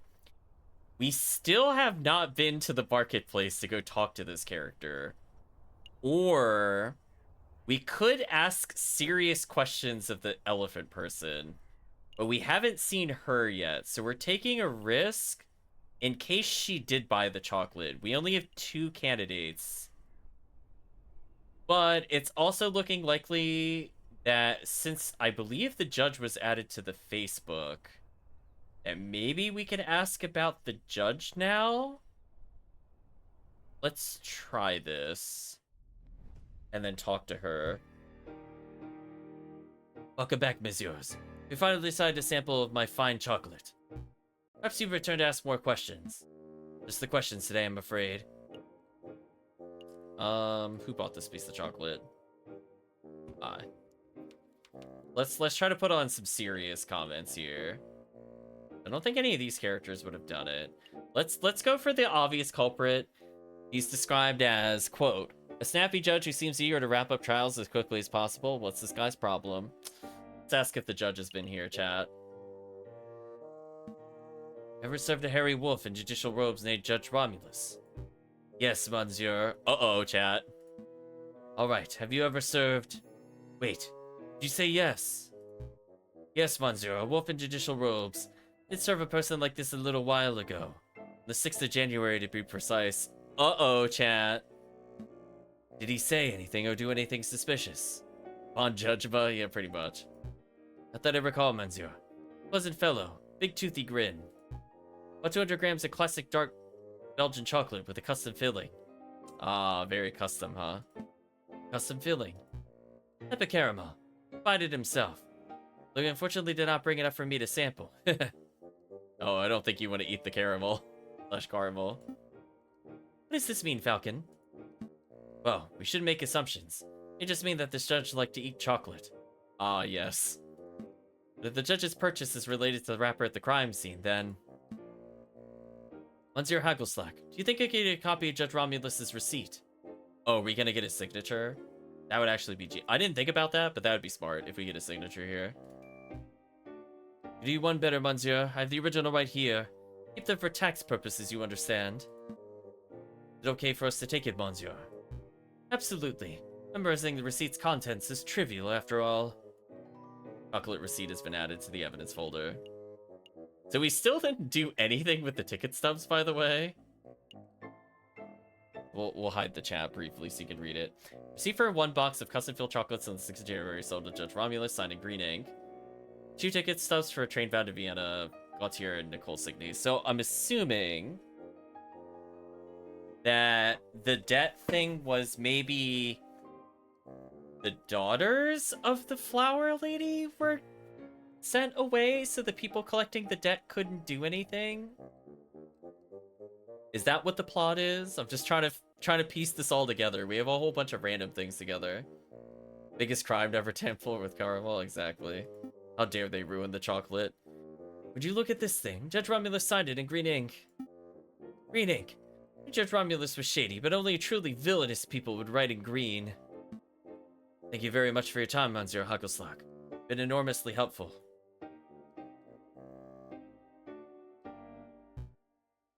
Glad to be of service. Wish you the best of luck with your case, Monsieurs. A new day has occurred.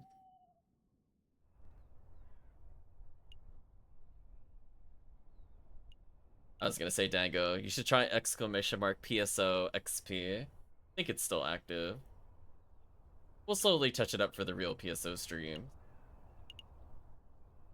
Well, I guess La Halls is the only place I haven't been. So I guess I should go there? There you go. How goes the crime solving? Welcome, Granite.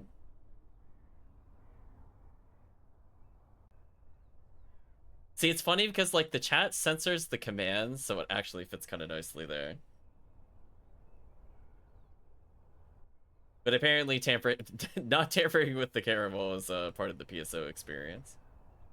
So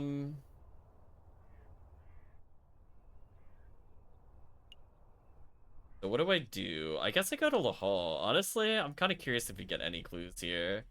I was trying to think if we should go back to the other place to gamble, but if we don't have money, we don't have money. Hopefully we really don't need that many, because we keep getting robbed. Pair arrive at La Hall's market. Vendors and buskers, performers and thieves. Bourgeois and peasants all bustle from place to place. And Swan said he met a flower girl here. Signy, I think he said her name was. There's a swan with flowers over there. Do you think that's her? Think so. Possible she knows the murderer. She even is the murderer herself. Probably act with tact and finesse. Excuse me, Mademoiselle Flower Lady. Would like a word? Tact, Sparrowson. Tact. We've been over this. Good day, messieurs. Are you interested in purchasing a flower? I don't know if, like, Signy is, like, a type of swan. I feel like I don't understand her pun. I would love to know if chat understands what her pun is supposed to be. Yes. Wish to purchase a rose from milady. Afraid that I'm out of roses. Sold my last one a week ago. Perhaps you'd be satisfied with chrysanthemum instead. Signet is a female swan. Good to know. 'Tis a beautiful flower from a fair maiden. Please don't mind Sparrowson. Thought of his nest as a baby and has said dumb things ever since. Hey!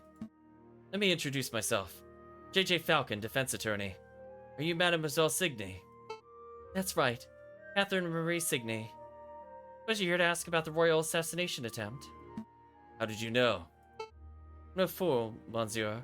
The little rose I sold was used as the murder weapon. To be honest, surprised it's taken so long for someone to directly question me. Yeah, we kind of went on a big tangent. Parisian police seem to have a habit of missing obvious leads. So, mind if we ask you a couple questions?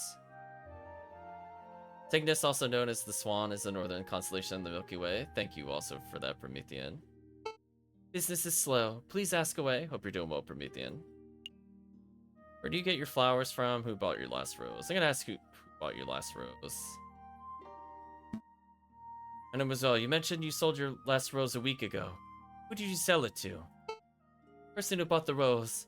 I didn't catch his name, but he was a charming red fox. Sounds like our Juan. Met him around a week ago on the 6th. Talked for a little while about the usual things, you know. Everyone seems to be in debt these days. Then he bought a rose and left. The fox is on trial, but to be honest, monsieur, I Don't think he's guilty. Oh? Why's that? Well, actually, never mind. It's a gut feeling. Chat, uh-huh. Very believable there, Signy. Ooh, pressure her ease off. Hmm.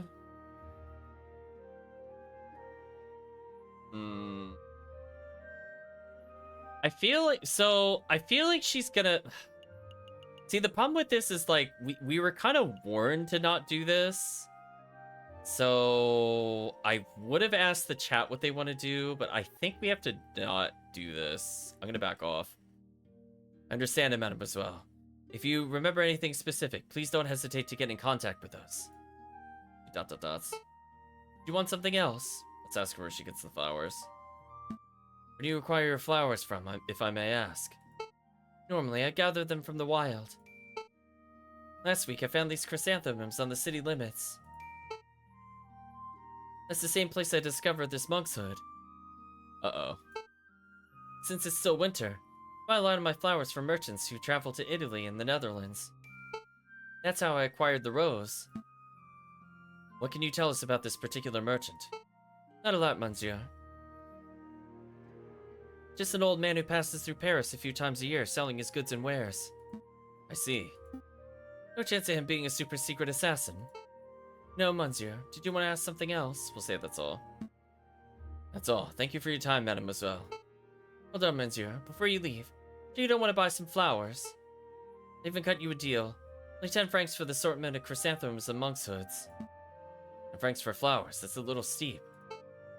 Steep, monsieur. I challenge you to find cheaper flowers in January. I don't think I want to buy the flowers, to be honest with you. I swear, if she robs us, I'm gonna get so mad. I'm gonna say maybe next time. Maybe next time, mademoiselle. I understand. Everyone seems to be struggling to get by these days. Indeed. Yeah, they already mentioned Wolfsbane Granite earlier in the game. Let's make a move, Sparrowson. So she clearly has access to the poison. I don't think I want to buy it and bring it to the trial, though. That's the thing.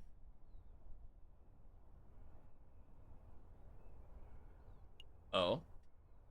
We only have one place to go. That's unexpected. I feel like if we wanted to get her convicted, I would buy those flowers specifically to say that this is the poison method and frame her. So I think we can technically change the outcome of the trial by presenting those. So that's why I'm thinking we probably don't want those, since we don't want either of those people to go to jail. But we'll see. Feeling pretty confident about this case. The big picture is coming together nicely. I'm somewhat relieved that Prince Swan came clean. Secret is putting the whole case in jeopardy. Look out one day until the trial, but how to spend it.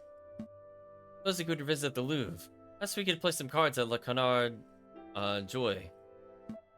Something wrong, Sparrowson. You're being unusually quiet. Falcon, we need to talk. What's up? Just doing some thinking. Dangerous thing to do, I know. Anyway, I realize we're missing a crucial piece of evidence. What evidence would that be? Well, no Major Hal consumed a piece of chocolate before he died. Know that he died of poisoning. Still aren't sure the chocolate was the cause. It's true. Keep pushing the chocolate theory. Okarika will almost certainly bring that up. I thought to myself, if I were to consume the wrapper itself, I may provide the proof of whether it contains traces of poison. Well, that sounds like a really terrible idea. Well, sure, that could work, but it would be incredibly foolish. Wait, you think of eating the wrapper, Sparrowson? Maybe. Stop those thoughts right now. It'll let you potentially kill yourself like that. Huh, knew you would say that. That's why I already consumed the wrapper. Oh, well, he's just stupid then. 45 minutes ago. Sparrowson? Oh no, I don't have enough money for his medical bills. This is actually not good for us. Is that how the ending is determined? Whether we could pay for him to go to the hospital? Uh-oh. Uh-oh, chat. Well, let's hope we have enough here. We started the game with 20 and I'm only at 30 due to getting ripped off by like 3 different sources. It's so bad. Sparrowson? Sparrowson!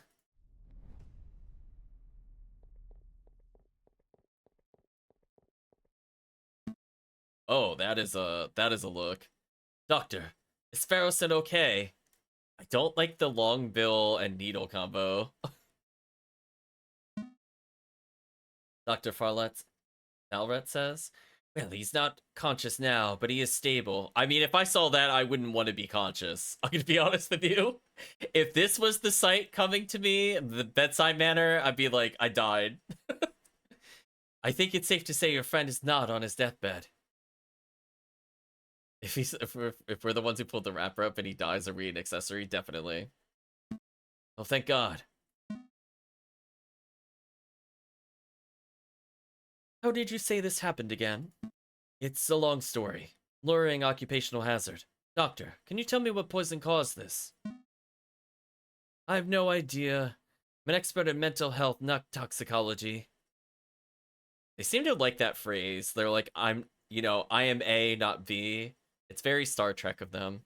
But I've sent for a specialist who would be here by tomorrow morning. I'll make a full assessment. It's good to hear. Thanks, Doctor. Take good care of him. Wait a moment. There is the matter of the bill. We'll have to discuss it later. An important case to prepare for, and I'm one partner down. I see. Rest assured that your friend is in good hands. Yeah, I have a feeling we need money to bail him out or bad things happen. This is terrible, says Falcon, and also me. Oops. Out by accident. What was Sparrowson thinking? Can't win a place like this. You. Finally found you. Did someone say something? Running around like a headless chicken. One tricky lawyer to find. I told you to to drop the investigation. You just wouldn't listen. Who's speaking? I can't see you, Monsieur. Step forward. All right. Step forward.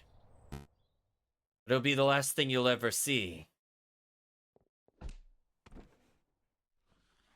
Oh.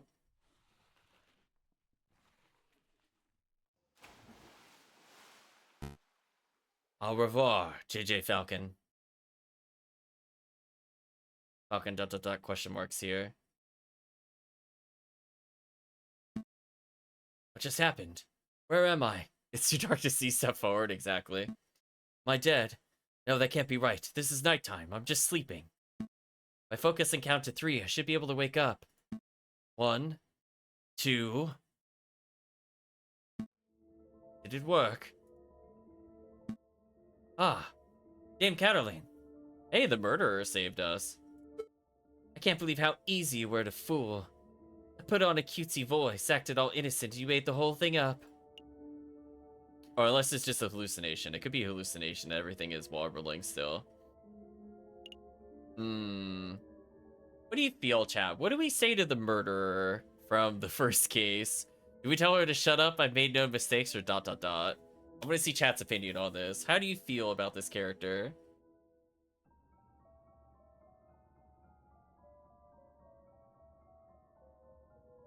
The guilt is killing us for sure.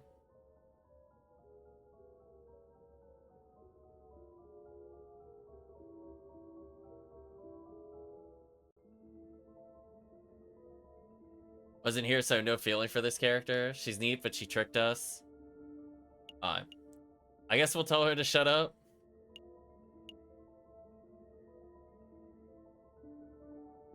Yeah, I was gonna say, based off of what Chris is saying, Kirk ... but he also says he's willing to give it up. Let's tell her to shut up.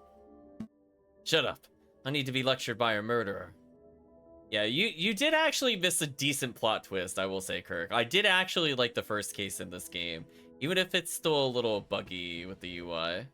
Which is a shame. They should definitely address that. I'm the murderer. Why, Monsieur Falcon? It was your accusations that put Baron Rorgil on death row. Wasn't my fault. Hey, where are you going? Out of my way, Seraphine. I'm not done talking to Dame Cataline. It wasn't my fault. Is that the excuse you make after all your failures? Not making excuses. Failure after failure after failure. No desire to improve yourself. You're a joke of a lawyer, JJ. Don't call me JJ. That's all you have to say? How pathetic. You even deserve to stand in your grandfather's shadow. My grandfather? Dot dot dot. I'll prove you wrong. To do better. Oh, it's you, Sparrowson. Have you come to berate me too?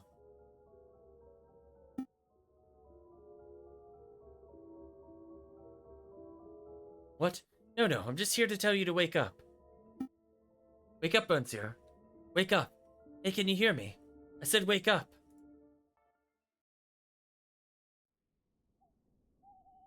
A new day.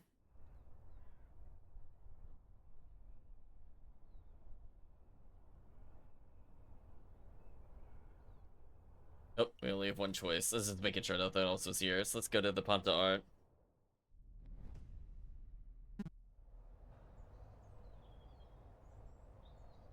Come on, Monsieur, wake up. I said wake up. You're starting to worry me.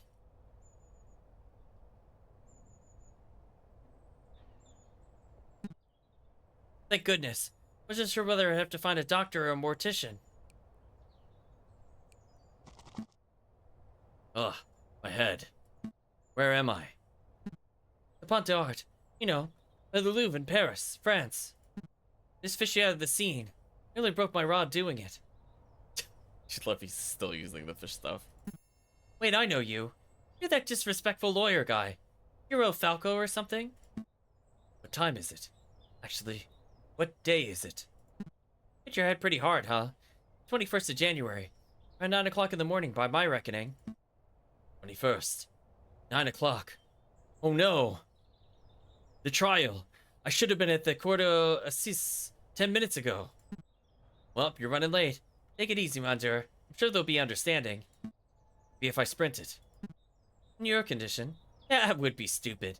Take a seat, clear your head. I'll go get some dry clothes. No time.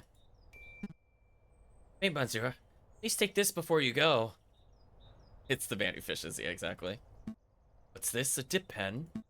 Oh wait, it's a modern fountain pen. Bone handle, gold nib. It's very fancy. Thanks, Monsieur, but this isn't mine. Really? Are you sure? I holding it pretty tightly when I found you. I was holding this. Then, I suppose it has to be mine. There you go, chat. The law of possession comes forth. Fountain pen has been added to the evidence. Falcon woke with this in hand. Contains green ink. Gee, chat, I wonder what else has been signed in green ink. If only there was a receipt in our inventory that might have been signed by the person who put us in the river. Thanks, fisherman. I owe you one. Hey, don't call me a fisherman. Okay, now that is a Phoenix Wrightism. There you go. But shh. It's 9 o'clock. I believe it's time for the roll call. Is the defense not present? Such unprofessionalism. Wait, so the wolf has a human hand, but the dog people have paw hands? This artist, chat. The actual insanity of this artist, right? Because, like, the dog people playing poker had paws. I'm not hallucinating, but the judge is... whatever. There's no defense, and this trial cannot proceed any further. Let's make a ruling based on the evidence that has already been presented. I will now converse with the jury to decide whether Prince Swan is guilty or not. Your Honor, may I have a word? Fine, but make it quick. A firm believer that a trial must be orderly and punctual. Is there room for wishy-washy dilly-dallying? It seems somewhat rash to end a trial session the moment it's due to start. Perhaps it would be prudent to wait 5 or 10 minutes, in case the defense is just a little tardy. And the trial still has a chance to proceed, and justice will be served. You are the prosecution, are you not? Nothing to worry about. A guilty verdict is all but guaranteed. Your Honor, you appear confused. I'm not here to secure a guilty verdict. Oh, take that, every Phoenix Wright prosecutor. Right, chat? How many characters have the "I am the perfect record, I will make them guilty," blah blah blah? Jesus, Phoenix, right? Of course you are. Prosecutor. By definition, you're here to prosecute. No, my job description is to prosecute, but I am here in this courtroom to ensure that justice is served. I feel like he's gonna get killed over these kinds of statements. An unfair and unbalanced trial is not in the spirit of justice. We're kind of like right before a major revolution based off of the plot events happening here. And then our character also suspiciously has a name that they don't want to talk about. So it could be related to the revolution. I don't know. Question mark. It's very noble of you, but if the defense is absent, then there's little that can be done. I'll hear no more about this matter. I'll now talk with the jury. The defense is present, Your Honor. ... You're too late, Falcon. Mundu, JJ, you look like a total mess. Did you take a morning swim in the scene or something? Something like that. I like this is 2 different cases he's been in the water. Is our 3rd case we're just gonna end up in a fountain again or something? Your Honor, we're all present. We're only 3 minutes over schedule. Let's not needlessly dirty the pure name of justice. Rules are rules, prosecutor. Falcon clearly has no respect for legal procedure. Frankly, for turning up looking like a drowned rat, I'd hold him in contempt of court. Your Honor. What's Your Honor? Rules are rules. One more word out of either of you and I'll have you both disbarred. Rico ... Falcon ... It's a pity. The King of France was most looking forward to standing behind the witness podium. The King of France is here. 3rd case takes place in the Oceans of Fun, definitely. Oh, that is the character we're looking at. Oh, are we not doing the trial after all? That's a pity. Oh, Your Majesty, what a surprise. Well, you see, you know, it's my 17th time testifying against a would-be assassin. Is this actual historical fact? I actually don't know how many times the ruler of France was attempted. The woofening, I guess. It's the first time seeing a trial where the case has ended before it began. Well, the defense, he was late and, oh, pish posh. France didn't become a great and dignified kingdom through rigorous punctuality. Let's go ahead with the trial.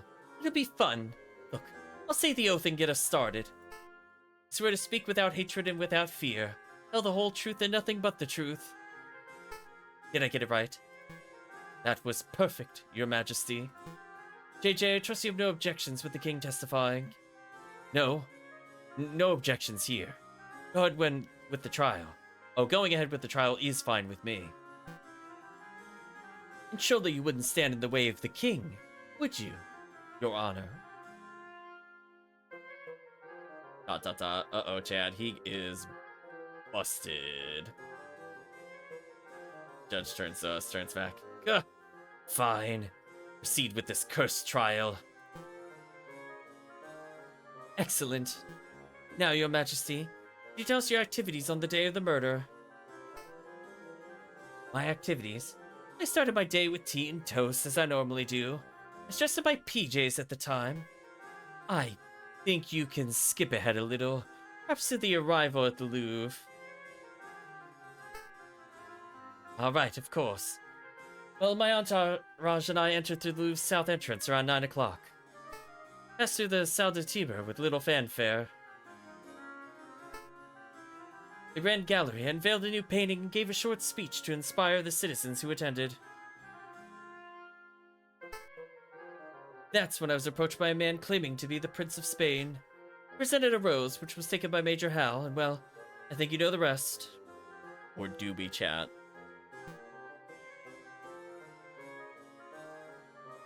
Yeah, I don't see Kokoriko surviving for long after this trial. Yeah, I feel like the wolves are gonna maul him. So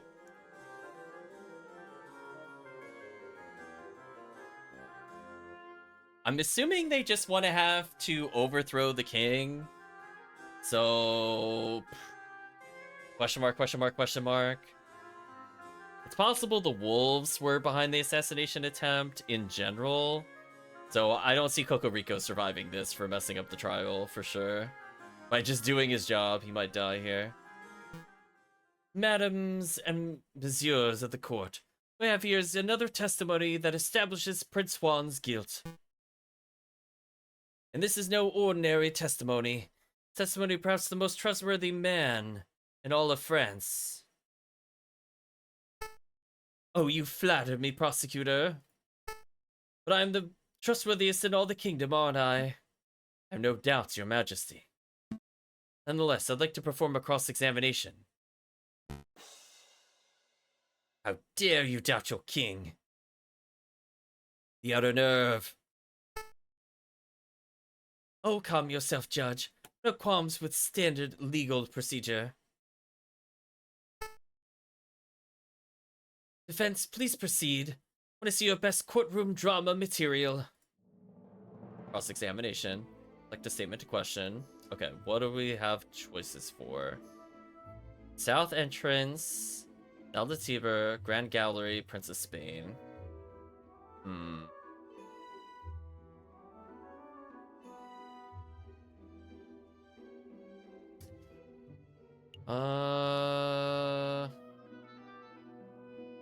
I guess if we're trying to establish the chocolate, the dog would have eaten it in this area, aka the abandoned gallery.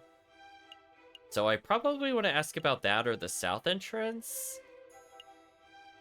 I'll start with this first, I guess. Your Majesty, say you passed through the Salle de Tiber uneventfully. Indeed. I briefly to look at the paintings and then moved on to the Grand Gallery. What did you see in there? What about the other room?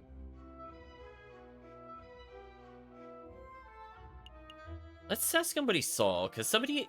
Either Hal has to have eaten the chocolate here, or he would have seen the flower lady based off of the Kingfisher's description. Because she was at the southern entrance. So she might have been the initial poisoner attempt person, maybe? Would you elaborate? What did you see in there? What did I see? Well, Roman stuff mostly. Diego says that after travel we'll be running around with the chicken with its head chopped off. Oh no. I meant aside from the Roman artifacts. For example, did you talk to someone in the room who wasn't a member of your entourage? You're reaching JJ. The king already testified that he passed through without encountering anything of interest. I'm gonna say I want the king to elaborate. I have reason to believe that this was a key moment on the day of the murder.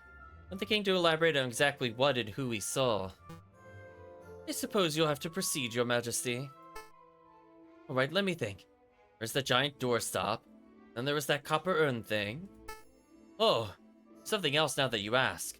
Offered a box of chocolates by some peasant mademoiselle. Not much of a sweet tooth, but Major Hal was keen to accept a chocolate or two on my behalf. So, okay. I'm glad we picked up on the chocolate equals poison for dogs thing very early on. It seems like this is where the game is going with this initial trial. What? Did I say something startling, prosecutor? No. Please continue, your majesty. I think the prosecution is startled because he just came to the realization that is not spouting drivel in the previous trial session. Well, that's debatable. Cut a long story short, your majesty. This mademoiselle may hold some relevance to the case at hand. Could you describe her? Really? She's relevant? Well, let me think. I didn't get a good look at her face. She's a sorry-looking swan. Probably in her late teens or early 20s. A young, sorry-looking swan, you say? I don't suppose her name was... Mademoiselle Debeek Swanson Signy. I'm not gonna lie, those are all very good bird names. I'm not gonna lie, I like all of those, but I'm pretty sure it was Signy. Mademoiselle Signy. Signy, yes, that sounds familiar. Oh, why, yes, I think that was it. She was called Mademoiselle Signy. I see. This is undoubtedly significant. Mademoiselle Signy gave chocolates to Major Hal minutes before he died. Now, just 1 minute. I see what you're alluding to, JJ. Suggesting that the gifted chocolates killed the Major. That line of reasoning holds no weight because the evidence is circumstantial. Circumstantial by tail feathers. The rose is not... Excuse me. I was gonna say the rose may not be the may not be the murder weapon, I think is what it said. Again, I apologize for accidentally clicking because my hand is resting on this mouse the whole time. Yes, that much is no longer in dispute, but you still have not proved that the chocolates were poisoned.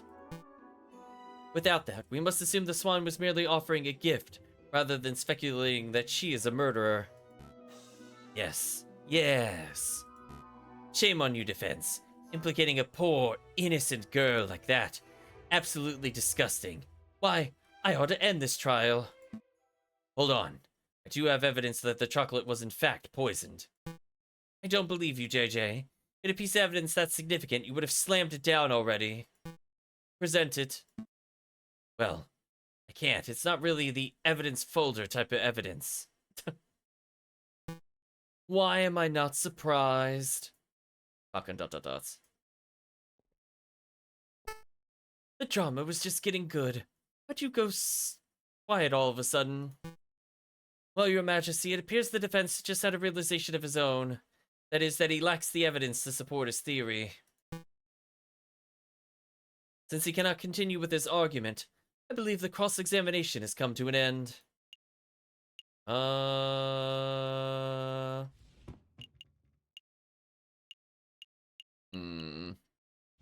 Do I say I'm not done yet? Because I actually don't have anything here.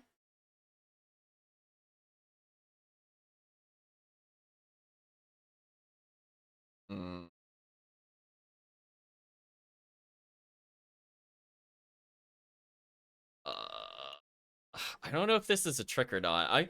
I'm gonna hope I'm not done yet is what we need to say. I'm not done yet. Let me present my evidence. See, I had the chocolate wrapper back in the office. Sparrowson ate it. Stop, JJ. Stop while you have a little bit of dignity. Phoenix Wright always told me to say hold it. Oh no. Results of whatever crackpot pseudoscientific experiment you performed do not constitute valid evidence. I think this trial is over, Your Honor. Bloody time. Take your leave, Your Majesty. Very well. Please that justice has been thoroughly served. Until the next assassination attempt, adieu, messieurs. I will now deliberate with the jury. Objection! Sorry, always wanted to do that. There we go, chat. Barrison, are you okay? Yep. Doctor said I have an iron stomach. Plus the poison passed straight through me. Speaking of which, I'd like to testify on the poison chocolate issue. I even got a doctor's note, see? There we go. It's too late. The trial is over. You can't be serious, Your Honor. Contents of that note could turn this entire trial on its head. You must allow it. Why are you constantly arguing with me? I thought the job of a public prosecutor was to assist the judges. I told you, Your Honor, my job isn't to get a guilty verdict. It's to ensure that justice is served. I swear, you're the worst prosecutor in all of France. Go ahead, Sparrowson. Read the contents of the note for the court to hear. This patient, Sparrowson, was submitted to saltpeter. Is it like saltpeter? Kind of a weird word. Anyway, the Saul Hospital, where he displayed a variety of symptoms. These included profuse sweating, rapid fever, and severe nausea. The patient was diagnosed with poisoning, probably originating from the plant known as aconite, aka monk's hood, aka wolf's bane. There we go. We have all three names all at once. The confirmation. When we questioned the patient, he admitted to having consumed a discarded chocolate wrapper, potentially carrying the poison.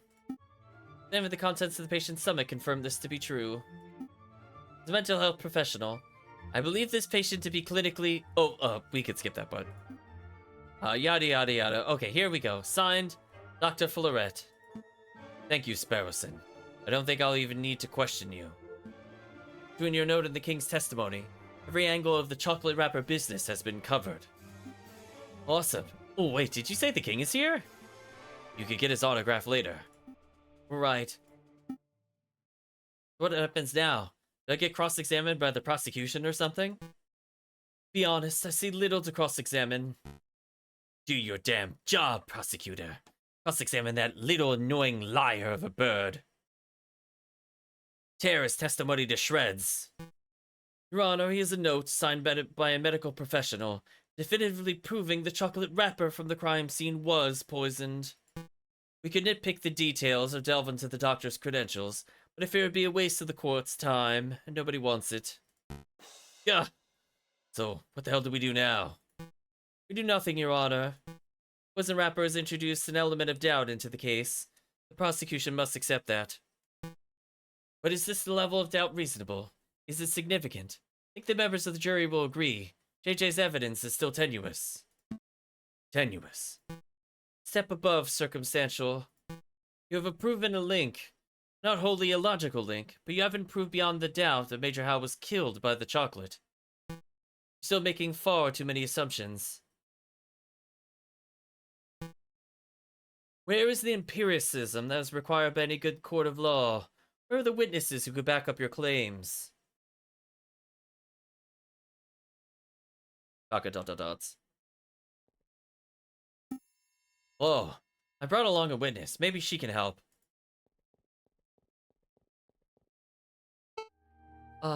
Hello. You.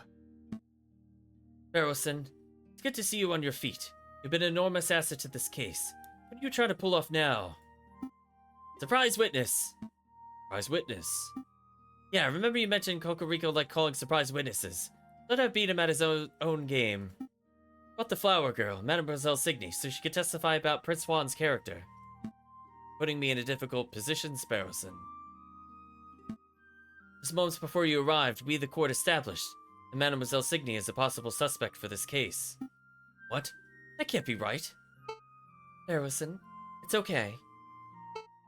Monsieur Falcon, I would like to testify.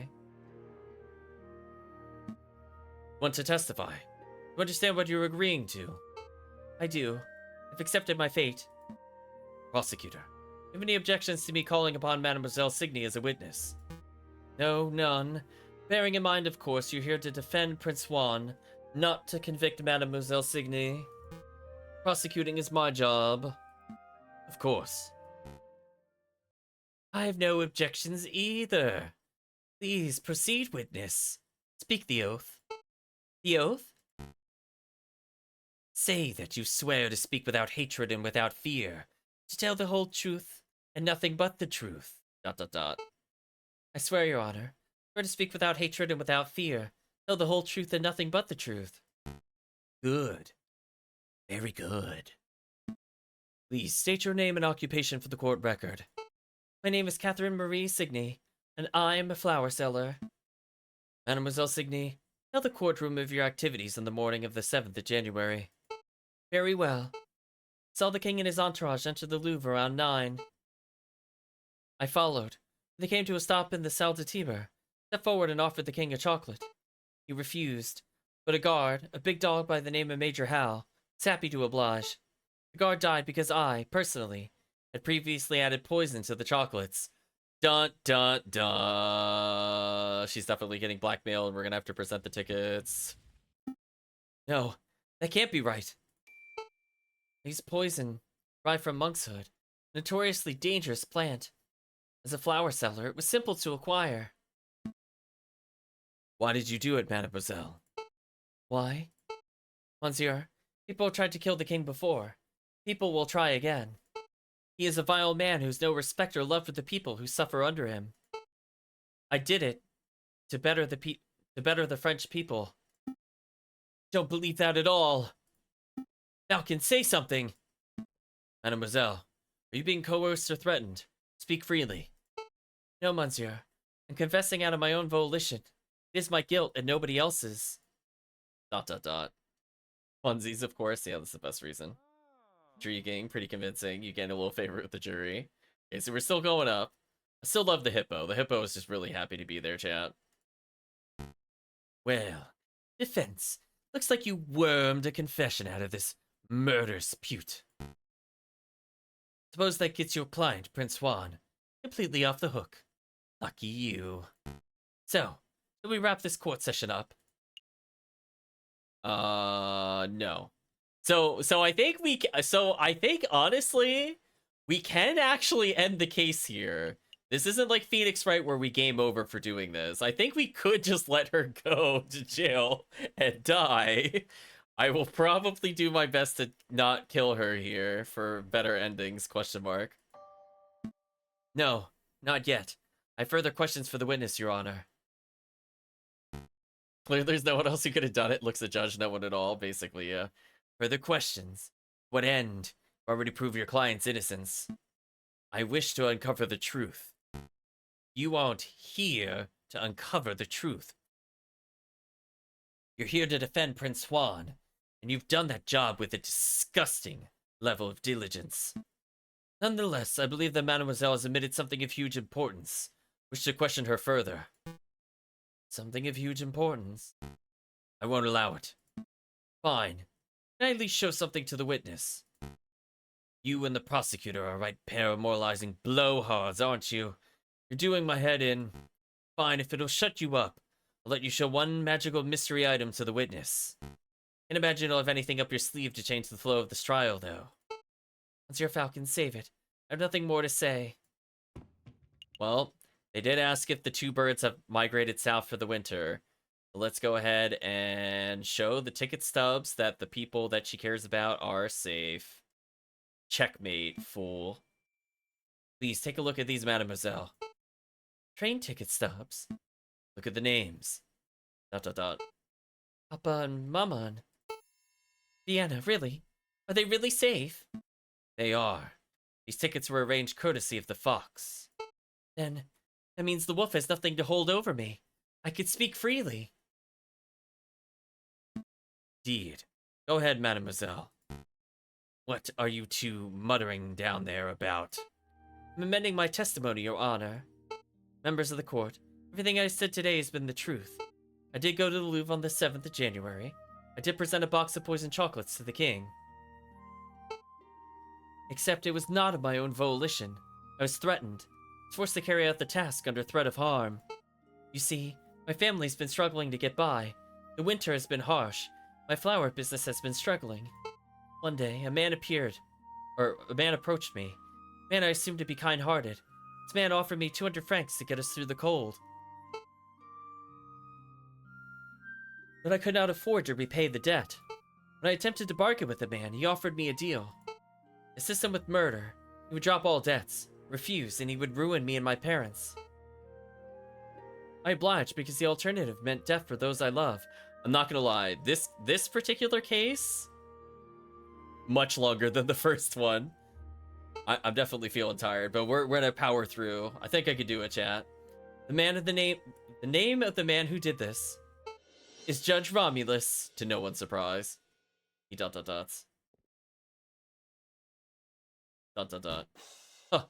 what a creative story. This is obviously a last-minute, desperate attempt at passing the buck. The sheer laziness of this girl to accuse a man she's never met before. She's blatantly floundering. Oh, gas from Dag. Oh, nice. Indeed, for dozens of these self-pitying yarns during my time as a prosecutor. Although admittedly, this is the first time I've seen a witness directly accuse a judge. Quite a brazen gambit. But in any case, these sorts of stories never turn out to be true. They're always proven to be fabrications born of desperation. I've never been more honest, monsieur. Listen, Mademoiselle Signy, I would like to believe your story, but accusing a man, a judge no less, of conspiring to murder the king is a hugely serious accusation. Do you have any proof to support your story? Proof? You say the judge lent you money. You both must have signed a contract when you made the transaction. That contract would suffice as proof. The contracts were all verbal. He said the money was a gift at first, and only later said I had to repay him. How convenient. Of course this supposed contract doesn't exist. The mademoiselle has no proof because her story is a blatant lie. Falcon, you have to do something. If anything, you'll link Judge Romulus to Mademoiselle Signy. A link? Of course! Members of the court, know for certain that Mademoiselle's story is true. I say with certainty, Judge Romulus has made contact with Mademoiselle Signy in the past. I know this because at this very moment, holding a key piece of evidence that links Judge Romulus directly to the crime scene. I mean, I have the chocolate receipt, so I'm gonna go ahead and present that. I think you should take a look at this, Severin. Me? Hmm? You don't trust it in the judge's hands? What is that? What does that piece of paper say? This is a receipt for a box of chocolates from Lander Halgoseg's Chocolate Emporium on the 6th of January, made out to... Dango says, is someone gonna tell Sparrow so he can sit on the defense bench? You would think so. We're no longer questioning him. To a man named Romulus. The writing upon the receipt is clear. A man named Romulus bought chocolates on the day before the murder. Chocolates happen to have been of the same brand and flavor as the ones that were used in the royal assassination attempt. By itself, the evidence would not be definitive. It only suggests that the judge has something of a sweet tooth. Taken in conjunction with the Mademoiselle's updated testimony. That would imply the judge was directly involved with the assassination attempt. Judge Romulus, do you have anything to say about this? Yep. The receipt's not mine.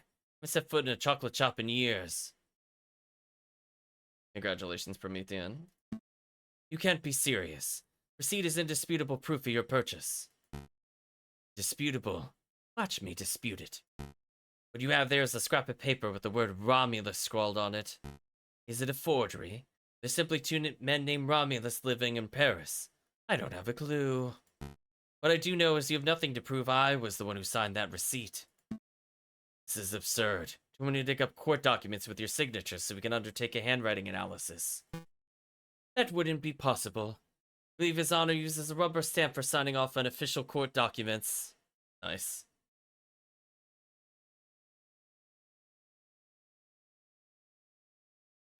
That would be correct. Well, it's no matter. I don't need the judge's signature. I already have it in my possession. Proof the signature on the receipt belongs to Judge Romulus.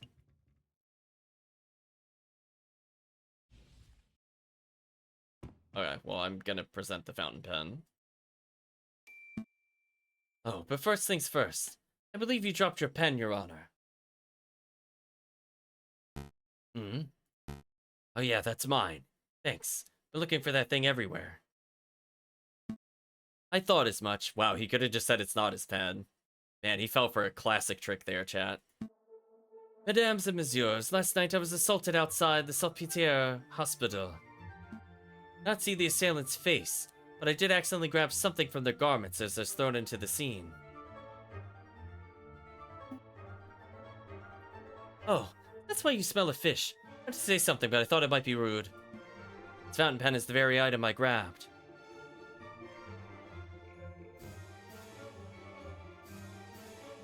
Did I say this pen was mine? Closer inspection. I see I must have been mistaken. Save it, Your Honor. I'm not here to press assault charges. What interests me about this pen is the ink it contains. It's emerald green in color. As far as we know, only baddies write in green. Ah, yes. But more importantly, the rare and unusual choice of ink color. Venture that only a dozen people in all of Paris are arrogant enough to write in green. I would venture that only one of those arrogant people is named Romulus. But Judge Romulus lacks respect for classic penmanship. What of it? Take another look at the chocolate receipt, Severin. That receipt was signed with emerald green ink. It certainly is quite a coincidence. No, there's no more room for coincidence. There's no more doubt. There's only one narrative that can tie this ridiculous string of evidence together. On the 6th of January, you, Judge Romulus, bought a box of chocolates with a custom filling. That custom filling contained poison, originating from flowers in Mademoiselle Signy, street seller who owed you debt. The 7th of January, you, Judge Romulus, leveraged that jet to force the girl to present the poisoned chocolates to the king. Then an idiot of a man by the name of Juan framed himself as the murderer, or to take the fall on Mademoiselle Signy said instead. You pushed for Juan's guilt by priming a witness, Juan-Zero Toussaint Kingsley. And when that failed, you pressured Madame Signy to take full responsibility for the crime. The dramatic zoom in, chat. That is the only narrative that makes sense. Admit it. Fine. I do admit it. I did it. I purchased the chocolates. I added the poison. I put a peasant girl in debt just so I could force her to take the fall. I was the one who wanted the king murdered. There's not a damn thing any of you could do about it. I'm the one who holds the gavel. I'm the one who passes the sentences. He's saying this in the room with the king. The king is just gonna execute him. The snap of my fingers, leave each and every one of you guillotined at the place of Austerlitz before night. Who judges the judges? The king does. Who stands above me? The king does. Nobody. Not even God can condemn me when I sit so highly. The king is still in the courtroom. He's definitely just throwing your ass in jail. Damn, he folded quick, exactly. Yeah, meanwhile. Tempted to murder a king. Corrupt in the court of Assizes. What an utterly repulsive individual.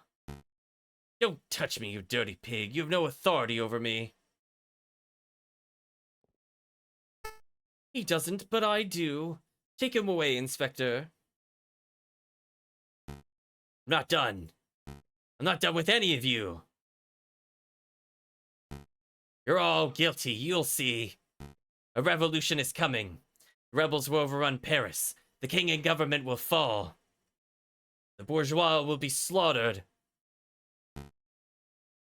We shall have a glorious second republic. A republic free of class, where everyone is free and equal. Hey, don't touch me! Just another ranting lunatic, Your Majesty. Ignore him. Not to mention Joe's able to be held in contempt. Yeah, pretty much. Of course. Carry on, Inspector.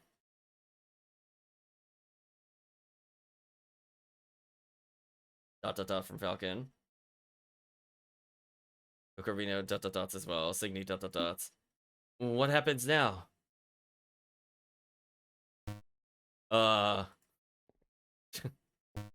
Yes, I'm supposed to take over the president judge's duties. Yeah, there we go. Assistant judge is stepping in. Well, given the surprising series of revelations that just took place, I believe the results are clear. Find the defendant, Prince Juan Corridito, to be cleared of all charges. Therefore, we find the defendant not guilty.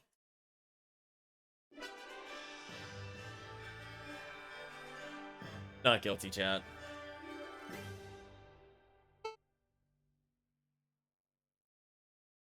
What happens to me now?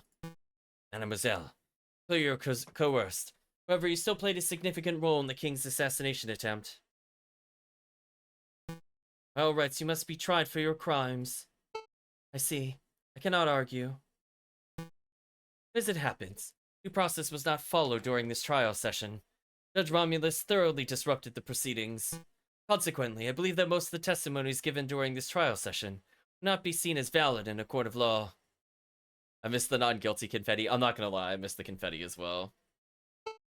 What does that mean? Saying you're free to go. Correct. As a prosecutor, I see no crime to prosecute. Really? Thank you so much, Monsieur. And thank you, Messieurs. Without your help and assurances, I don't know where I'd be right now. So, are my parents really in Vienna? Think so. You have to ask the Fox for details. I don't know what exactly he arranged. Though now that Judge Romulus poses no threat, I suppose your parents should be free to move back to Paris. Actually, I may follow them to Vienna. Need a holiday for all this drama. Well, yes, but also I want to get away from here before, before the fighting starts. You mean the revolution Judge Romulus mentioned? Doesn't seem mentally stable. Pay him no mind. Right, chat? Does this mean we get a third judge? We did technically have a third judge briefly. So we'll see if we get fourth judge. We need somebody to replace the other judges. Because, the other one accidentally had a brutal accident down some stairs, allegedly. It allegedly was an accident. Allegedly. Such as him, monsieur. In the streets, everyone talks of an uprising. If you're smart, you'd clear out of here too. Oh boy, is this actually gonna turn into we deal with what side we take on the uprising? That would be very different for a Phoenix Wright style game. Thanks for the concern, mademoiselle. We're far from smart, so we're staying put. I see. Good luck, messieurs. And farewell. Maybe we can meet again when this is all blown over. Wait, mademoiselle. Didn't you want to have a quick celebratory drink? Oh, he's gone. I guess it's just you, me, and the fox, right, Falcon? Sounds good, Sparrowson. Take Prince Swan back to the aviary office. Need to sort out some paperwork with Severin. Okie dokie. Suppose the congratulations are in order. Covering the truth in the way you did, it was quite a feat. Everything went far better than I could have hoped. But you surprised me at the end with that little lie of yours. Lie? This trial's testimonies are completely invalid. Bullcock. You and I both know this trial has produced ample valid evidence for Mademoiselle Signy to be detained and tried. And with the coercion accounted for, that she would still be found guilty of conspiracy or accessory to murder. So, why are you holding back? You know, 10, maybe even 5 years ago, I probably would have prosecuted Mademoiselle Signy. I was fresh out of law school. I thought my role as a prosecutor was to condemn every potential criminal that came my way. Yeah, this is very Edgeworth of him right now. I thought, if the guilty person ends up behind bars or on the hanging dock, then justice has been served. As I gained experience, I started noticing the details. The details? The extenuating circumstances, the personal considerations, the gaps in the law where, even when due process is followed to the letter, good people are punished and wrongdoers walk free. Yeah, this is definitely a more mature take than Phoenix Wright. I'm just gonna be real with you. I hated it, so I changed my role. I decided that I should not strive to secure a guilty verdict, but to ensure justice is served. So he went through more of a character arc than Edgeworth did in like 3 Phoenix Wright games. I just like to call that out. I mean, I think by like the 4th time he's there, I think he does talk about serving justice. But definitely not in the first game, and I feel like the second game he literally gave up on being a prosecutor altogether. Question mark. So there it is what it is with that one. I could prosecute Mademoiselle Signy. She would definitely be convicted. But that would not serve justice. ... from Falcon. Ooh. Chat, do you want to say you're a good lawyer or you're going soft? Would he be offended that we call him a lawyer when he's a prosecutor, even though it's technically true? Chat needs to look into their hearts for this one.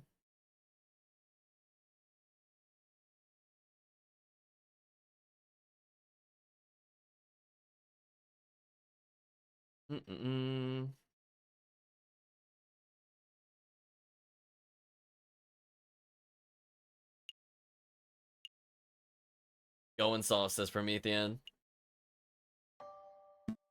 You're going soft, Severin. I suppose I am. Try not to grow too bitter, Falcon. It doesn't suit you. I must congratulate you, Senor Falcon and Senor Sparrowson. Why is he still talking with the accent? What am I doing? like, okay, at least I'm picking up on it. I'm picking up on it. I'm picking up what it's putting down. I literally was asking, why is he still speaking with the accent? There we go. What am I doing still using that old accent? I, of course, meant, congratulations, Monsieur Falcon and Monsieur Sparrowson. No big deal. We're just doing our jobs. No. Your job ended when you proved my innocence. Everything after that was you going above and beyond your duties. Of course, I was counting on you to do so. Just a lawyer would have surely stumbled or caved in. Oh, before I forget, your payment. How much should we get? Okay, we're at 70 francs. That's not too bad. I'd like to get to 100 before the game ends, but we'll see if that happens. I feel like 100 is a magic number, or like 125. Do you know what I mean, chat? And had we not been stolen from, we would have been at 100 francs right now. And if I had not gambled, that's where we would be. Thank you, Monsieur Volps. It's been a strange case, but I'm glad the truth came to light. I'll see you out. Wait, Monsieur Phelps, before you go, why did you come to us in the first place? Surely there are much more reputable lawyers out there who could have done a better job. Oh? More reputable than the Falcon that stands before me. Oh yeah, Falcon's got a sucky track record. True, he does have a mixed record. His family name is hugely respected in the lawyering world. Uh-oh. Chose Monsieur Falcon as my lawyer for that reason alone. Nepotism. Strikes again, chat. Huh? Really? Never heard of another lawyer named Falcon. Uh-oh. Let's not go down this road, Monsieur Phelps. Don't go by my old name for a reason. That is fair. Shouldn't be fixated on the past, should we? After all, it's already been and gone. Also, whenever I hear this now, I'm just thinking of Falcone. Right, chat? It's like, oh, man. The real name is released there. The future is where our potential lies. That's what we should be paying attention to. The storm is fast approaching. You mean the revolution the crooked judge mentioned? Indeed. I dare say the wolf is right. A rebellion is coming, one way or another. Listen, Monsieur Falcon. Probably have a certain work over the coming days. Want me to dig up the dirt on anyone? Please, feel free to drop by my office at any time. Dig up the dirt. I am a private investigator. It is what I do. We'll bear it in mind. Thank you, Monsieur Volps.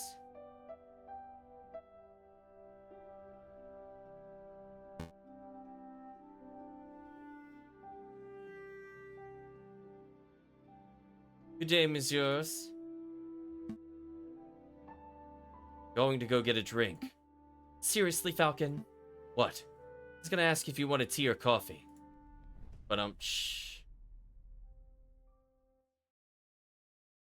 Game is saved. Do you wish to continue? No. I think it's a good place to stop. We made a lot of progress. I don't know how many acts there are. I'm assuming 3 or 4. Kind of mirroring how many cases there are in a Phoenix Wright game. Let's chat.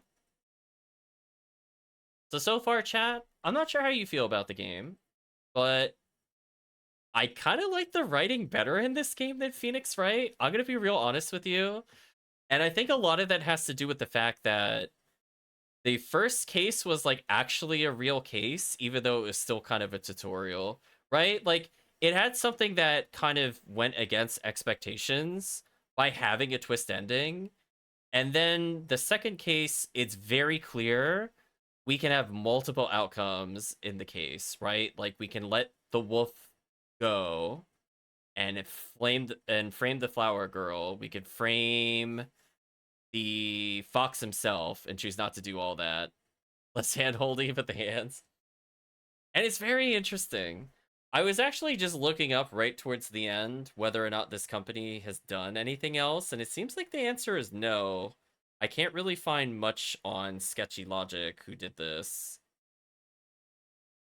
So I'm assuming the company is not around anymore, question mark, which is a bit of a shame. Apparently it was a 2-person development crew, which makes sense to me.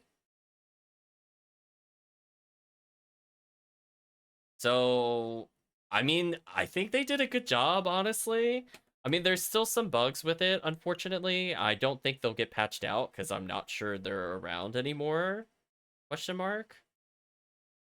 But, like, aside from, like, the hiccups with some of the weird stuff happening on the Steam version, I did like the court procedure. I will say it's kind of like a PC version of Ace Attorney, where there's, like, context highlights of what you're looking at, which I like a lot more than the Phoenix Wright games, to be honest with you. And I like that it focuses on keywords that are underlined versus trying to dig through all the dialogue boxes and picking out a specific one. So it feels more focused. And I like that it's a little easier to go back and forth.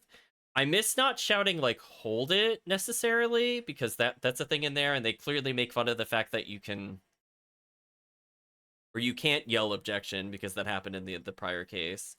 But at the same time, I think it's like it's a very involved story for what it is, and it's interesting that there's some overlap between the characters between the cases. And I don't just mean like the characters helping us, where it seems like potentially the person that we left in charge as the murderer could be coming back very soon, and she's already haunting us. So I like that it's a bit less black and white with who is evil, or like if people that commit crimes are actually bad, quote unquote. So yeah, I'm very curious where this will go. I don't know if we'll go for all the endings, as I just kind of want to play it and don't want to, have it overstay its welcome. But yeah, I'm willing to at least try to beat the game and see where it goes from there. So from that standpoint, chat, I think that covers basically the initial impressions of the game. So let's go ahead and say goodbye to YouTube. If you did watch to this point in the video of the VOD, I'd just like to say thank you again for watching, and see you again in the next part.